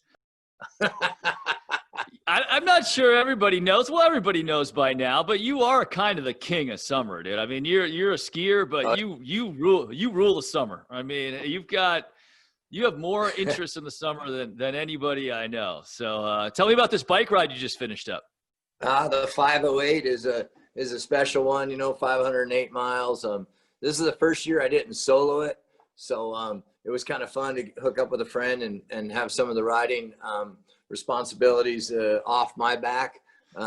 Anybody that wants to know anything about 508, you can go on the internet and type in Team Chase. And then either put my name or 508, and you'll, how I got into it, a friend of mine was a hand cyclist, and I assisted them to do the 508 4 years ago, and we completed that. It's a pretty cool special story, but that also lit the fire within me. So now I ride it as much as I can. It's a cool journey, man. I'll tell you that. You head out on your bike that long and you don't know what you're going to come up with. This year we started in the smoke and ended up in valley fog. Couldn't see the lines on the road. It was a cool one. It's definitely a journey within yourself. Yeah. I bet you got to dig deep to stay in that. That's a long, how many days? We finished it in 31 hours this year. So not a bad time. Broken over 40 record, which was kind of cool. We weren't really chasing that, but we got it. So yeah, right around that 30-hour mark is a pretty good race, give or take. You told me earlier we were talking, you said you didn't understand why people, didn't realize you were a cyclist, but that's because you're always doing this type of stuff, Glenn. I mean, you're a car guy. I mean, you're wrenching on everything. That's so funny because I've always, whenever I'm riding my bike, I mean, let's face it, I got my spandex on and I'm friggin', road bike geek, right? And I've always wanted to make a jersey that says, I got a crawler on 40s, so they don't run me off the road. It's like, I got a big truck too. I like dualies, big block Chevy all the way, Yeah. Because I say, we're out there pedaling on our bikes and they ain't giving us no room, and they go flying by with their friggin' Jeep, and I'm like, my Jeep's way cooler than yours. Why'd you run me off the road? Summertime, like you said, I'm a bit of the king of summer. Growing up where we do, right? We got great winters and we got great summers, and I think that's beautiful. That's the beauty part of mountain life is, we do have those definitive seasons, and whether it's out, water skiing at the lake or riding our bikes or spinning some wrenches on some hot rod. Yeah. yeah, that's what I do in the summer. Those are my distractions. Yeah, you building anything? I know you were racing last time I was out there. You're racing super modifieds. I see you got the crawler. I know you're doing Truck Night in America or whatever that. Yeah, the History Channel show. What are you got any engines apart right now? You working on anything? I do actually. I've got a Oldsmobile that I just buttoned up over COVID, and it was a deal that Kimberly wanted to have finished. So that's for a 64 Aquacraft that I'm putting back in the water. Oh, and cool. at the same time, I got a 61 Racing Crab. You know me and my hot rod boats. Yeah. So I've got a small block Chevy that all got put back together, and then we were gonna fire them all off. And to be honest, wow, the weather got good, and so yeah, one's on a stand, one's in the boat. Just got to hook up a couple more wires. They've all been lit, ready to go, and then crawler wise, yeah, we're heading down to Sand Hollow for the Trail Hero event next weekend. So yeah, I go from pedaling my bicycle 508 miles to spotting Kimberly up a number 10 trail, hopefully. I'm dude, I need help. I give up. I know. I don't know. I mean, I have a lot of junk. You have so many toys going on. Yeah. And then but you're a Renaissance man though. You go from biking and the world of skiing to wrenching, and you traveled between so many worlds. You would have been proud of me though. Yeah, go ahead. I just like to think like you're saying there, I mean, I am, and you are too a little bit. I know you enough. I don't know, maybe we were born in the wrong decades or generations, but I don't know. I find some sort of beauty in a 10-ton floor jack. There's something intriguing about it. I love nothing more than to, buck up a bunch of tires on the old Coates 30-30 machine, there's something simple about that. I'd rather be doing that than Well, for those of you who don't know what a Coates 30-30 machine is, I didn't either, but it's on his Instagram. He's got a great Instagram, but it's a tire changing tool, and it's pretty cool. But you would have been proud of me, Glenn, and I think you get the same satisfaction from like fixing and wrenching on things as I do. I had this summer I have a couple of two strokes on my little Whaler, and they're older motors, and they have these like weird little problems, and the internet is amazing because I had this problem and I couldn't figure it out. It was like an alarm and it was not reacting correctly, and I was trying to chase it down. I was replacing all these wires. I thought it was electrical. And I read on the internet that there's this little power distribution module. It's like a circuit board in the outboard. And I'm like, and that I don't mess with. Like, I'm not electrical. I don't understand the newer motors and stuff. And I read if you take it out, you can scrape off, that's sealed closed. You scrape it off, and this model of motor had like faulty solders in it. So I'm like, I got to do it. Yeah. So I like popped that thing off and broke it open, and sure enough, there was like a little loose solder, and I like soldered it, and I was like, put it back together, and it worked. And it was like, oh my God, it's the greatest feeling of satisfaction ever. So no, I know we share that. No, it's so true. And I think that is the cool thing about the internet, being able to figure out, you used to have to have a guru or something that you can call, where now you can filter through and find some of those little weird tidbits. And there is nothing more satisfying, I think, than spinning a wrench and having everything work out. Like you say, we built this Oldsmobile, and you start out with hundreds and hundreds of parts, and some of them are that big, and all of a sudden you fire the thing up and everything's working, and you're like, wow, that's pretty cool. I think let's face it, we're skiers. Anybody that doesn't think that skiing isn't directly related to some sort of mechanical engineering, whether it's the lifts, just the ingenuity that it took to build the ski areas. Nowadays with all the grooming equipment, I think it's just it's inherent to us. Even if we're touring, you're working on your new bindings, or even in mountaineering. Let's face it, manipulation of all the ropes and the equipment and the various things that we have access to, it's all just mechanical application or mechanical interest. And so I question myself all the time, and then all of a sudden I'm like, no, it's cool. It's all right. It's okay to know how to rebuild a transmission. Well, and absolutely. And we'll talk about some of the skis later, but, you know, you've obviously been instrumental in rebuilding the Elan brand. And, you know, I know you're signed up with them for another few years, but you've been with them for, I don't know, 10 years now. And every time I see that, I obviously, I think most people know you, you know, as a great marketer for sure, right? You know how to, you kind of redefine the ski business, but I know you as a, you know, a physicist, a scientist, a thinker, someone who's always trying to figure out a better way to do something.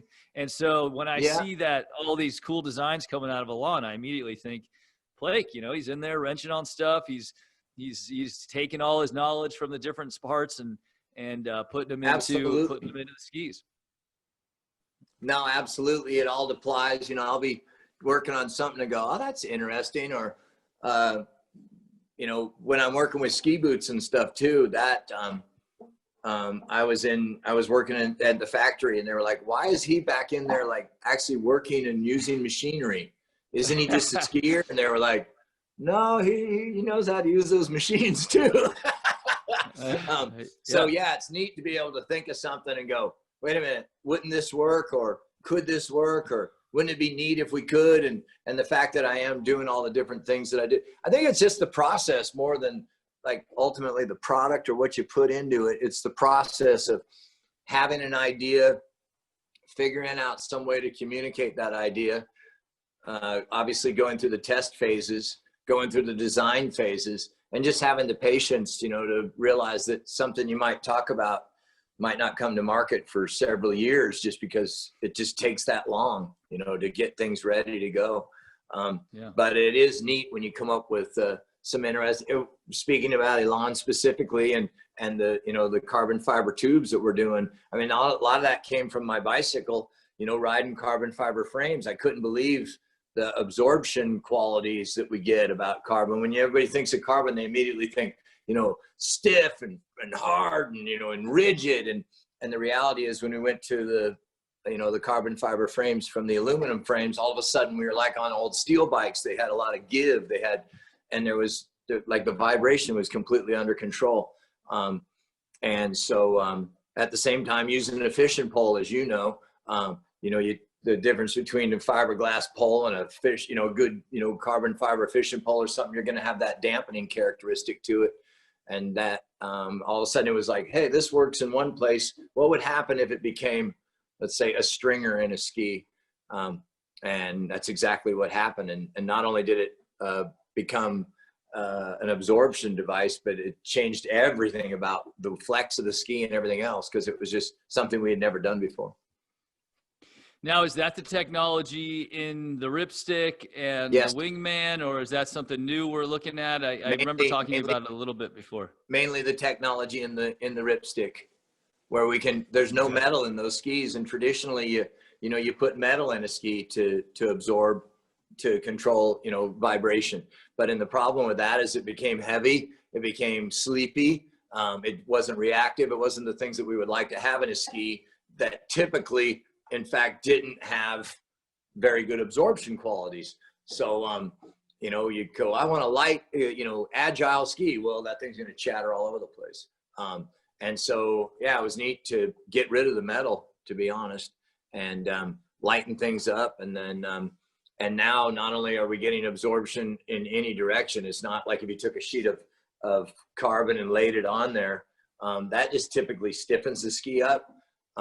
And even metal, you know, it absorbs this way, where with the carbon fiber, it's absorbing in any direction. It's pretty cool, actually.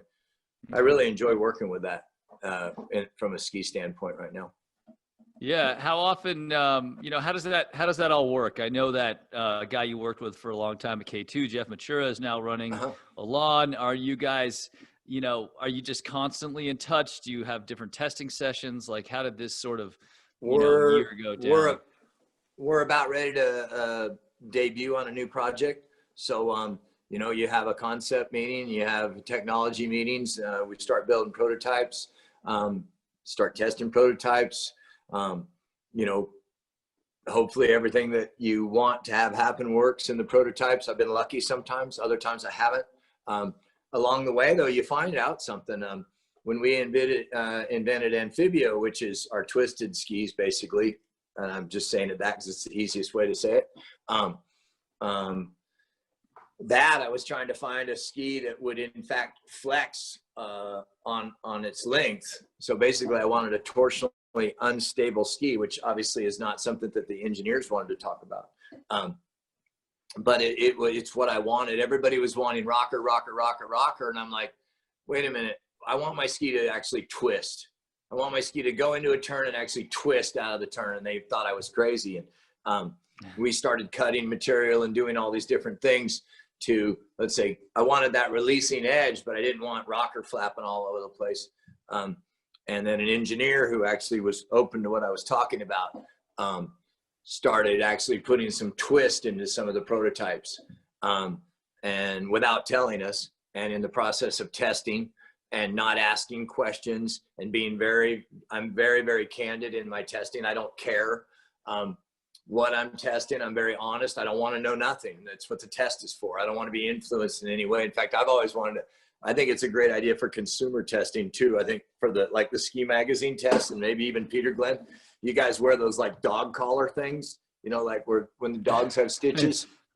So you can't even look down and see what skis you're on. Yep. Because let's face it, there's a lot of placebo effect by looking down. So anyways, I'm very cool about that. And later on I said, okay, so what's going on? We've had several tests. There's certain skis that are changed very, very different. And come to find out it was the twisted skis. And at the time we were trying to build a powder ski. It wasn't necessarily the place to put it in at that point. So we ended up putting them onto our like race carving skis, like the Wingman. Now at that time it was called the Amphibio, but so anyways, you go down a test and all of a sudden you discover something and you go, wait a minute, this is maybe something could be used somewhere else. It's pretty cool, actually. Do you find that with these sort of European companies like Elan is, and their race, they have a race DNA?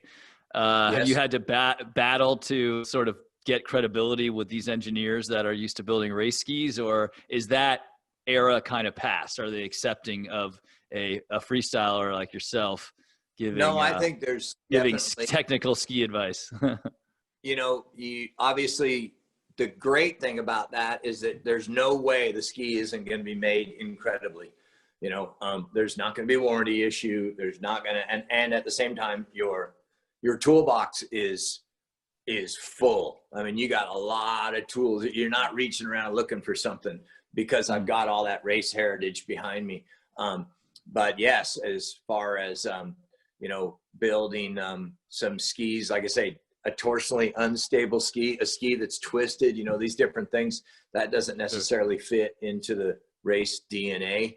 But over time, because of public acceptance, we've certainly opened up their eyes to, we don't need, race skis are race skis. When Nyman and the boys come visit me in Chamonix, they don't ski their race skis. In fact, they don't ski their race boots. First thing they do is go, dude, did my box show up? And I'll be like, yeah, where's your box? And then, oh, cool. What's in his box? Well, it ain't a pair of freaking racing boots. That's for sure. Cause he's ready to go skiing, Right. Sullivan's going to go skiing. They're not going to go racing. When it comes to racing, they're going to, get after it. So with that said, like, I'll say, hey, the ski's too stiff. Okay, cool. So how much you want less? I'll be like, half. Engineers don't speak half, they be like 2%, 3%. I'm like, no, half. I want to know by half because I can't feel friggin' a 16th. Okay. Now, getting back a little bit to rocker shape skis, when we shot Fistful of Moguls and we spent a significant amount of time together when you came and helped with our mogul, the run to the Olympics in '98. Yes. And you at that time, were pretty vocal about shape skis, and I guess rocker was kind of coming into it. And that was tough because I was, younger and I was, starting to get into twin tips and stuff like that. But you were pretty dug in about some of these new shapes. Have you reassessed like rocker or shaped skis? Like where do you fall now on that? I guess newfangled designs that, I think in your words would make skiing easier. There's certain shapes that work in certain places, and certain shapes were being ignored and or being thrown to the wayside, like we do so many times in the ski industry. We just throw away things without really having, can't be terrible. Something's going on. We didn't change that much. And the same thing with let's face it, good old straight mogul skis. So I like all shapes of skis, and certain shapes work better for certain things. But I don't like it when certain shapes are being completely ignored, because I do in fact love a straight ski still. And even in this new project that I'm going on, one of the things that I'll be talking about on this new project that I'm working on is getting rid of some of the shape. I want to be able to ski the ski. I don't want the ski to ski me. And racing, carving ski, that's fun. Yeah, they go back and forth. They're really awesome. But that's kind of the only thing they do. So our straight skis, as you know, skiing bumps, we're all over the place, and we're controlling our skis. We're manipulating the skis, and I want to be a ski to be able to manipulate. In the springtime, I'll go back and ski, a nice pair of 202s, 210s. Everybody goes, why are you skiing on a ski like that? I'm like, because it's best for right now. It's, we started the day, on a hard snowpack, and now it's spring slush, and I prefer this right now. I think it's important that we have the joy of skiing, and with all these slopes being prepared for us, with the mountains becoming, let's say, more and more, sterile because of the grooming and all these different things. I think it's neat to, let's say, just have the feeling of the ski itself and the motions that it takes to move the ski. So if I've got to get on a straight ski to highlight those sensations, then so be it. Back when, you were growing up, the reason I skied on 220s and 215s, and the reason Darren Johnson and everybody at Squaw and all the hot rods, we skied on those skis because we could. It's that simple. Other people couldn't, because they didn't have the skiing ability to ski on those skis. Yeah. We did. And so you made it even more difficult. You did whatever you could to be like, yeah, you're a cool skier, but I'm even I'm not that you're one up it, but I got even more than you. And I really think, granted, it's a lot easier to land a big jump on some big skis, but there was a lot of that going on just in spite too, to just say, yeah, you're good and all, but you ain't freaking that good. And now in today's world, as you know, there's no powder secret. There's no powder stash. There's no, in fact, sacred ground for that skier. I often compare it to surfing. Skiing doesn't have a shore break. Surfing does. So even though you and me probably could surf Mavericks, we ain't going to get a chance to get there. Whereas skiing, we just get on the lift and there you go, right? Interesting. Got it. I see what you mean. I'm pretty sure we can surf it, dude. We're skiers. We're used to speed. We're water babies. We're pretty good. But I can't make it through the shore break. Exactly. Well, I guess that does kind of bring us to backcountry skiing, going uphill, which you're doing a lot of now. That does provide a bit of a shore break to the massive peaks. So I guess in that sense, which obviously is growing, you've been doing a ton of. I wanted to kind of take a little bit of we'll do a little bit of Plake. We'll go backwards just for a second, obviously, before we start talking about your time in Chamonix and stuff like this. Obviously, Blizzard of Oz, you mentioned you guys did your 30th anniversary last year. We talked to you and stuff at Squaw. It was great. Cool. And you mentioned, jamming around Squaw on your 220s with Darren and, pretty much. And obviously I was a Grom then and you were competing in moguls, but put yourself on the map with the Greg Stump movie and with Blizzard of Oz. And that's all, well documented, incredible ski history that is legendary, and everyone kind of knows you for that. They know you for this picture right here, right? The beautiful style, jumping, irreverent style. But I don't think they all knew that you were always doing this too with your buddy. You were Mammoth. You were outside climbing of Mammoth, anyways. Yeah, you guys, you posted this the other day as you bagging some peak with your buddy Darren, who you mentioned, outside of Mammoth. Tell me a little bit about your kind of backcountry going uphill history. So we, a long time ago, we knew that there were other places to ski other than the confines of the ski area. And we had the luxury of the legacy of, the Carters, the Bards, the Kalonicas, I'm going to forget it now. I'm calling out all my old school friggin' Californian ski pioneers. But they'd been out there, they'd been in the hills, they'd been, there was rumors Fisher had a camp up there at Palisades Glacier. So those guys had been out there, but they were kind of out there just kind of touring around. Me and Darren, wanted to take that skiing aspect to it. And Davey McCoy living down at Mammoth. So I basically relocated at Mammoth. I'm from South Shore, but I pretty much relocated to Mammoth because I needed to be near the bigger mountains. I needed to be near the center of the Sierra, as opposed to, let's say, Talac's nice, and there's certainly some nice backcountry skiing around Tahoe, but when we get into the big peaks, I needed to be in Mammoth, and that's when I made that move to Mammoth.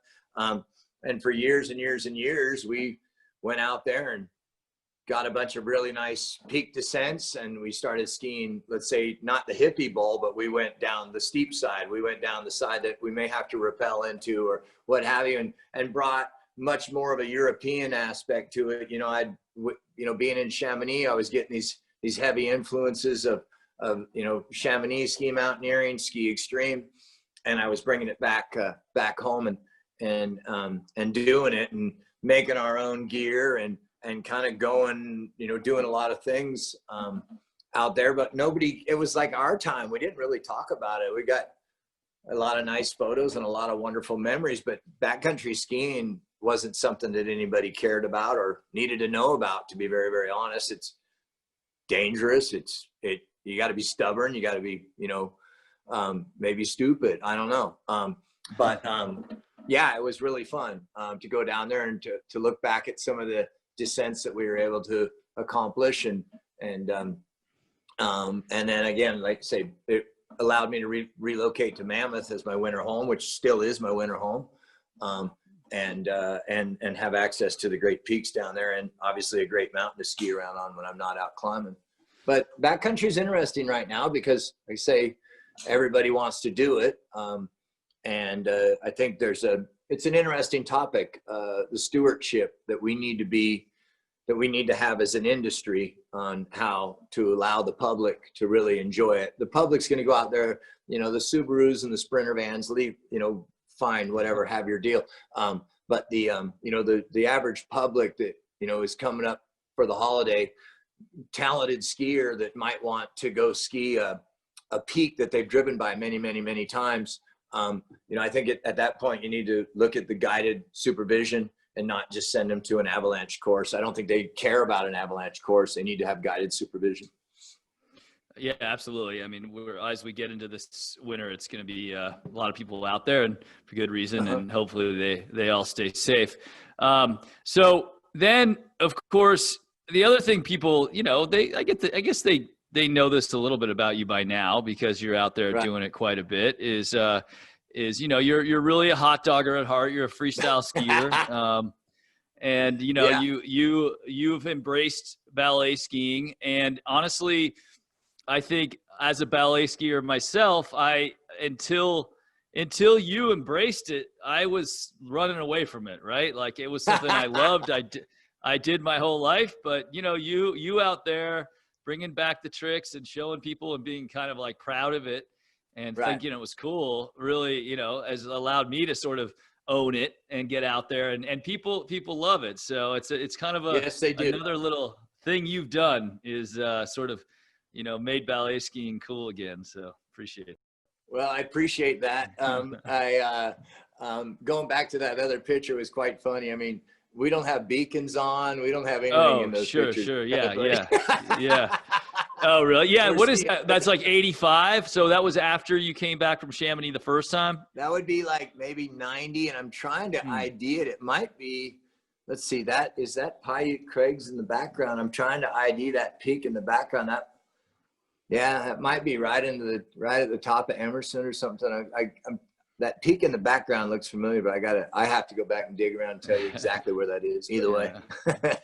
but point being, you've been in the back. But yeah, no. So back to the ballet. It's fun. I mean, ballet. I think if we go back to the roots of ballet, it was all part of ski technique, and kind of going back to what I was talking about, ski shape.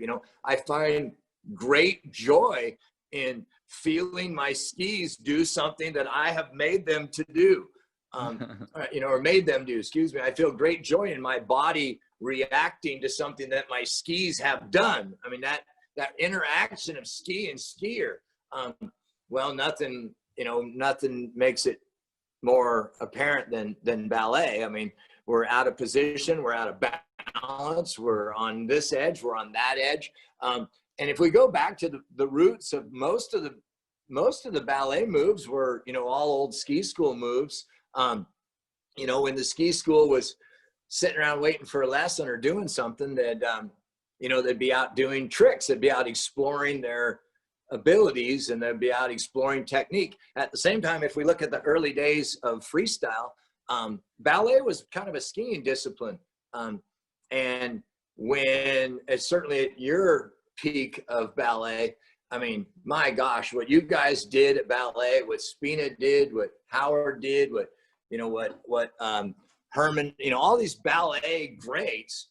But at the same time, it became less and less, let's say, something that we would do on our skis, just rolling down the run, going over a light roll and doing some big old flying royal as everyone else is just standing there going down a cat. I always say, don't waste snow. That's like my favorite thing to say when we're doing rattlesnake turns, or we're doing crossovers, or we're doing something stupid on our way back to the chairlift, because everybody they get to their run. Yeah, man, that was sick. The poles hang down, and then they haul ass back to the run. And you're like, wait, whoa. There's like 500 feet of vertical here.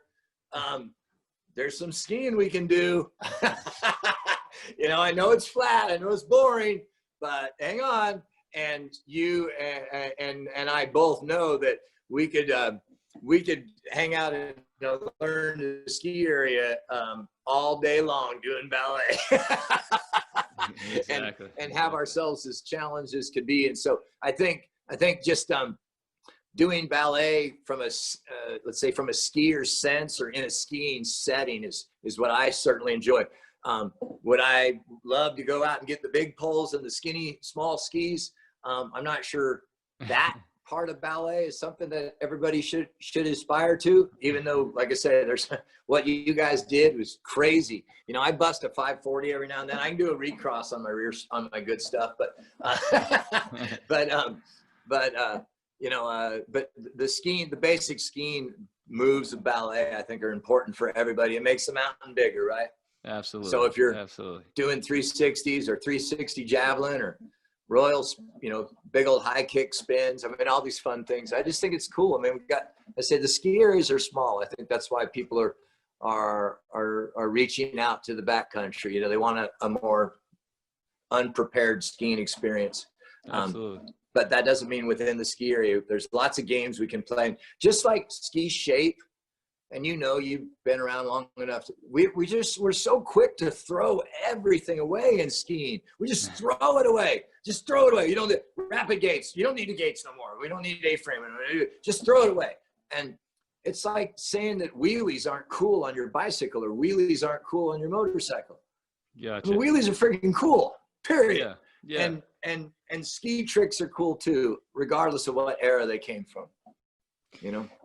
Yeah. All right. Well, that brings me perfectly to Fistful of Moguls right here, and this is a piece of art that you and you and Thank Stump you. made that All that of us made.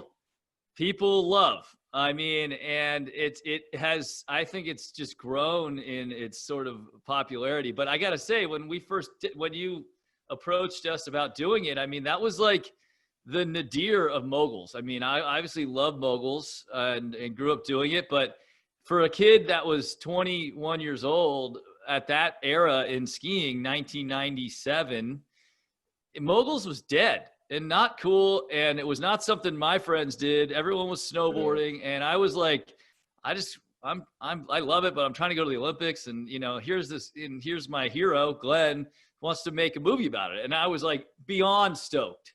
And that was kind of what reintroduced us, and we spent a long time together. But I know you've been somewhat, a little bit dismayed and with me for kind of abandoning moguls right at the sort of that moment, 4 years, as you were trying to bring it back.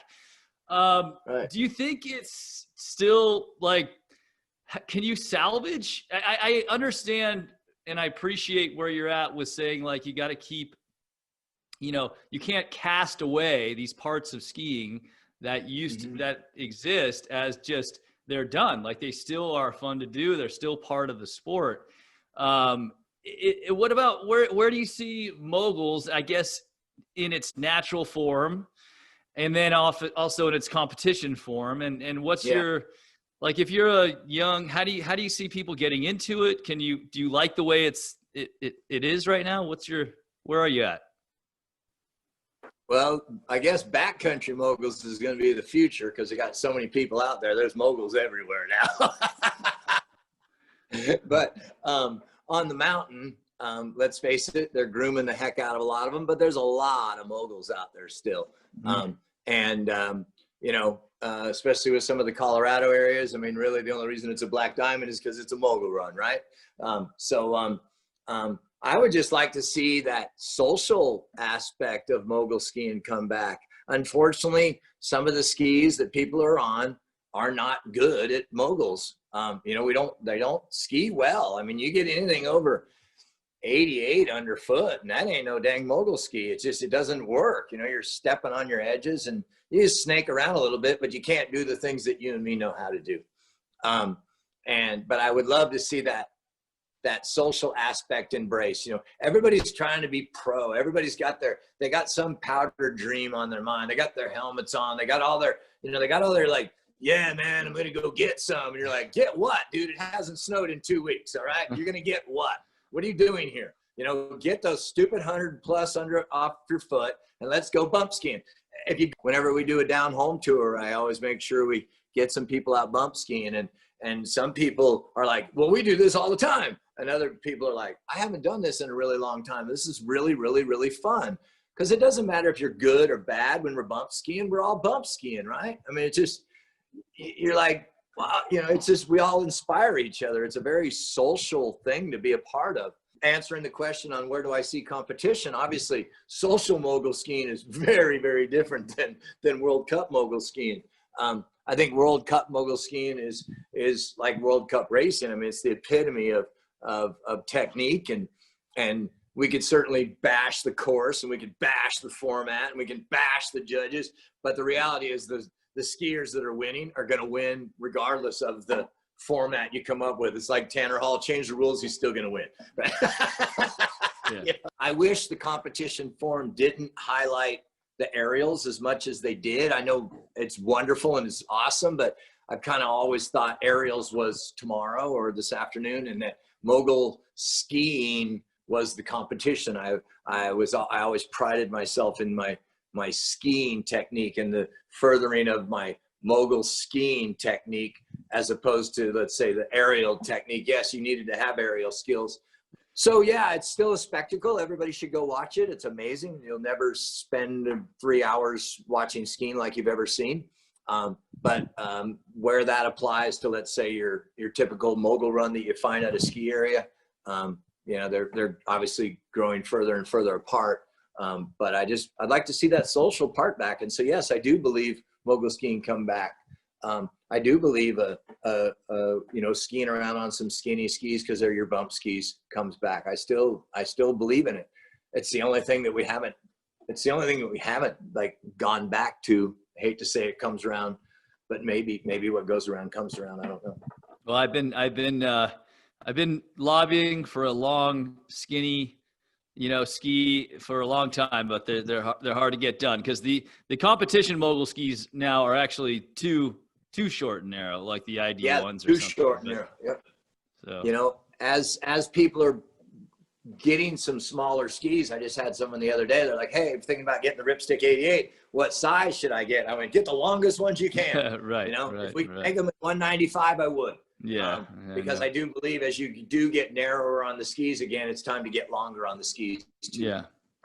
Moguls ain't done, and going back to Fistful, dude, you guys were the ones that inspired me. I couldn't believe you were at the time in your lives doing the things that you were doing, and the ski industry, all they cared about was a heli run up in Alaska, and it really stuck a thorn in my side. And now here we are many years later, and Fistful of Moguls is something everybody can sit down and look at, and an Alaskan powder run from that time and era is another been there, done that, and so it was awesome, and how the story ended up and the people involved, and we just had a lot of fun on that, and it was a pleasure to be a part of.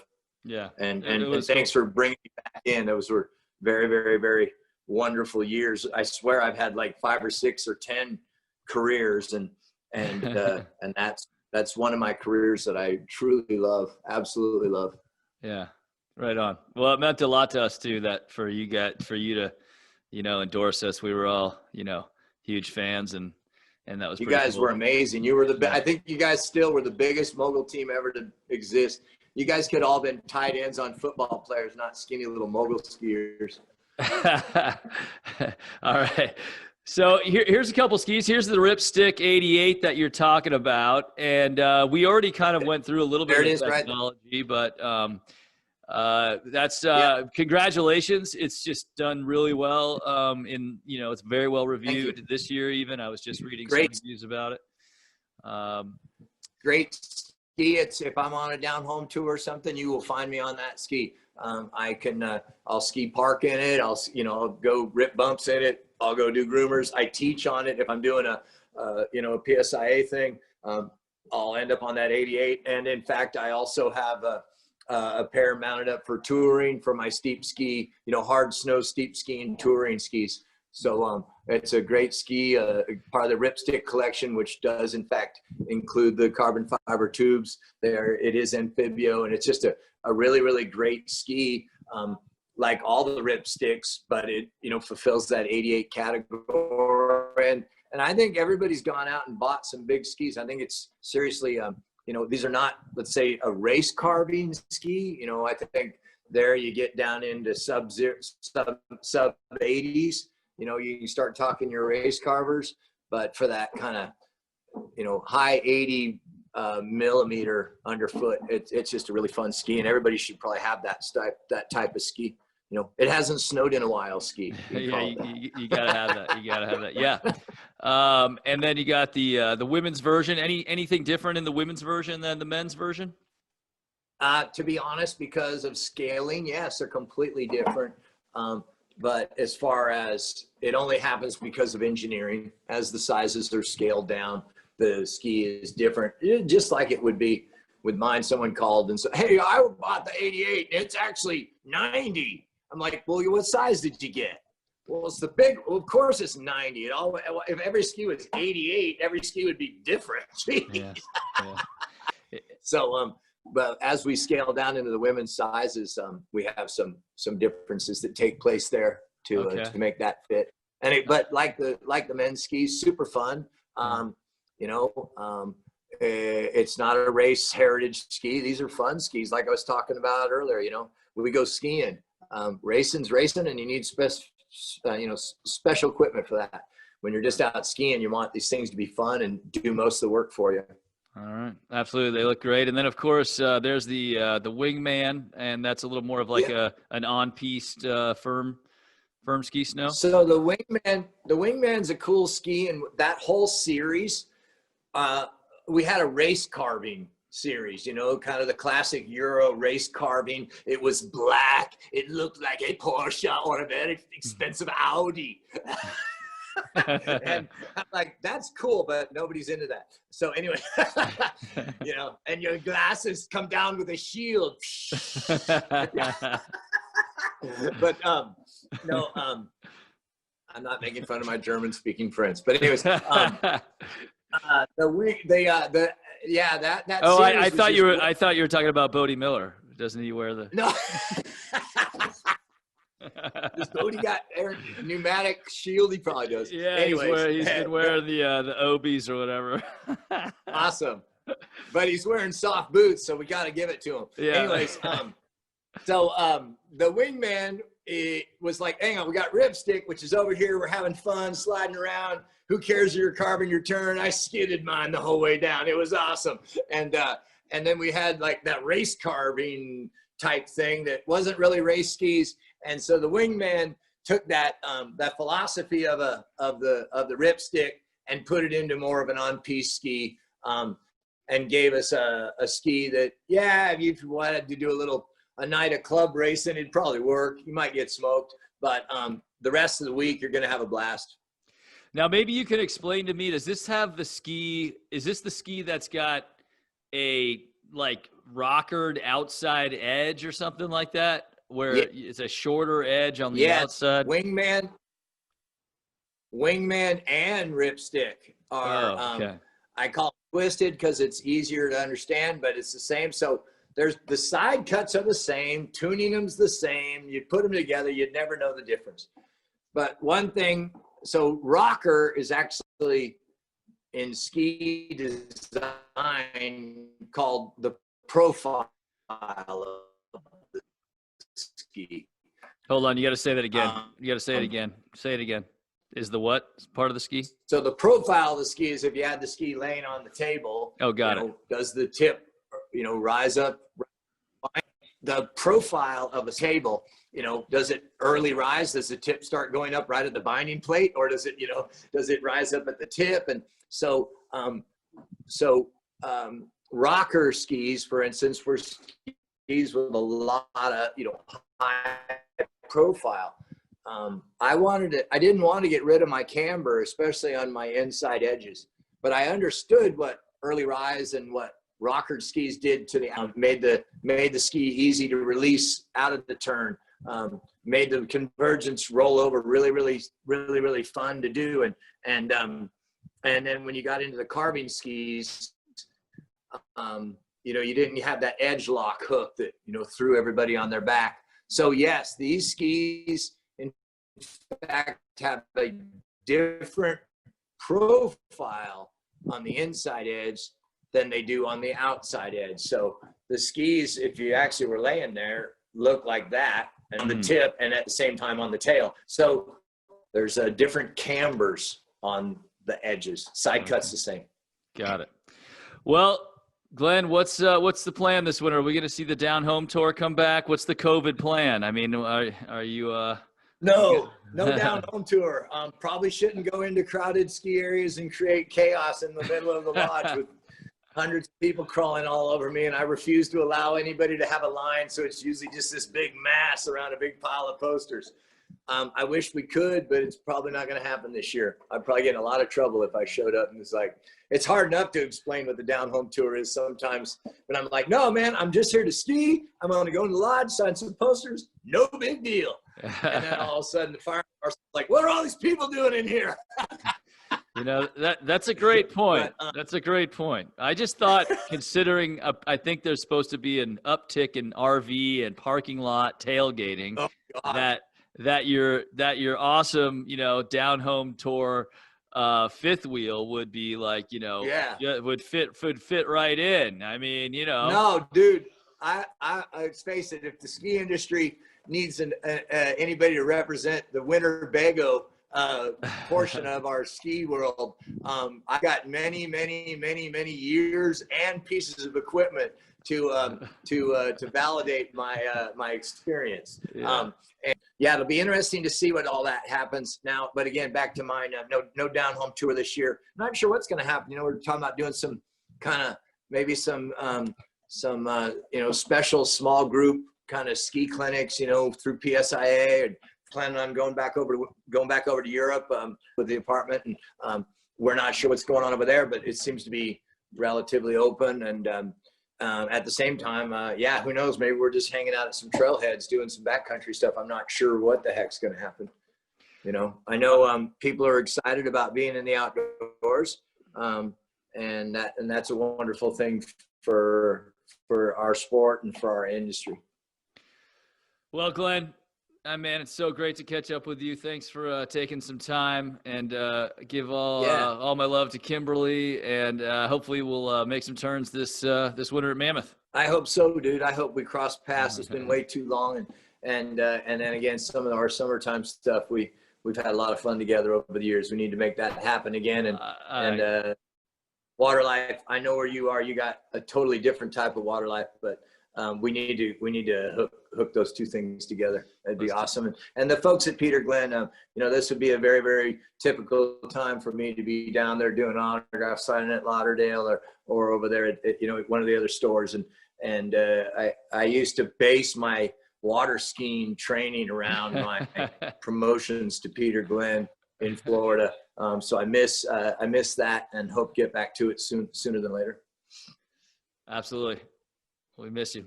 All right, Glenn, take care. Have a good one, man. All right, Johnny, thanks, man. You guys take care. Have a good winter. Thanks. All right, bye.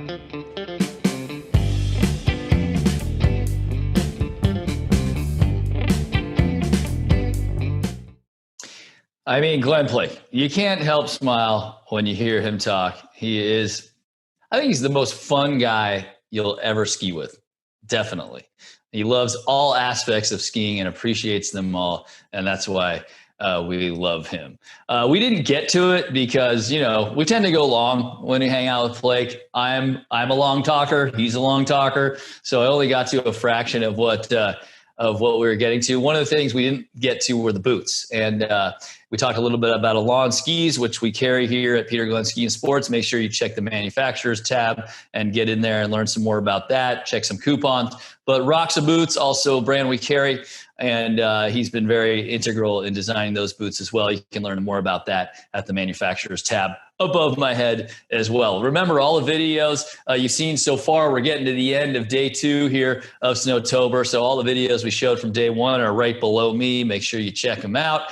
But we got some good content still left here, from one icon to another icon in the ski industry. Let's hear from the man, the myth, the legend, 100-year-old founder of not only Obermeyer clothing, the down parka, the ski break. I mean, you name it, he's the man. Klaus Obermeyer. Here he is.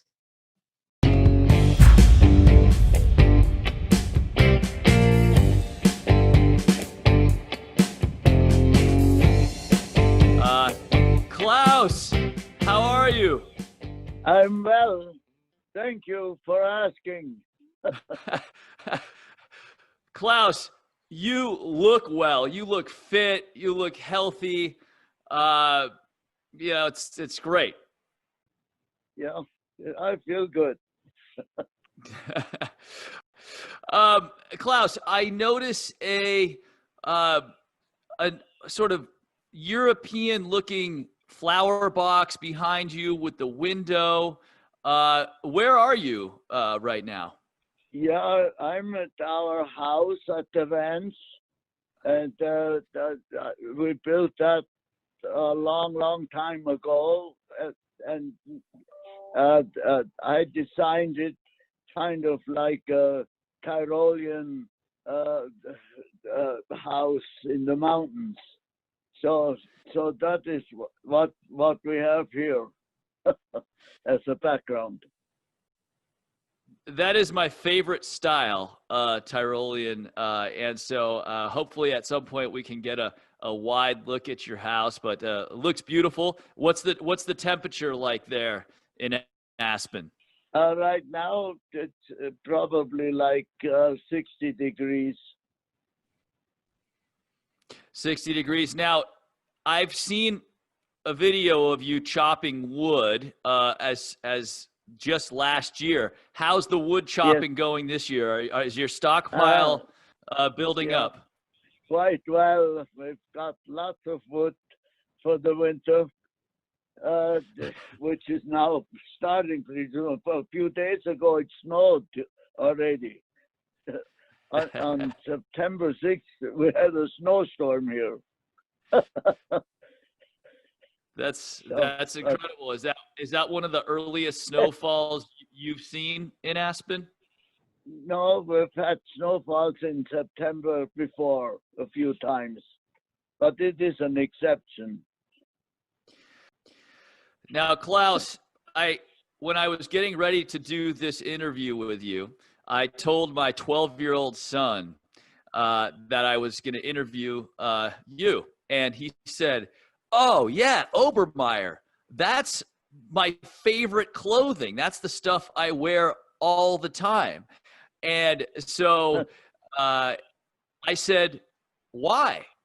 And he said, "Well, because it functions so well." And I know that's a primary focus for you at Obermeyer. And I want to talk about that a little bit, Klaus. But first, I want to show you this picture of you skiing and my son skiing, and right next to each other. And there you are, ripping it up. Do you remember much about that photo? Can you see that photo, Klaus? Yeah, there's so many photos, you know. There are thousands of them. So I don't remember this one especially.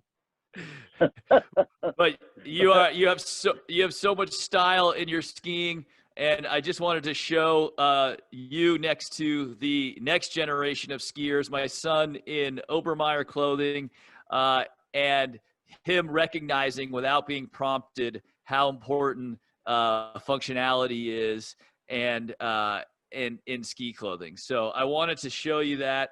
I know that's a primary focus at Obermeyer. You were an aeronautical engineer by training, and you really brought that aeronautical engineering mind to ski clothing. Did you, when you made the first down jacket, were you thinking, with my aeronautical background, I'm going to make clothing? Well, it's the thing is, in 1947, when Aspen started, and our ski school, there were only 8 of us with Friedel Pfeiffer. There was no ski clothing.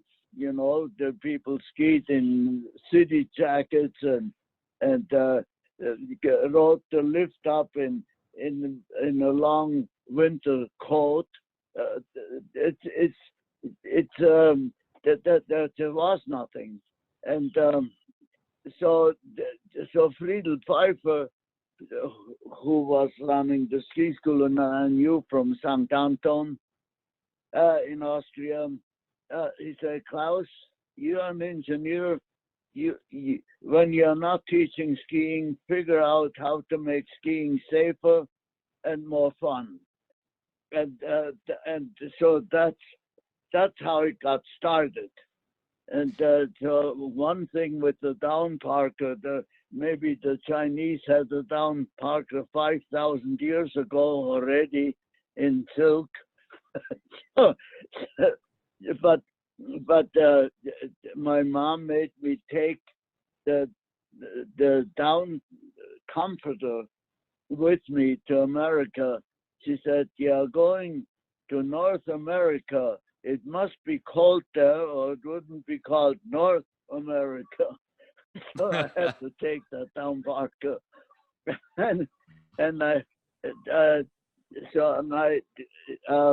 I cut it up and made a horrible looking parka, but it was warm, so we could ride the single chairlift, the world's longest single chairlift in Aspen, up and could ski in it. Before that, the long winter coat, and it couldn't ski in it, so you sent it down on the lift. And so we skied down in about 4 or 5 minutes, and the next ride up was a cold one. We met our coat coming down on the lift. So that's how it kind of got started. That was the first improvement for skiing. And Gary Cooper asked me, said, "Klaus, can I try your coat once?" And I said, "Yeah, it looked like Michelin Man, you know, it looked awful, but it worked, and you could ski in it." And he loved it, and he bought it from me. So that was my first sale. Amazing story. Yeah. So and there probably were the down coats made in other places also, but was the first one in Aspen. So now, anyhow, you mentioned Gary Cooper. You mentioned Aspen, but you started when you first came to the United States.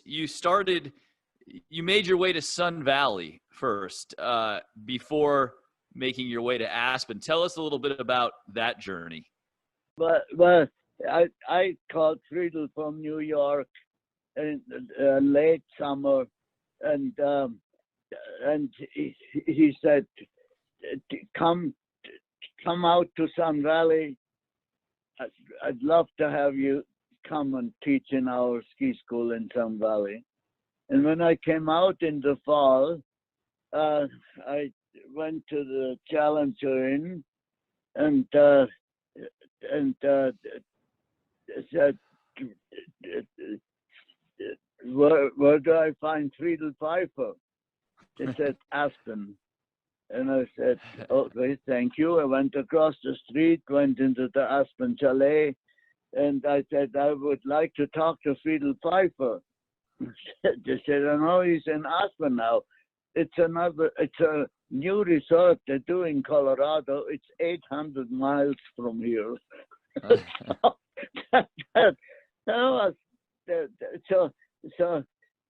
So I thought, well, I called Otto Lang, who was with 20th Century Fox. I knew from St. Anton also, and he was the one that took over the ski school after Friedel left for Aspen that year. And he said, "Oh, Klaus, nice. Yeah, nice you're here. You can teach in my ski school." I said, "Great. Thank you, Otto." And I came out of the little phone booth, and there was Fred Iselin, and he said, "I couldn't help but overhear you talk to Otto Lang. You should come to Aspen. Will you come home with me tonight?" And my wife Ellie, she's from Vienna. She will make us a Viennese dinner, and we will call Friedel on the phone. So that's what happened. And Friedel said, "Oh, Klaus, great. Come to Aspen. We're just like right now 7. We need to be at least 8 instructors for the start." So I never taught in Sun Valley, but I went a few weeks later. I went to Aspen, Colorado, by train, and in Glenwood Springs at the railroad station, there was a taxi, Little Nell taxi, and that went to Aspen on a rough road. So that's how I got to Aspen.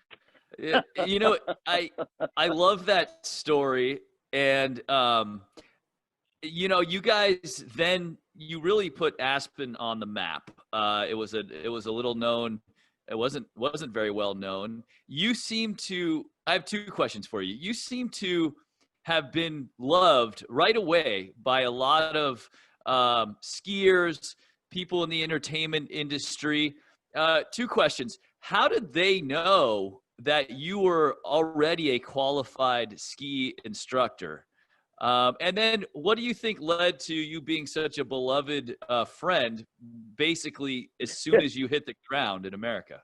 Well, you know, I was not a qualified ski instructor. Friedel knew that. I was racing. and, but I won a few races a long time ago, and skied in St. Anton with Friedel, and we just had a wonderful, great time, and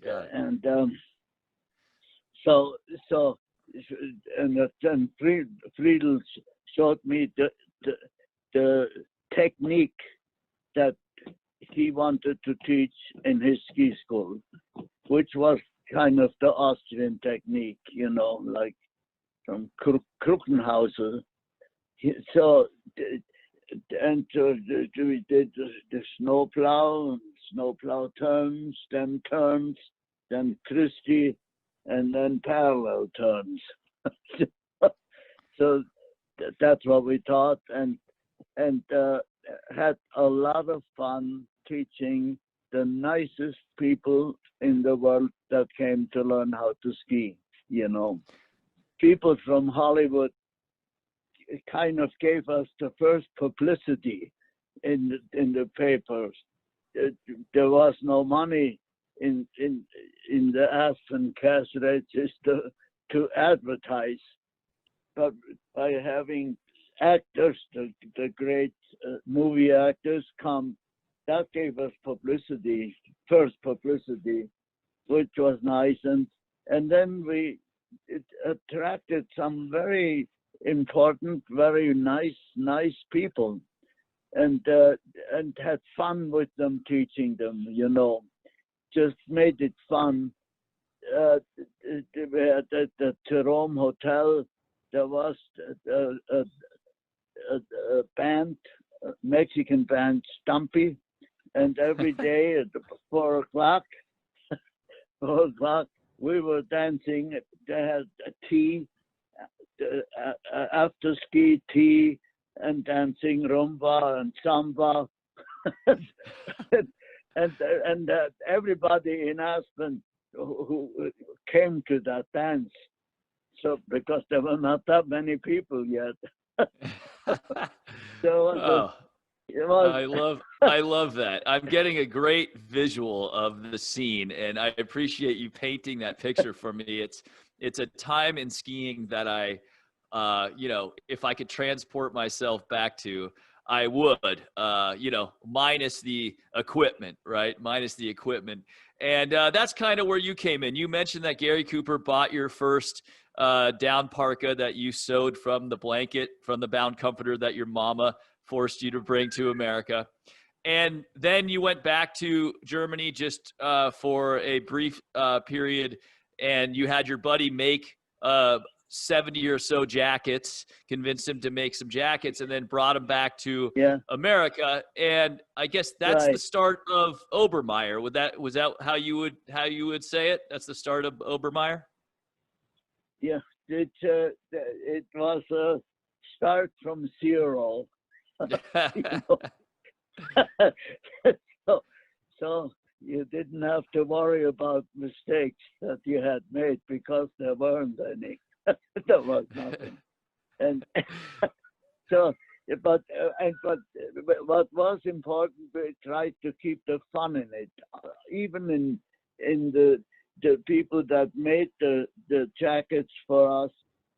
Keep it fun and be nice.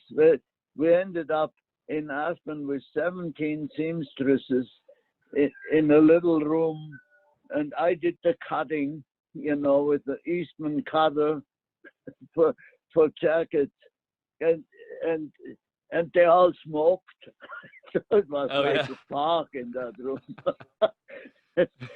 But we made some really beautiful jackets in which you could move, and they were for skiing, and didn't have to wear a men's suit jacket, you know. Right, right. And the tradition kind of continues today. I just looking at the jacket you're wearing now. It's a a puffy down, which is amazing that you first created that. What do you see as the thing you like the most about the new style of functionality, just specifically with the jackets that you're making now? Well, this jacket that I have on is kind of a year-round jacket. It's super light, so it's great for climbing. Because a lot of people are now on skis are climbing and not using the lift. So it's super light, but it has all kinds of pockets. It has the little kind of venting, so Yes. if it gets too warm when you climb, but it's super light, and you can roll it up and put it in the rucksack, so that's one of them. It sure is a lot better than the first one. Yeah, yeah. Well, and I know that's the foundational product that you created. But you, being an engineer, you created so many products that I'm not even sure everybody's aware of, including mirrored sunglasses, the double-lensed goggle, high-altitude suntan lotion. Of all the ideas that you've had and implemented, what do you think is your favorite? Which sort of idea do you think you've been most proud of, I guess, over the years? I kind of try not to have any pride, but one of the best things was the first ski stopper. Yeah. That's now used worldwide. So right. And also the mirror glasses that kept the difficult sun rays away from your eyes, so you didn't get night blind. Yeah. The first suntan lotion Friedel Piper and I developed together. There was no suntan lotion in the world that worked. We made the first one, was called Sportana, and it worked. So there were just so many opportunities. Like the first ski poles that were light, that were dual aluminum, dual taper. They were very strong and very, very light.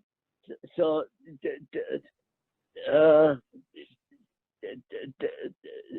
don't know. There was just so many. Well, yeah. Well, the ski stopper, or also known as a brake, the ski brake, I think that's amazing. I never knew my whole life that you created that. I just everyone takes it for granted that's an obvious part of the ski equipment. But before then, you were using what, straps tied around your leg, and when your ski would come off, it would come around and hit you in the head or something, right? Yeah, they had Alberg. They were called Alberg straps, and they connected with the ski. And if you fell, what happened a lot of times, they kind of made the skis windmill, and you could hit your head, So that was kind of a little bit of a dangerous thing. Yeah. And the ski stopper, the two-pronged ski stopper, worked. It worked. Yeah, it worked. So, it worked. Yeah. Let's switch gears a little bit to our current environment, Klaus. I mean, you're the only guy I know that's 100 years old, 100 plus years old. It's an amazing resource. You have a lot of data, both business-wise and personally. Have you ever seen anything like what we're facing right now in the ski industry with regards to the pandemic? We figured out that skiing and snowboarding and the outdoors is such an important part for our health that somehow, in spite of the disease that is now keeping some people back,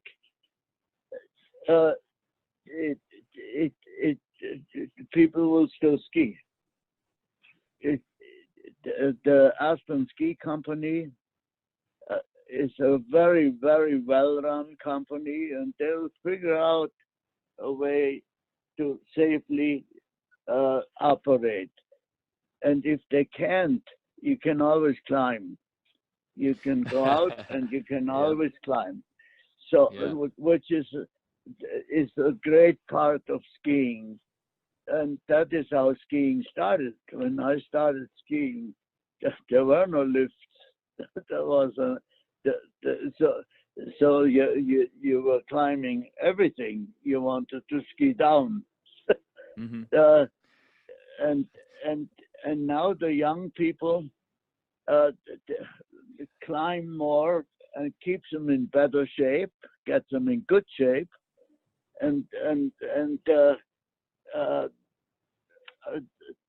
that's why we make a light one of the parkers, a very light one like this one, so you don't have to carry more weight up the hill when you climb than you have to. Yeah. So somehow I think that through this disease that exists now, more people try to go outdoors, summer and winter. And I think we'll have a good ski season. We'll have a good ski season. Life goes on. Life goes on. Eventually, they'll have a medicine that kills this horrible bug, Mm-hmm. But we like to live and like to have fun and stay healthy by exercising. How many days do you think you'll ski this season, Klaus? I don't know. I never count the days. But it's just a wonderful, wonderful sport that combines so many nice things like speed, like zero G's, like the beauty of the mountains in the winter. It just, when you get down from the mountain, you have a smile on your face. You know it. You are one of the great skiers. No, I absolutely agree with that, all of that, and it does put a smile on your face every time. And there's got to be something to the fact that you're so healthy at 100 years and skiing. I'm claiming you put those two things together, and there's something that keeps you young about being out there, not just physically, but obviously being out in the sunshine.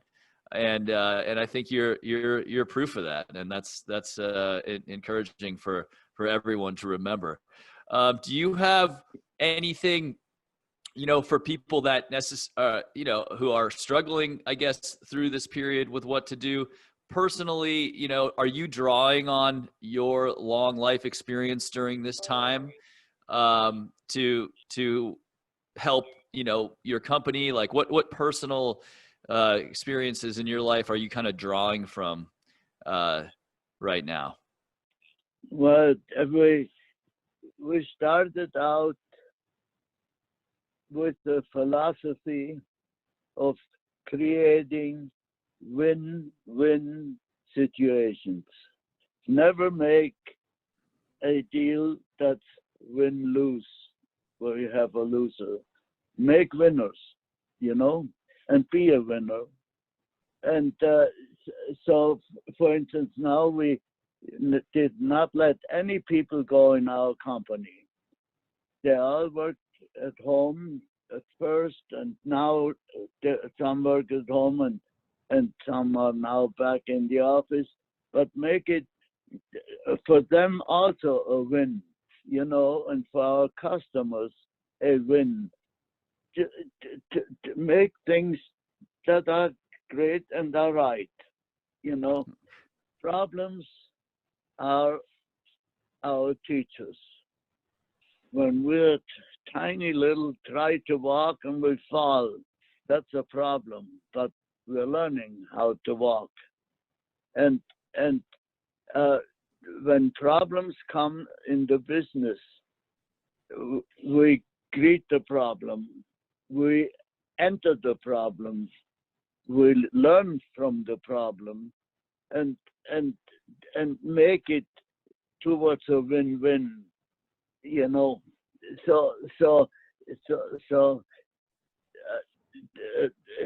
So we greet problems instead of hating them. We keep a positive energy in it, and so we've overcome a lot of problems that way. I love that, Klaus. I am so glad I asked the question. I just wrote those two things down. Enter the problem. The problem is your friend. I mean, that's amazing. Dig into it, and I will remember that and use it to my advantage. I think one thing that's been really cool to learn about you is you've had a very long relationship with Peter Glenn Ski and Sports. I mean, it goes back to the founder of Peter Glenn, Ned Hamilton. You've been close with Lori and Peter for a long time. What are those sort of long-term? Tell us a little bit about the history of that relationship and what those relationships mean to you. Well, I think they are a true pioneer in the ski industry and in skiing. So and have helped hundreds of thousands of people in all the years for them to be able to get clothing that works for skiing, to have the equipment right, to do everything as right as it is possible. And they started out very little, just like I did, but developed a very, very respectable and great business. And the ski industry is thankful to them for what they're doing. Well, Klaus, I can't thank you enough for joining us today. I think this is one of your first Zoom interviews, and you're nailing it. You're still pioneering and doing new media appearances at 100 years old, and we all love you for it, and we really appreciate it. And but I have one final question that I always ask of the people I've been interviewing for Snowtober, and this is important coming from you because you are a clothing maven and a ski industry icon. Do you put your long underwear over your socks, or do you put your socks over your long underwear when you go skiing? I don't wear long underwear. I just have great ski pants. I don't have that problem. Okay. From the pro. Perfect. All right, Klaus. Thank you very much. We'll leave it at that. We love you. Cheers. Thank you.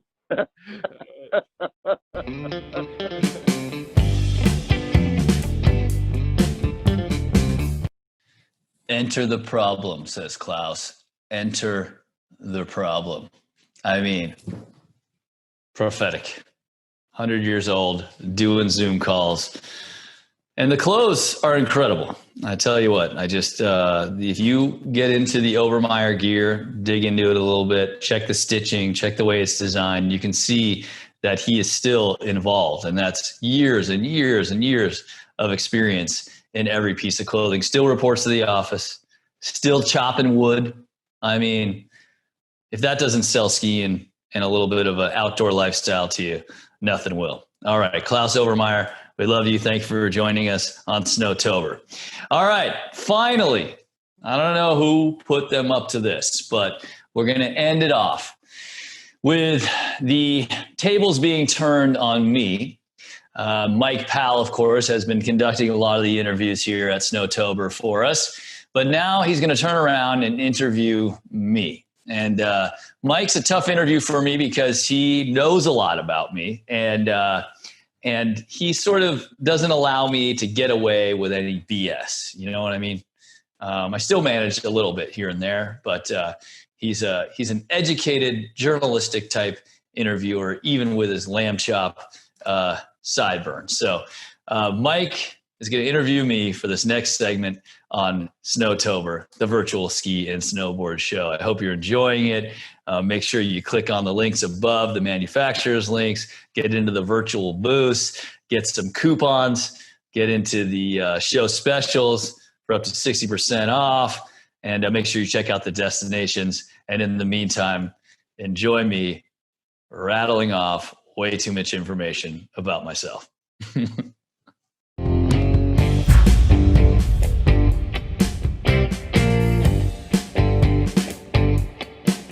All right, Johnny, we are here in Snowtober, and I don't know if you know, but Snowtober, back in October, years back, there was a huge snowstorm, and it created something called Snowtober, and now Peter Glenn Ski and Sports owns it, and it's an amazing event that we're at today, and I get to speak to one of my favorite skiers in the entire world, Johnny Mosley. How you doing, man? Oh, doing really well, Mike. It's great to catch up with you. It's been a minute. Yeah, we haven't seen each other in quite a while. It seems like a couple years at least. And whenever we do see each other, I am always blown away because when I was coming up and I saw Johnny Mosley as this Olympic star, I always thought he is just like the all-American, good-looking, great guy who's the best at everything he does. And I figured Johnny Mosley would come with a little bit of attitude, maybe some cockiness. And when I got to meet you for the first time, I was blown away how genuinely interested you were in me and in my life, and just a nice person. And I think that's one thing that if you don't meet Johnny Mosley, you might not know how nice you are. And I just wanted to throw that out there before we talk about all the opportunities and great life that you've had. So thanks for being a great dude. And now I'm going to jump into your life and times. All right. Well, thanks, Mike. And I remember when we first met, you were at K2, and I remember when we broke it down and we actually did one of your early podcasts. Congratulations. I love the podcast, and I know it's growing all the time. Like, almost going to get 1 million downloads at some point here in February, I think. You do your homework. I did.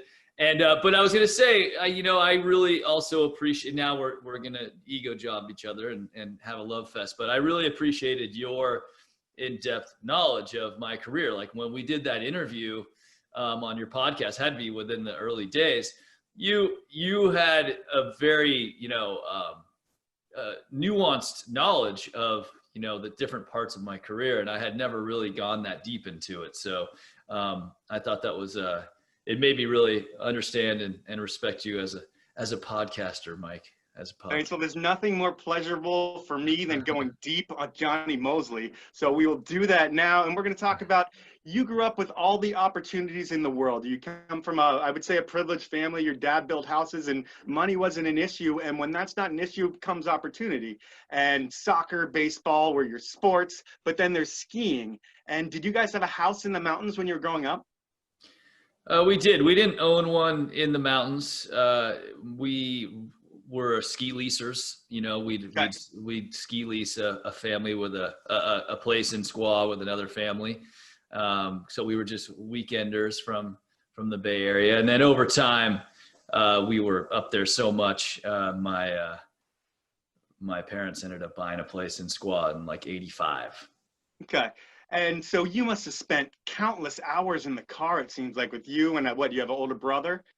Yeah. Two older brothers. Yeah. A lot of car time. And I can imagine that being miserable until you get a place up there, but it's all about skiing. And when you're 9 years old or something like that, you're put on the Squaw Mighty Mites. And is that, or you're probably 5'2" that you do the Mighty Mites program. And is that just like basically giving you fundamental skills of becoming a skier and giving your parents time to go shred the mountain? Yeah, I think Julia Mancuso, a squaw prodigy, who always said that the program was her babysitter.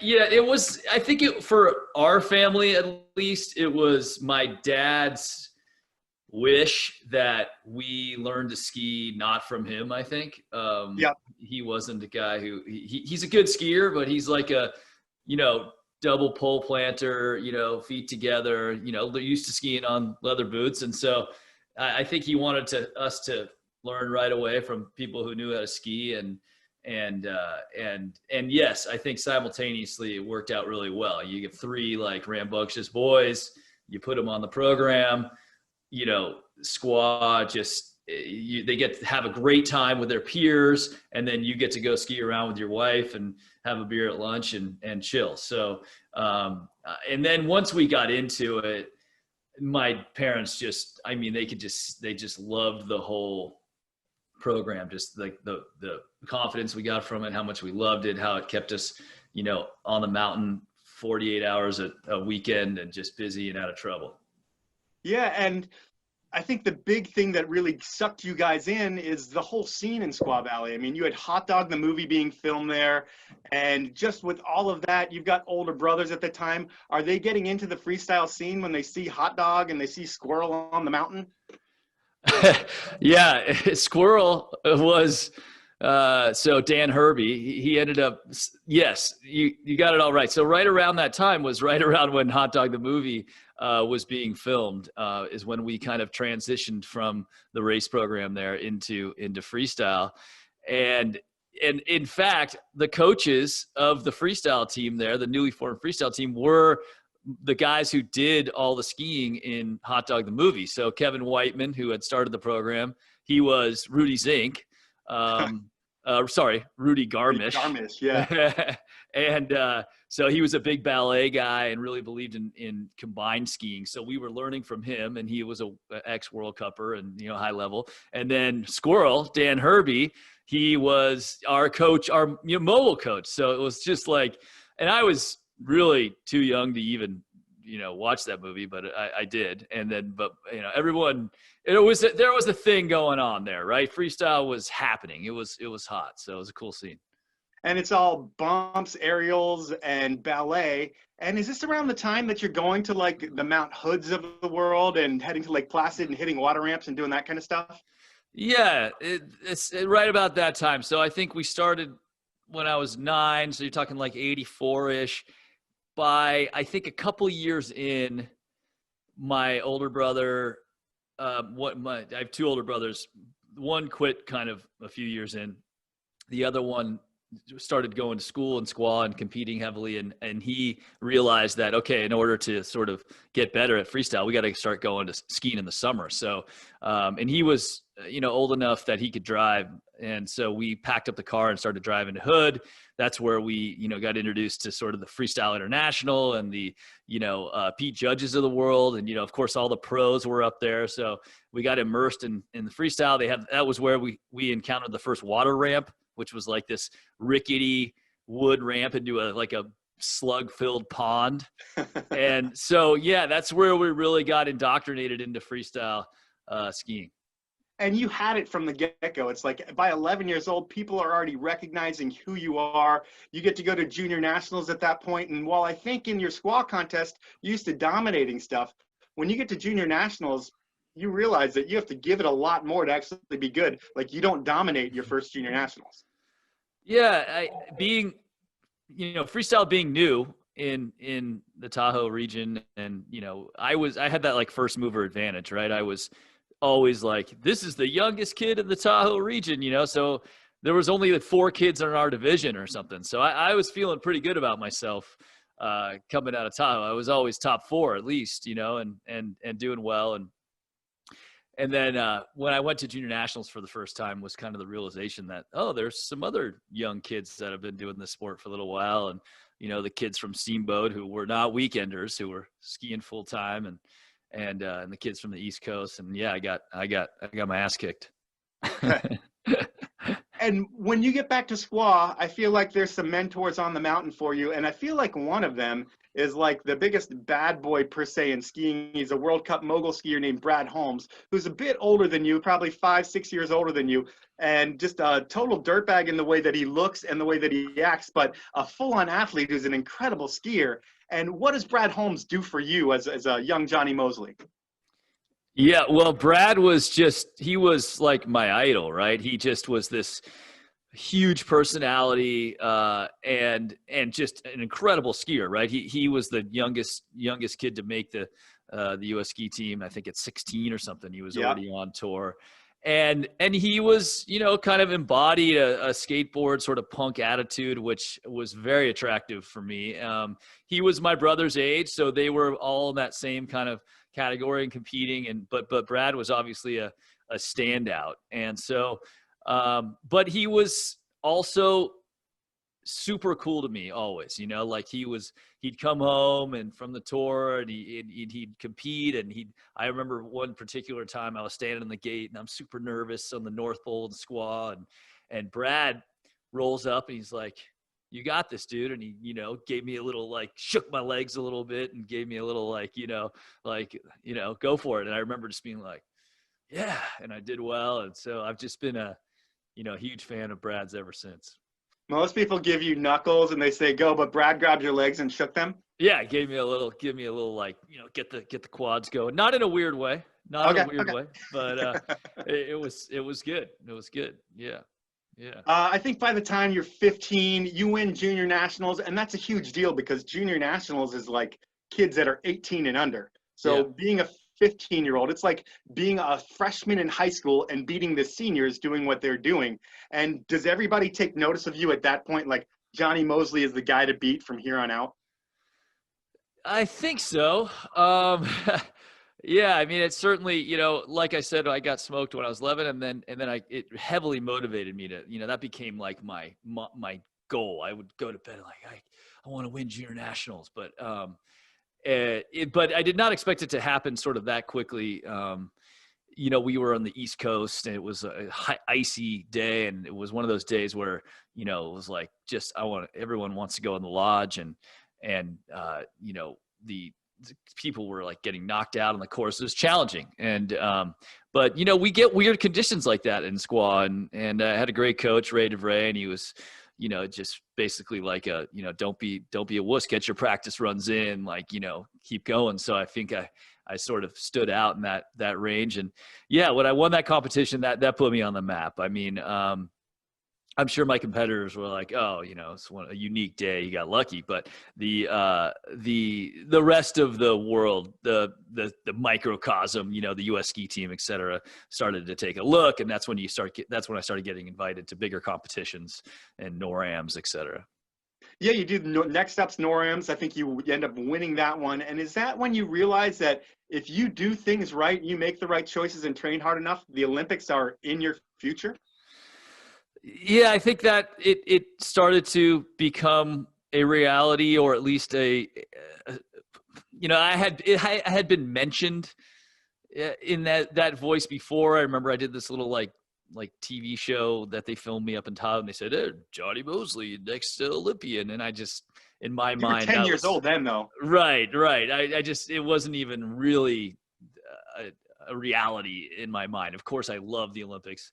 But yeah, I think when I won NORAMs, it started to become real. And even during that season, I was like, oh, I mean, this is a reality for me. I just, you know, need to I kind of got addicted to that, like, whole process of getting better and just trying to like improve. And I loved that process of trying to learn new stuff and learn new tricks. And of course, you know, wanting to go to the Olympics was a big part of that. And then, but the Olympics, I'm guessing it's moguls that you're focused on, but with what you're doing, there's aerials and ballet as well. They eventually do stop, but with aerials, I think of just crazy tricks and people hitting their head. I don't know. That's what I think about when I think of aerials. And what were you throwing, and what was your worst landing? Yeah, so this whole time while we're doing this, I was a combined skier. You're right. So I was not just skiing moguls. I was doing ballet and aerials, all three. So I would travel around with this, like, you ever seen those like alpine ski racing bags that have like 6 pockets that roll up, and they're like, this big in diameter? So I'd have 2 pairs of everything and 2 pairs of poles, and I actually built like a dolly for it, because it's before they had rolling ski bags. But yeah, so I was thinking I was going to do combined, because I really, I enjoyed all 3 of the events, and I thought I was a pretty strong ballet skier. And aerials was part of it. And so I was at that point, I think when I won NORAMs, I was just starting to do my first triples. Jeez. And so 2 crashes stick out in my mind. The first time I ever did a triple on snow was very memorable. So the first triple you normally do on snow is what's called a lay tuck full. So it's kind of what it's the kick-ass blaster. It's technically what the kick-ass blaster is. So it's a layout on the first flip, a tuck on the second, and then you boot out and you do a full twist down. And there's some purpose to that, because when you do a full twist down, you can see the landing the whole time. And I had done it on the water ramp, and I was kind of, ready for it. And I had done tons of backflips and full double backs and stuff like that. It's a progression, right? You start with singles 1 year, then you go to doubles, usually do at least 2 years of doubles, and then you step up for your first triple. And we were in Canada up at this place in called Mount Fortress, which is now closed down, but full on middle of nowhere. And I was just like absolutely crapping my pants. It's like you're standing up there, and the jump looks like a vertical wall, because I've never hit any of those. I mean, it's so scary to look at. I mean, I guess the simplest way to think of it is, you look at a half pipe these days, and you just think about, okay, I'm going to hit the side of that wall, but I'm going to hit it from like 100 yards up the hill, and I'm going to go straight into it. I'm not going to even like revert. And now the big half pipe scared the hell out of me. But say I look at those and I think of that, and it's this icy takeoff, and you just like point. So anyway, I point myself into it. You just have to like trust that you know how to do it. Luckily, it wasn't super firm snow, but they chopped the landing. And I take off, and I'm like, lay, tuck, full. And I like, go just mechanical style. But I just totally didn't realize that I was like, I finished the trick. I finished the triple, like, at the apex. And all of a sudden I was like, just like the free fall. And I hit, like, landed on the back of my, upper back. I didn't touch my skis. And it was just like lights out. And I was out. I knocked the wind out of myself. You bounce down the hill, you come to, and, I'm stoked, because I'm like, okay, I think I just survived my first triple. And then B, I'm starting to, I'm feeling actually fine the rest of the day. And I don't remember if I jumped after that. But in the middle of the night, I'm sleeping like in a, hotel room with the beds are, like a foot apart from each other. And I'm actually, I'm rooming with Chris Feddersen. And he's like a veteran, aerialist. And I woke up and I couldn't breathe. Like I was having like a spasm in my chest. And I was like, I'm trying to reach for Chris. Like, I think I'm going to go down, I'm like crawling across the back. And then finally, I just, I don't know. I got my breath back, and I still don't know what the hell medically that was to this day. It was just like, I think I had smacked the muscles around my rib cage and lungs so bad, and they decided to spasm like in the middle of the night when I lay down. And luckily I came to. Anyway, long story. That was, a memorable one. The other one was coming in short on full, which everyone has done, triple twisting, triple backflip, which was the maximum trick I ever did, at least on snow. And I came in, under rotated, head, shoulders, everything at the same time, and dislocated my shoulder, and eventually I had to have surgery. So those are my two worst injuries. Well, you eventually get done with aerials and you focus on moguls because that's what's going to be your future. And I think by the time you graduate high school, you make the U.S. team, you start traveling on the World Cup. And what does that look like? I mean, you're an 18-year-old kid traveling the world, and is it just like a rock star having fun, or are you purely focused on I'm going to be the best? Oh no. Yeah. I mean, so I spent the first 2 years on World Cup doing all three events. I was still doing aerials up to that point. It was 96 when ballet was not accepted into the Olympics. And I was like, this is ridiculous. There's no way I'm going to be able to do aerials and moguls at a high level. I mean, I'll just split down the middle. If I try to do aerials and moguls in the Olympics, I'm going to get, last in both instead of just focusing on one. So I unloaded all that stuff and just decided to focus on moguls. But no, we had a great time. I mean, the World Cup tour for the freestyle tour is awesome. It's like a traveling little co-ed, college experience. It's awesome. You're meeting people from all different countries, and everyone's serious, everyone's doing their thing, but come the end of the week, Sunday night, we're all having fun and getting loose, and in different ski towns around the world, and some of my best friends have been made from there, and greatest moments. But as the Olympics gets closer, things get tighter, right? And certain events are more important than other events, and you're kind of you start to buckle down as you get close to different points in your career, and you get more serious as time goes on, for sure. Yeah, I mean, that first year, everything happened really fast, and there was actually a chance for you to make that first Olympic team in Lillehammer, I believe it was, but you don't, and you really don't deserve to make the team at that point. You're young, and you've got some guys that are better than you back then, but you're on track, and then things start firing for you. Everything comes together. On the World Cup, you end up second place one year, and it's like you're there, but you're not good enough yet. And then Cooper Shell comes into the picture. And when you bring a coach like that into the picture, that seems to be the thing that changed your skiing from Johnny Mosley, a dude who can make the podium, to Johnny Mosley, the dude who's supposed to win everything he enters. Yeah, I think that's an accurate description. I was struggling, after I had a great year in 96, and I was being coached by Jeff Good, and there's, a great group of ski team coaches, but I was I had made my way kind of up the mogul ladder. I think I had won my first World Cups. I ended up second in the world, but I lost at the last event. Like all I had to do was get, be in front of Jean-Luc Brassard by beat him. It didn't even have to be first place. I just had to beat him. And I ended up, having a poor run, and I got sixth, and I think he won it or something like that. And I lost the tour title. And I sort of realized, okay, it's one thing to pull off a win at an event where you feel good, and then you some events the course isn't your thing, and you don't do well there. But the guys who are the legends in the sport, right? The Sergei Shupletsovs, and the Nelson Carmichaels and Edgar Groperons, Jean-Luc, these guys win in any conditions, under any circumstances. It's like theirs to lose up there. And so, like, what is that? How do you get there?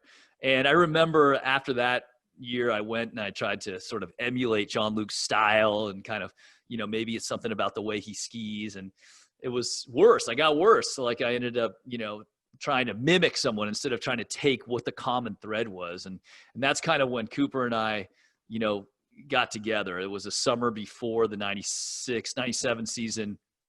The ski team had hired him to be like a special assistant to the team, as like a technical coach. And he was not impressed with all of us. He kind of thought we were soft. He had been a World Cupper like in the hardcore days and before the Olympics, and he just thought we were all sort of like poor skiers, and he didn't have a whole lot of hope for us. And we were up in but we knew who he was. He was a legendary guy. We knew his capabilities, and he was also had been a pretty successful coach. And so we were up in Hood, and we're kind of jockeying for a position to get attention from him. And he says, like, you guys are all going home for some break, and I don't think you should break. Like, the Olympics are, coming up. Like, what are you going home for? What are you taking vacation right now? And he's like, I'll be here if anyone wants to stay and train. And so I was like, he's got a point. Where am I going? What am I doing? So I called him. I'm like, I'm not coming home. And so I ended up being the only one that stayed. I crashed on his futon, and we just started like going through like all his theories and watching tons of video and trying to figure out what is that common thread that separates Sergey or what is it between Sergey and Edgar and Jean-Luc, all the greats, the Nellies, the Desoviches, him, for example, Cooper. Like, what is the common thread? Everyone's got different body types. Everyone's got different styles. They don't necessarily look the same, but he really narrowed in on this sort of one move, just like really getting your weight on your downhill ski and the switch over. And we dug into that. And we kind of created this bond and this understanding. I think he understood that I was willing to do the work. And so he started to invest in me, and it was a game changer.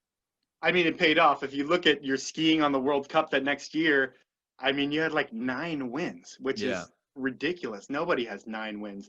And does it get to the point where your confidence is at a level where it's like you get somewhere and you're there to win? It's not like you're there for second place or even trying to make the podium. It's like it's yours to lose.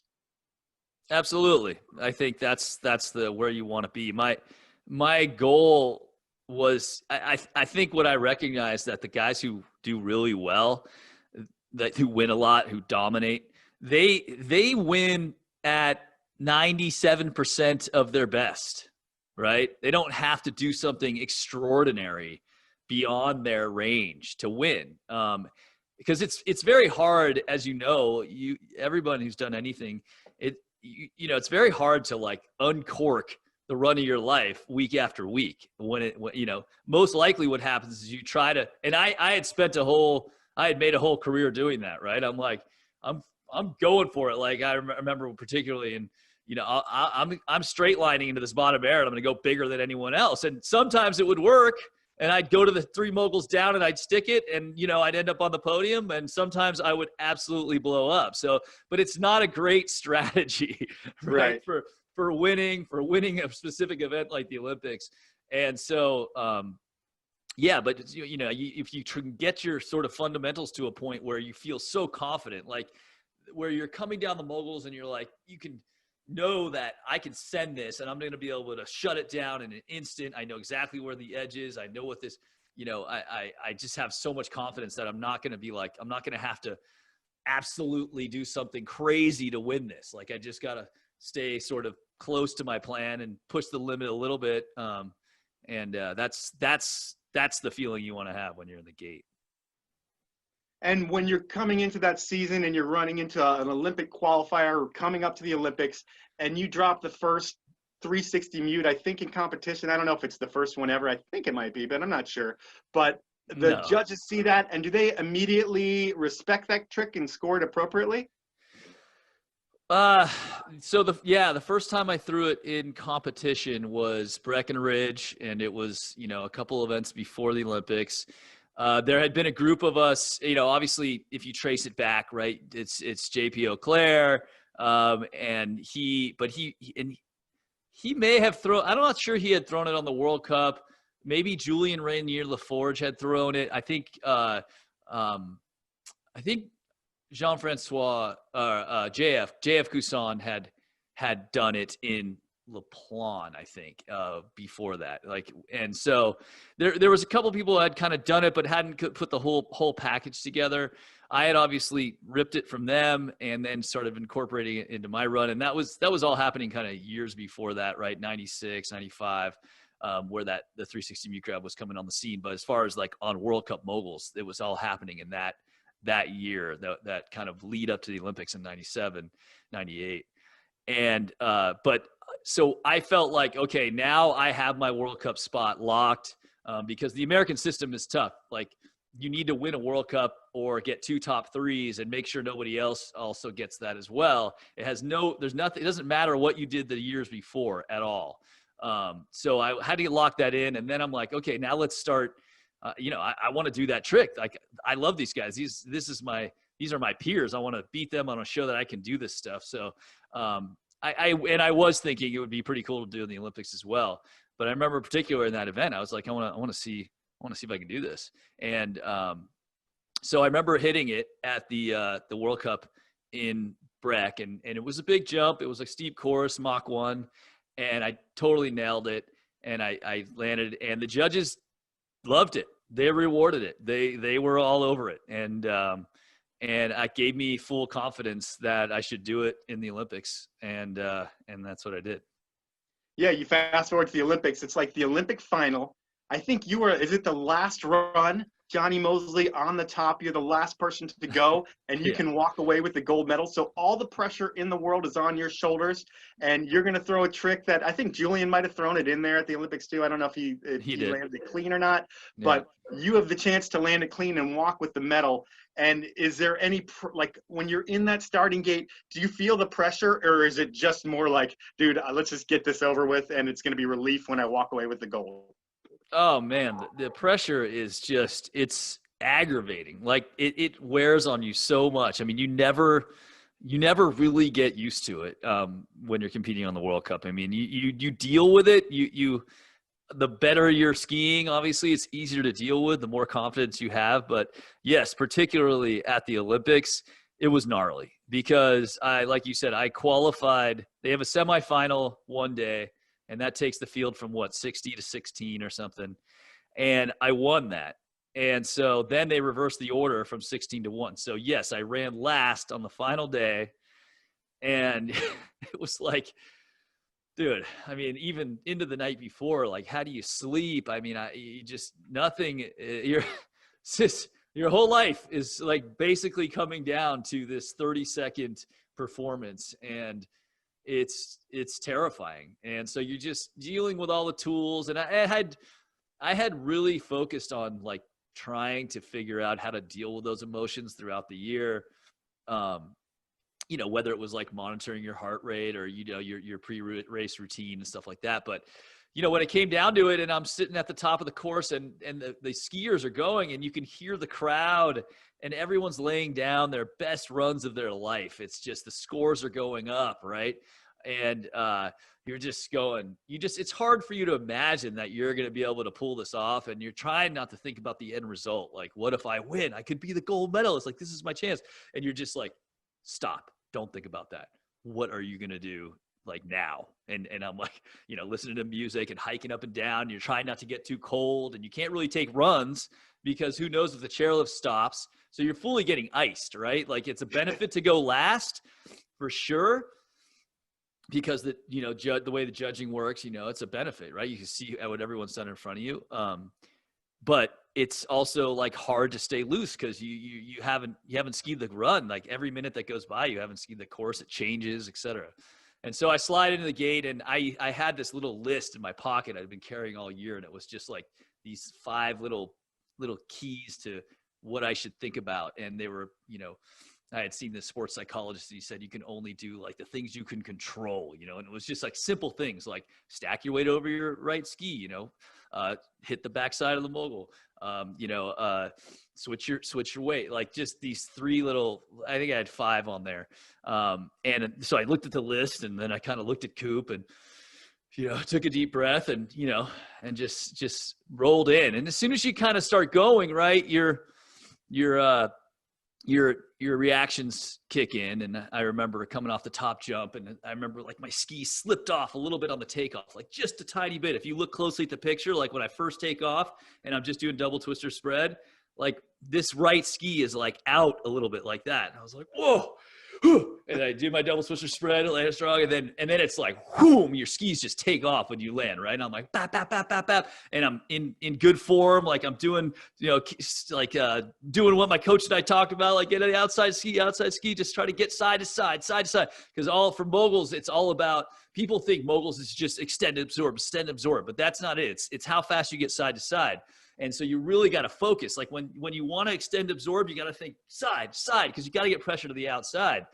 And so I'm just side. And then pretty soon, man, I'm getting towards that bottom jump, and it's like, you've skied bumps. It's like all of a sudden you're now way back, and you're late, and it's just like bam, bam. And you can see everything's starting to get out of sync. And I'm about to go to that bottom jump, and I'm like, holy shit, I am back. Like this is not good. And the 360 mute grab, it is a even to this day, like now, it is a really sensitive trick. Like if you don't get a nice elevated takeoff in the 3, it's very hard to get the grab. It's really hard to get it. And it's very hard to cover it. Okay. And so I was like, if I don't get, forward and elevated, get a good pop on this, I'm toast. And I just remember being like, this is it. Like I had this moment. I'm like, whoa. And I remember just like punching so hard, like with my hips up over, vaulting over my tips, that I felt like my heels come out of my boots, which they're like locked down.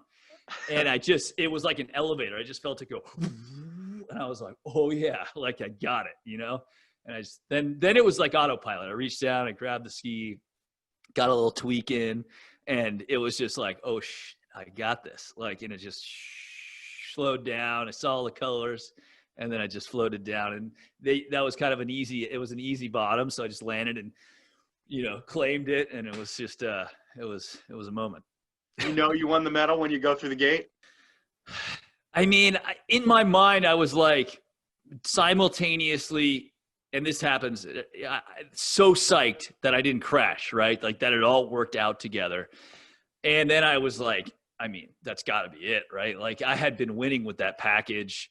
I just knew that nobody else had it, right? Besides Julian, who wasn't able to put the whole thing together.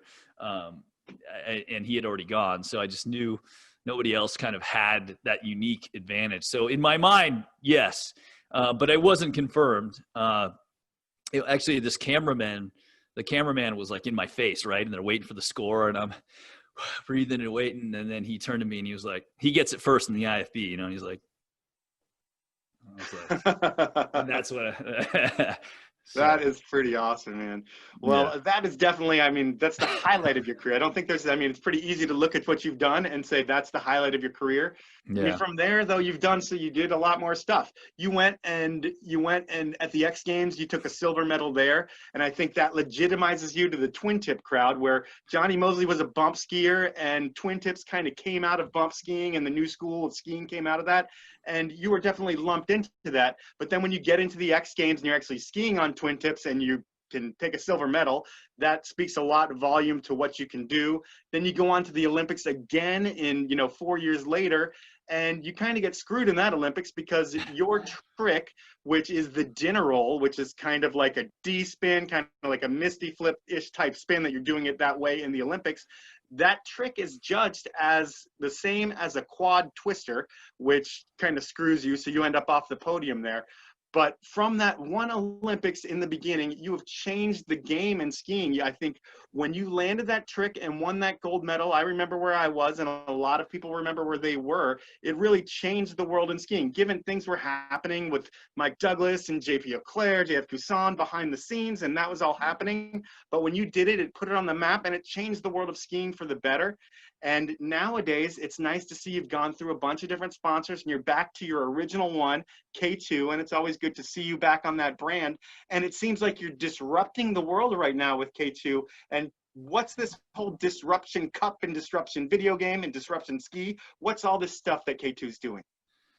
Yeah, no, it's great to be back with K2. I mean, they I remember we made that ski, right? I remember them, making that ski for me for the Olympics, for that World Cup season.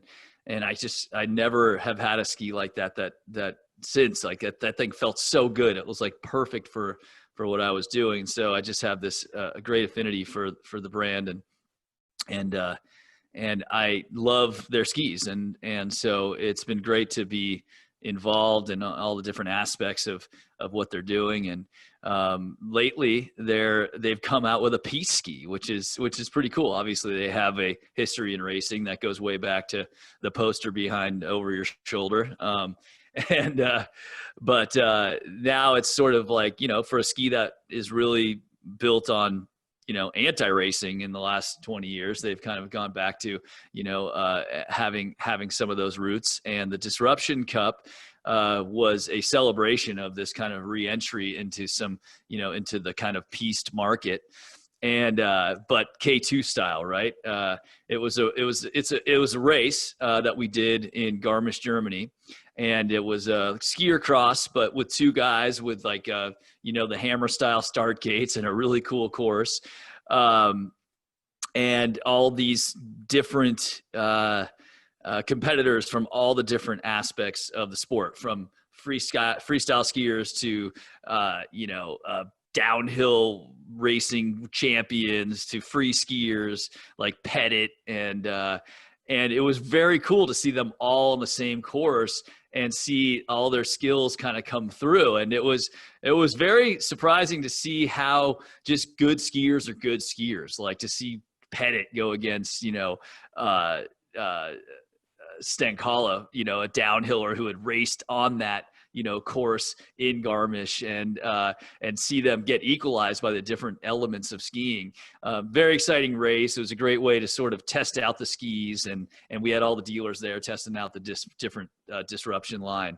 And Warner Nickerson, of course, is our chief testing guy, and the guy just knows how to rail a turn better than anyone I've ever seen. So a really fun event, and done in true K2 style with all the launch antics that you could ever imagine. Really fun. Lots of beer, big party. I was at the party in Seattle. I think that's the last time I saw you. Yeah. And it's Snowtober, so I'm sure there's going to be a plethora of K2 products over at the Peter Glenn Snowtober website. So you can head over there at snowtober.com and see all the deals, all the interviews, and a whole lot of Johnny Mosley.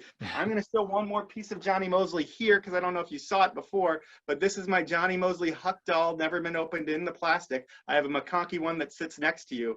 And two of my favorite skiers of all time, Johnny, I want to thank you for your time and have a great Snowtober. Thanks, pal.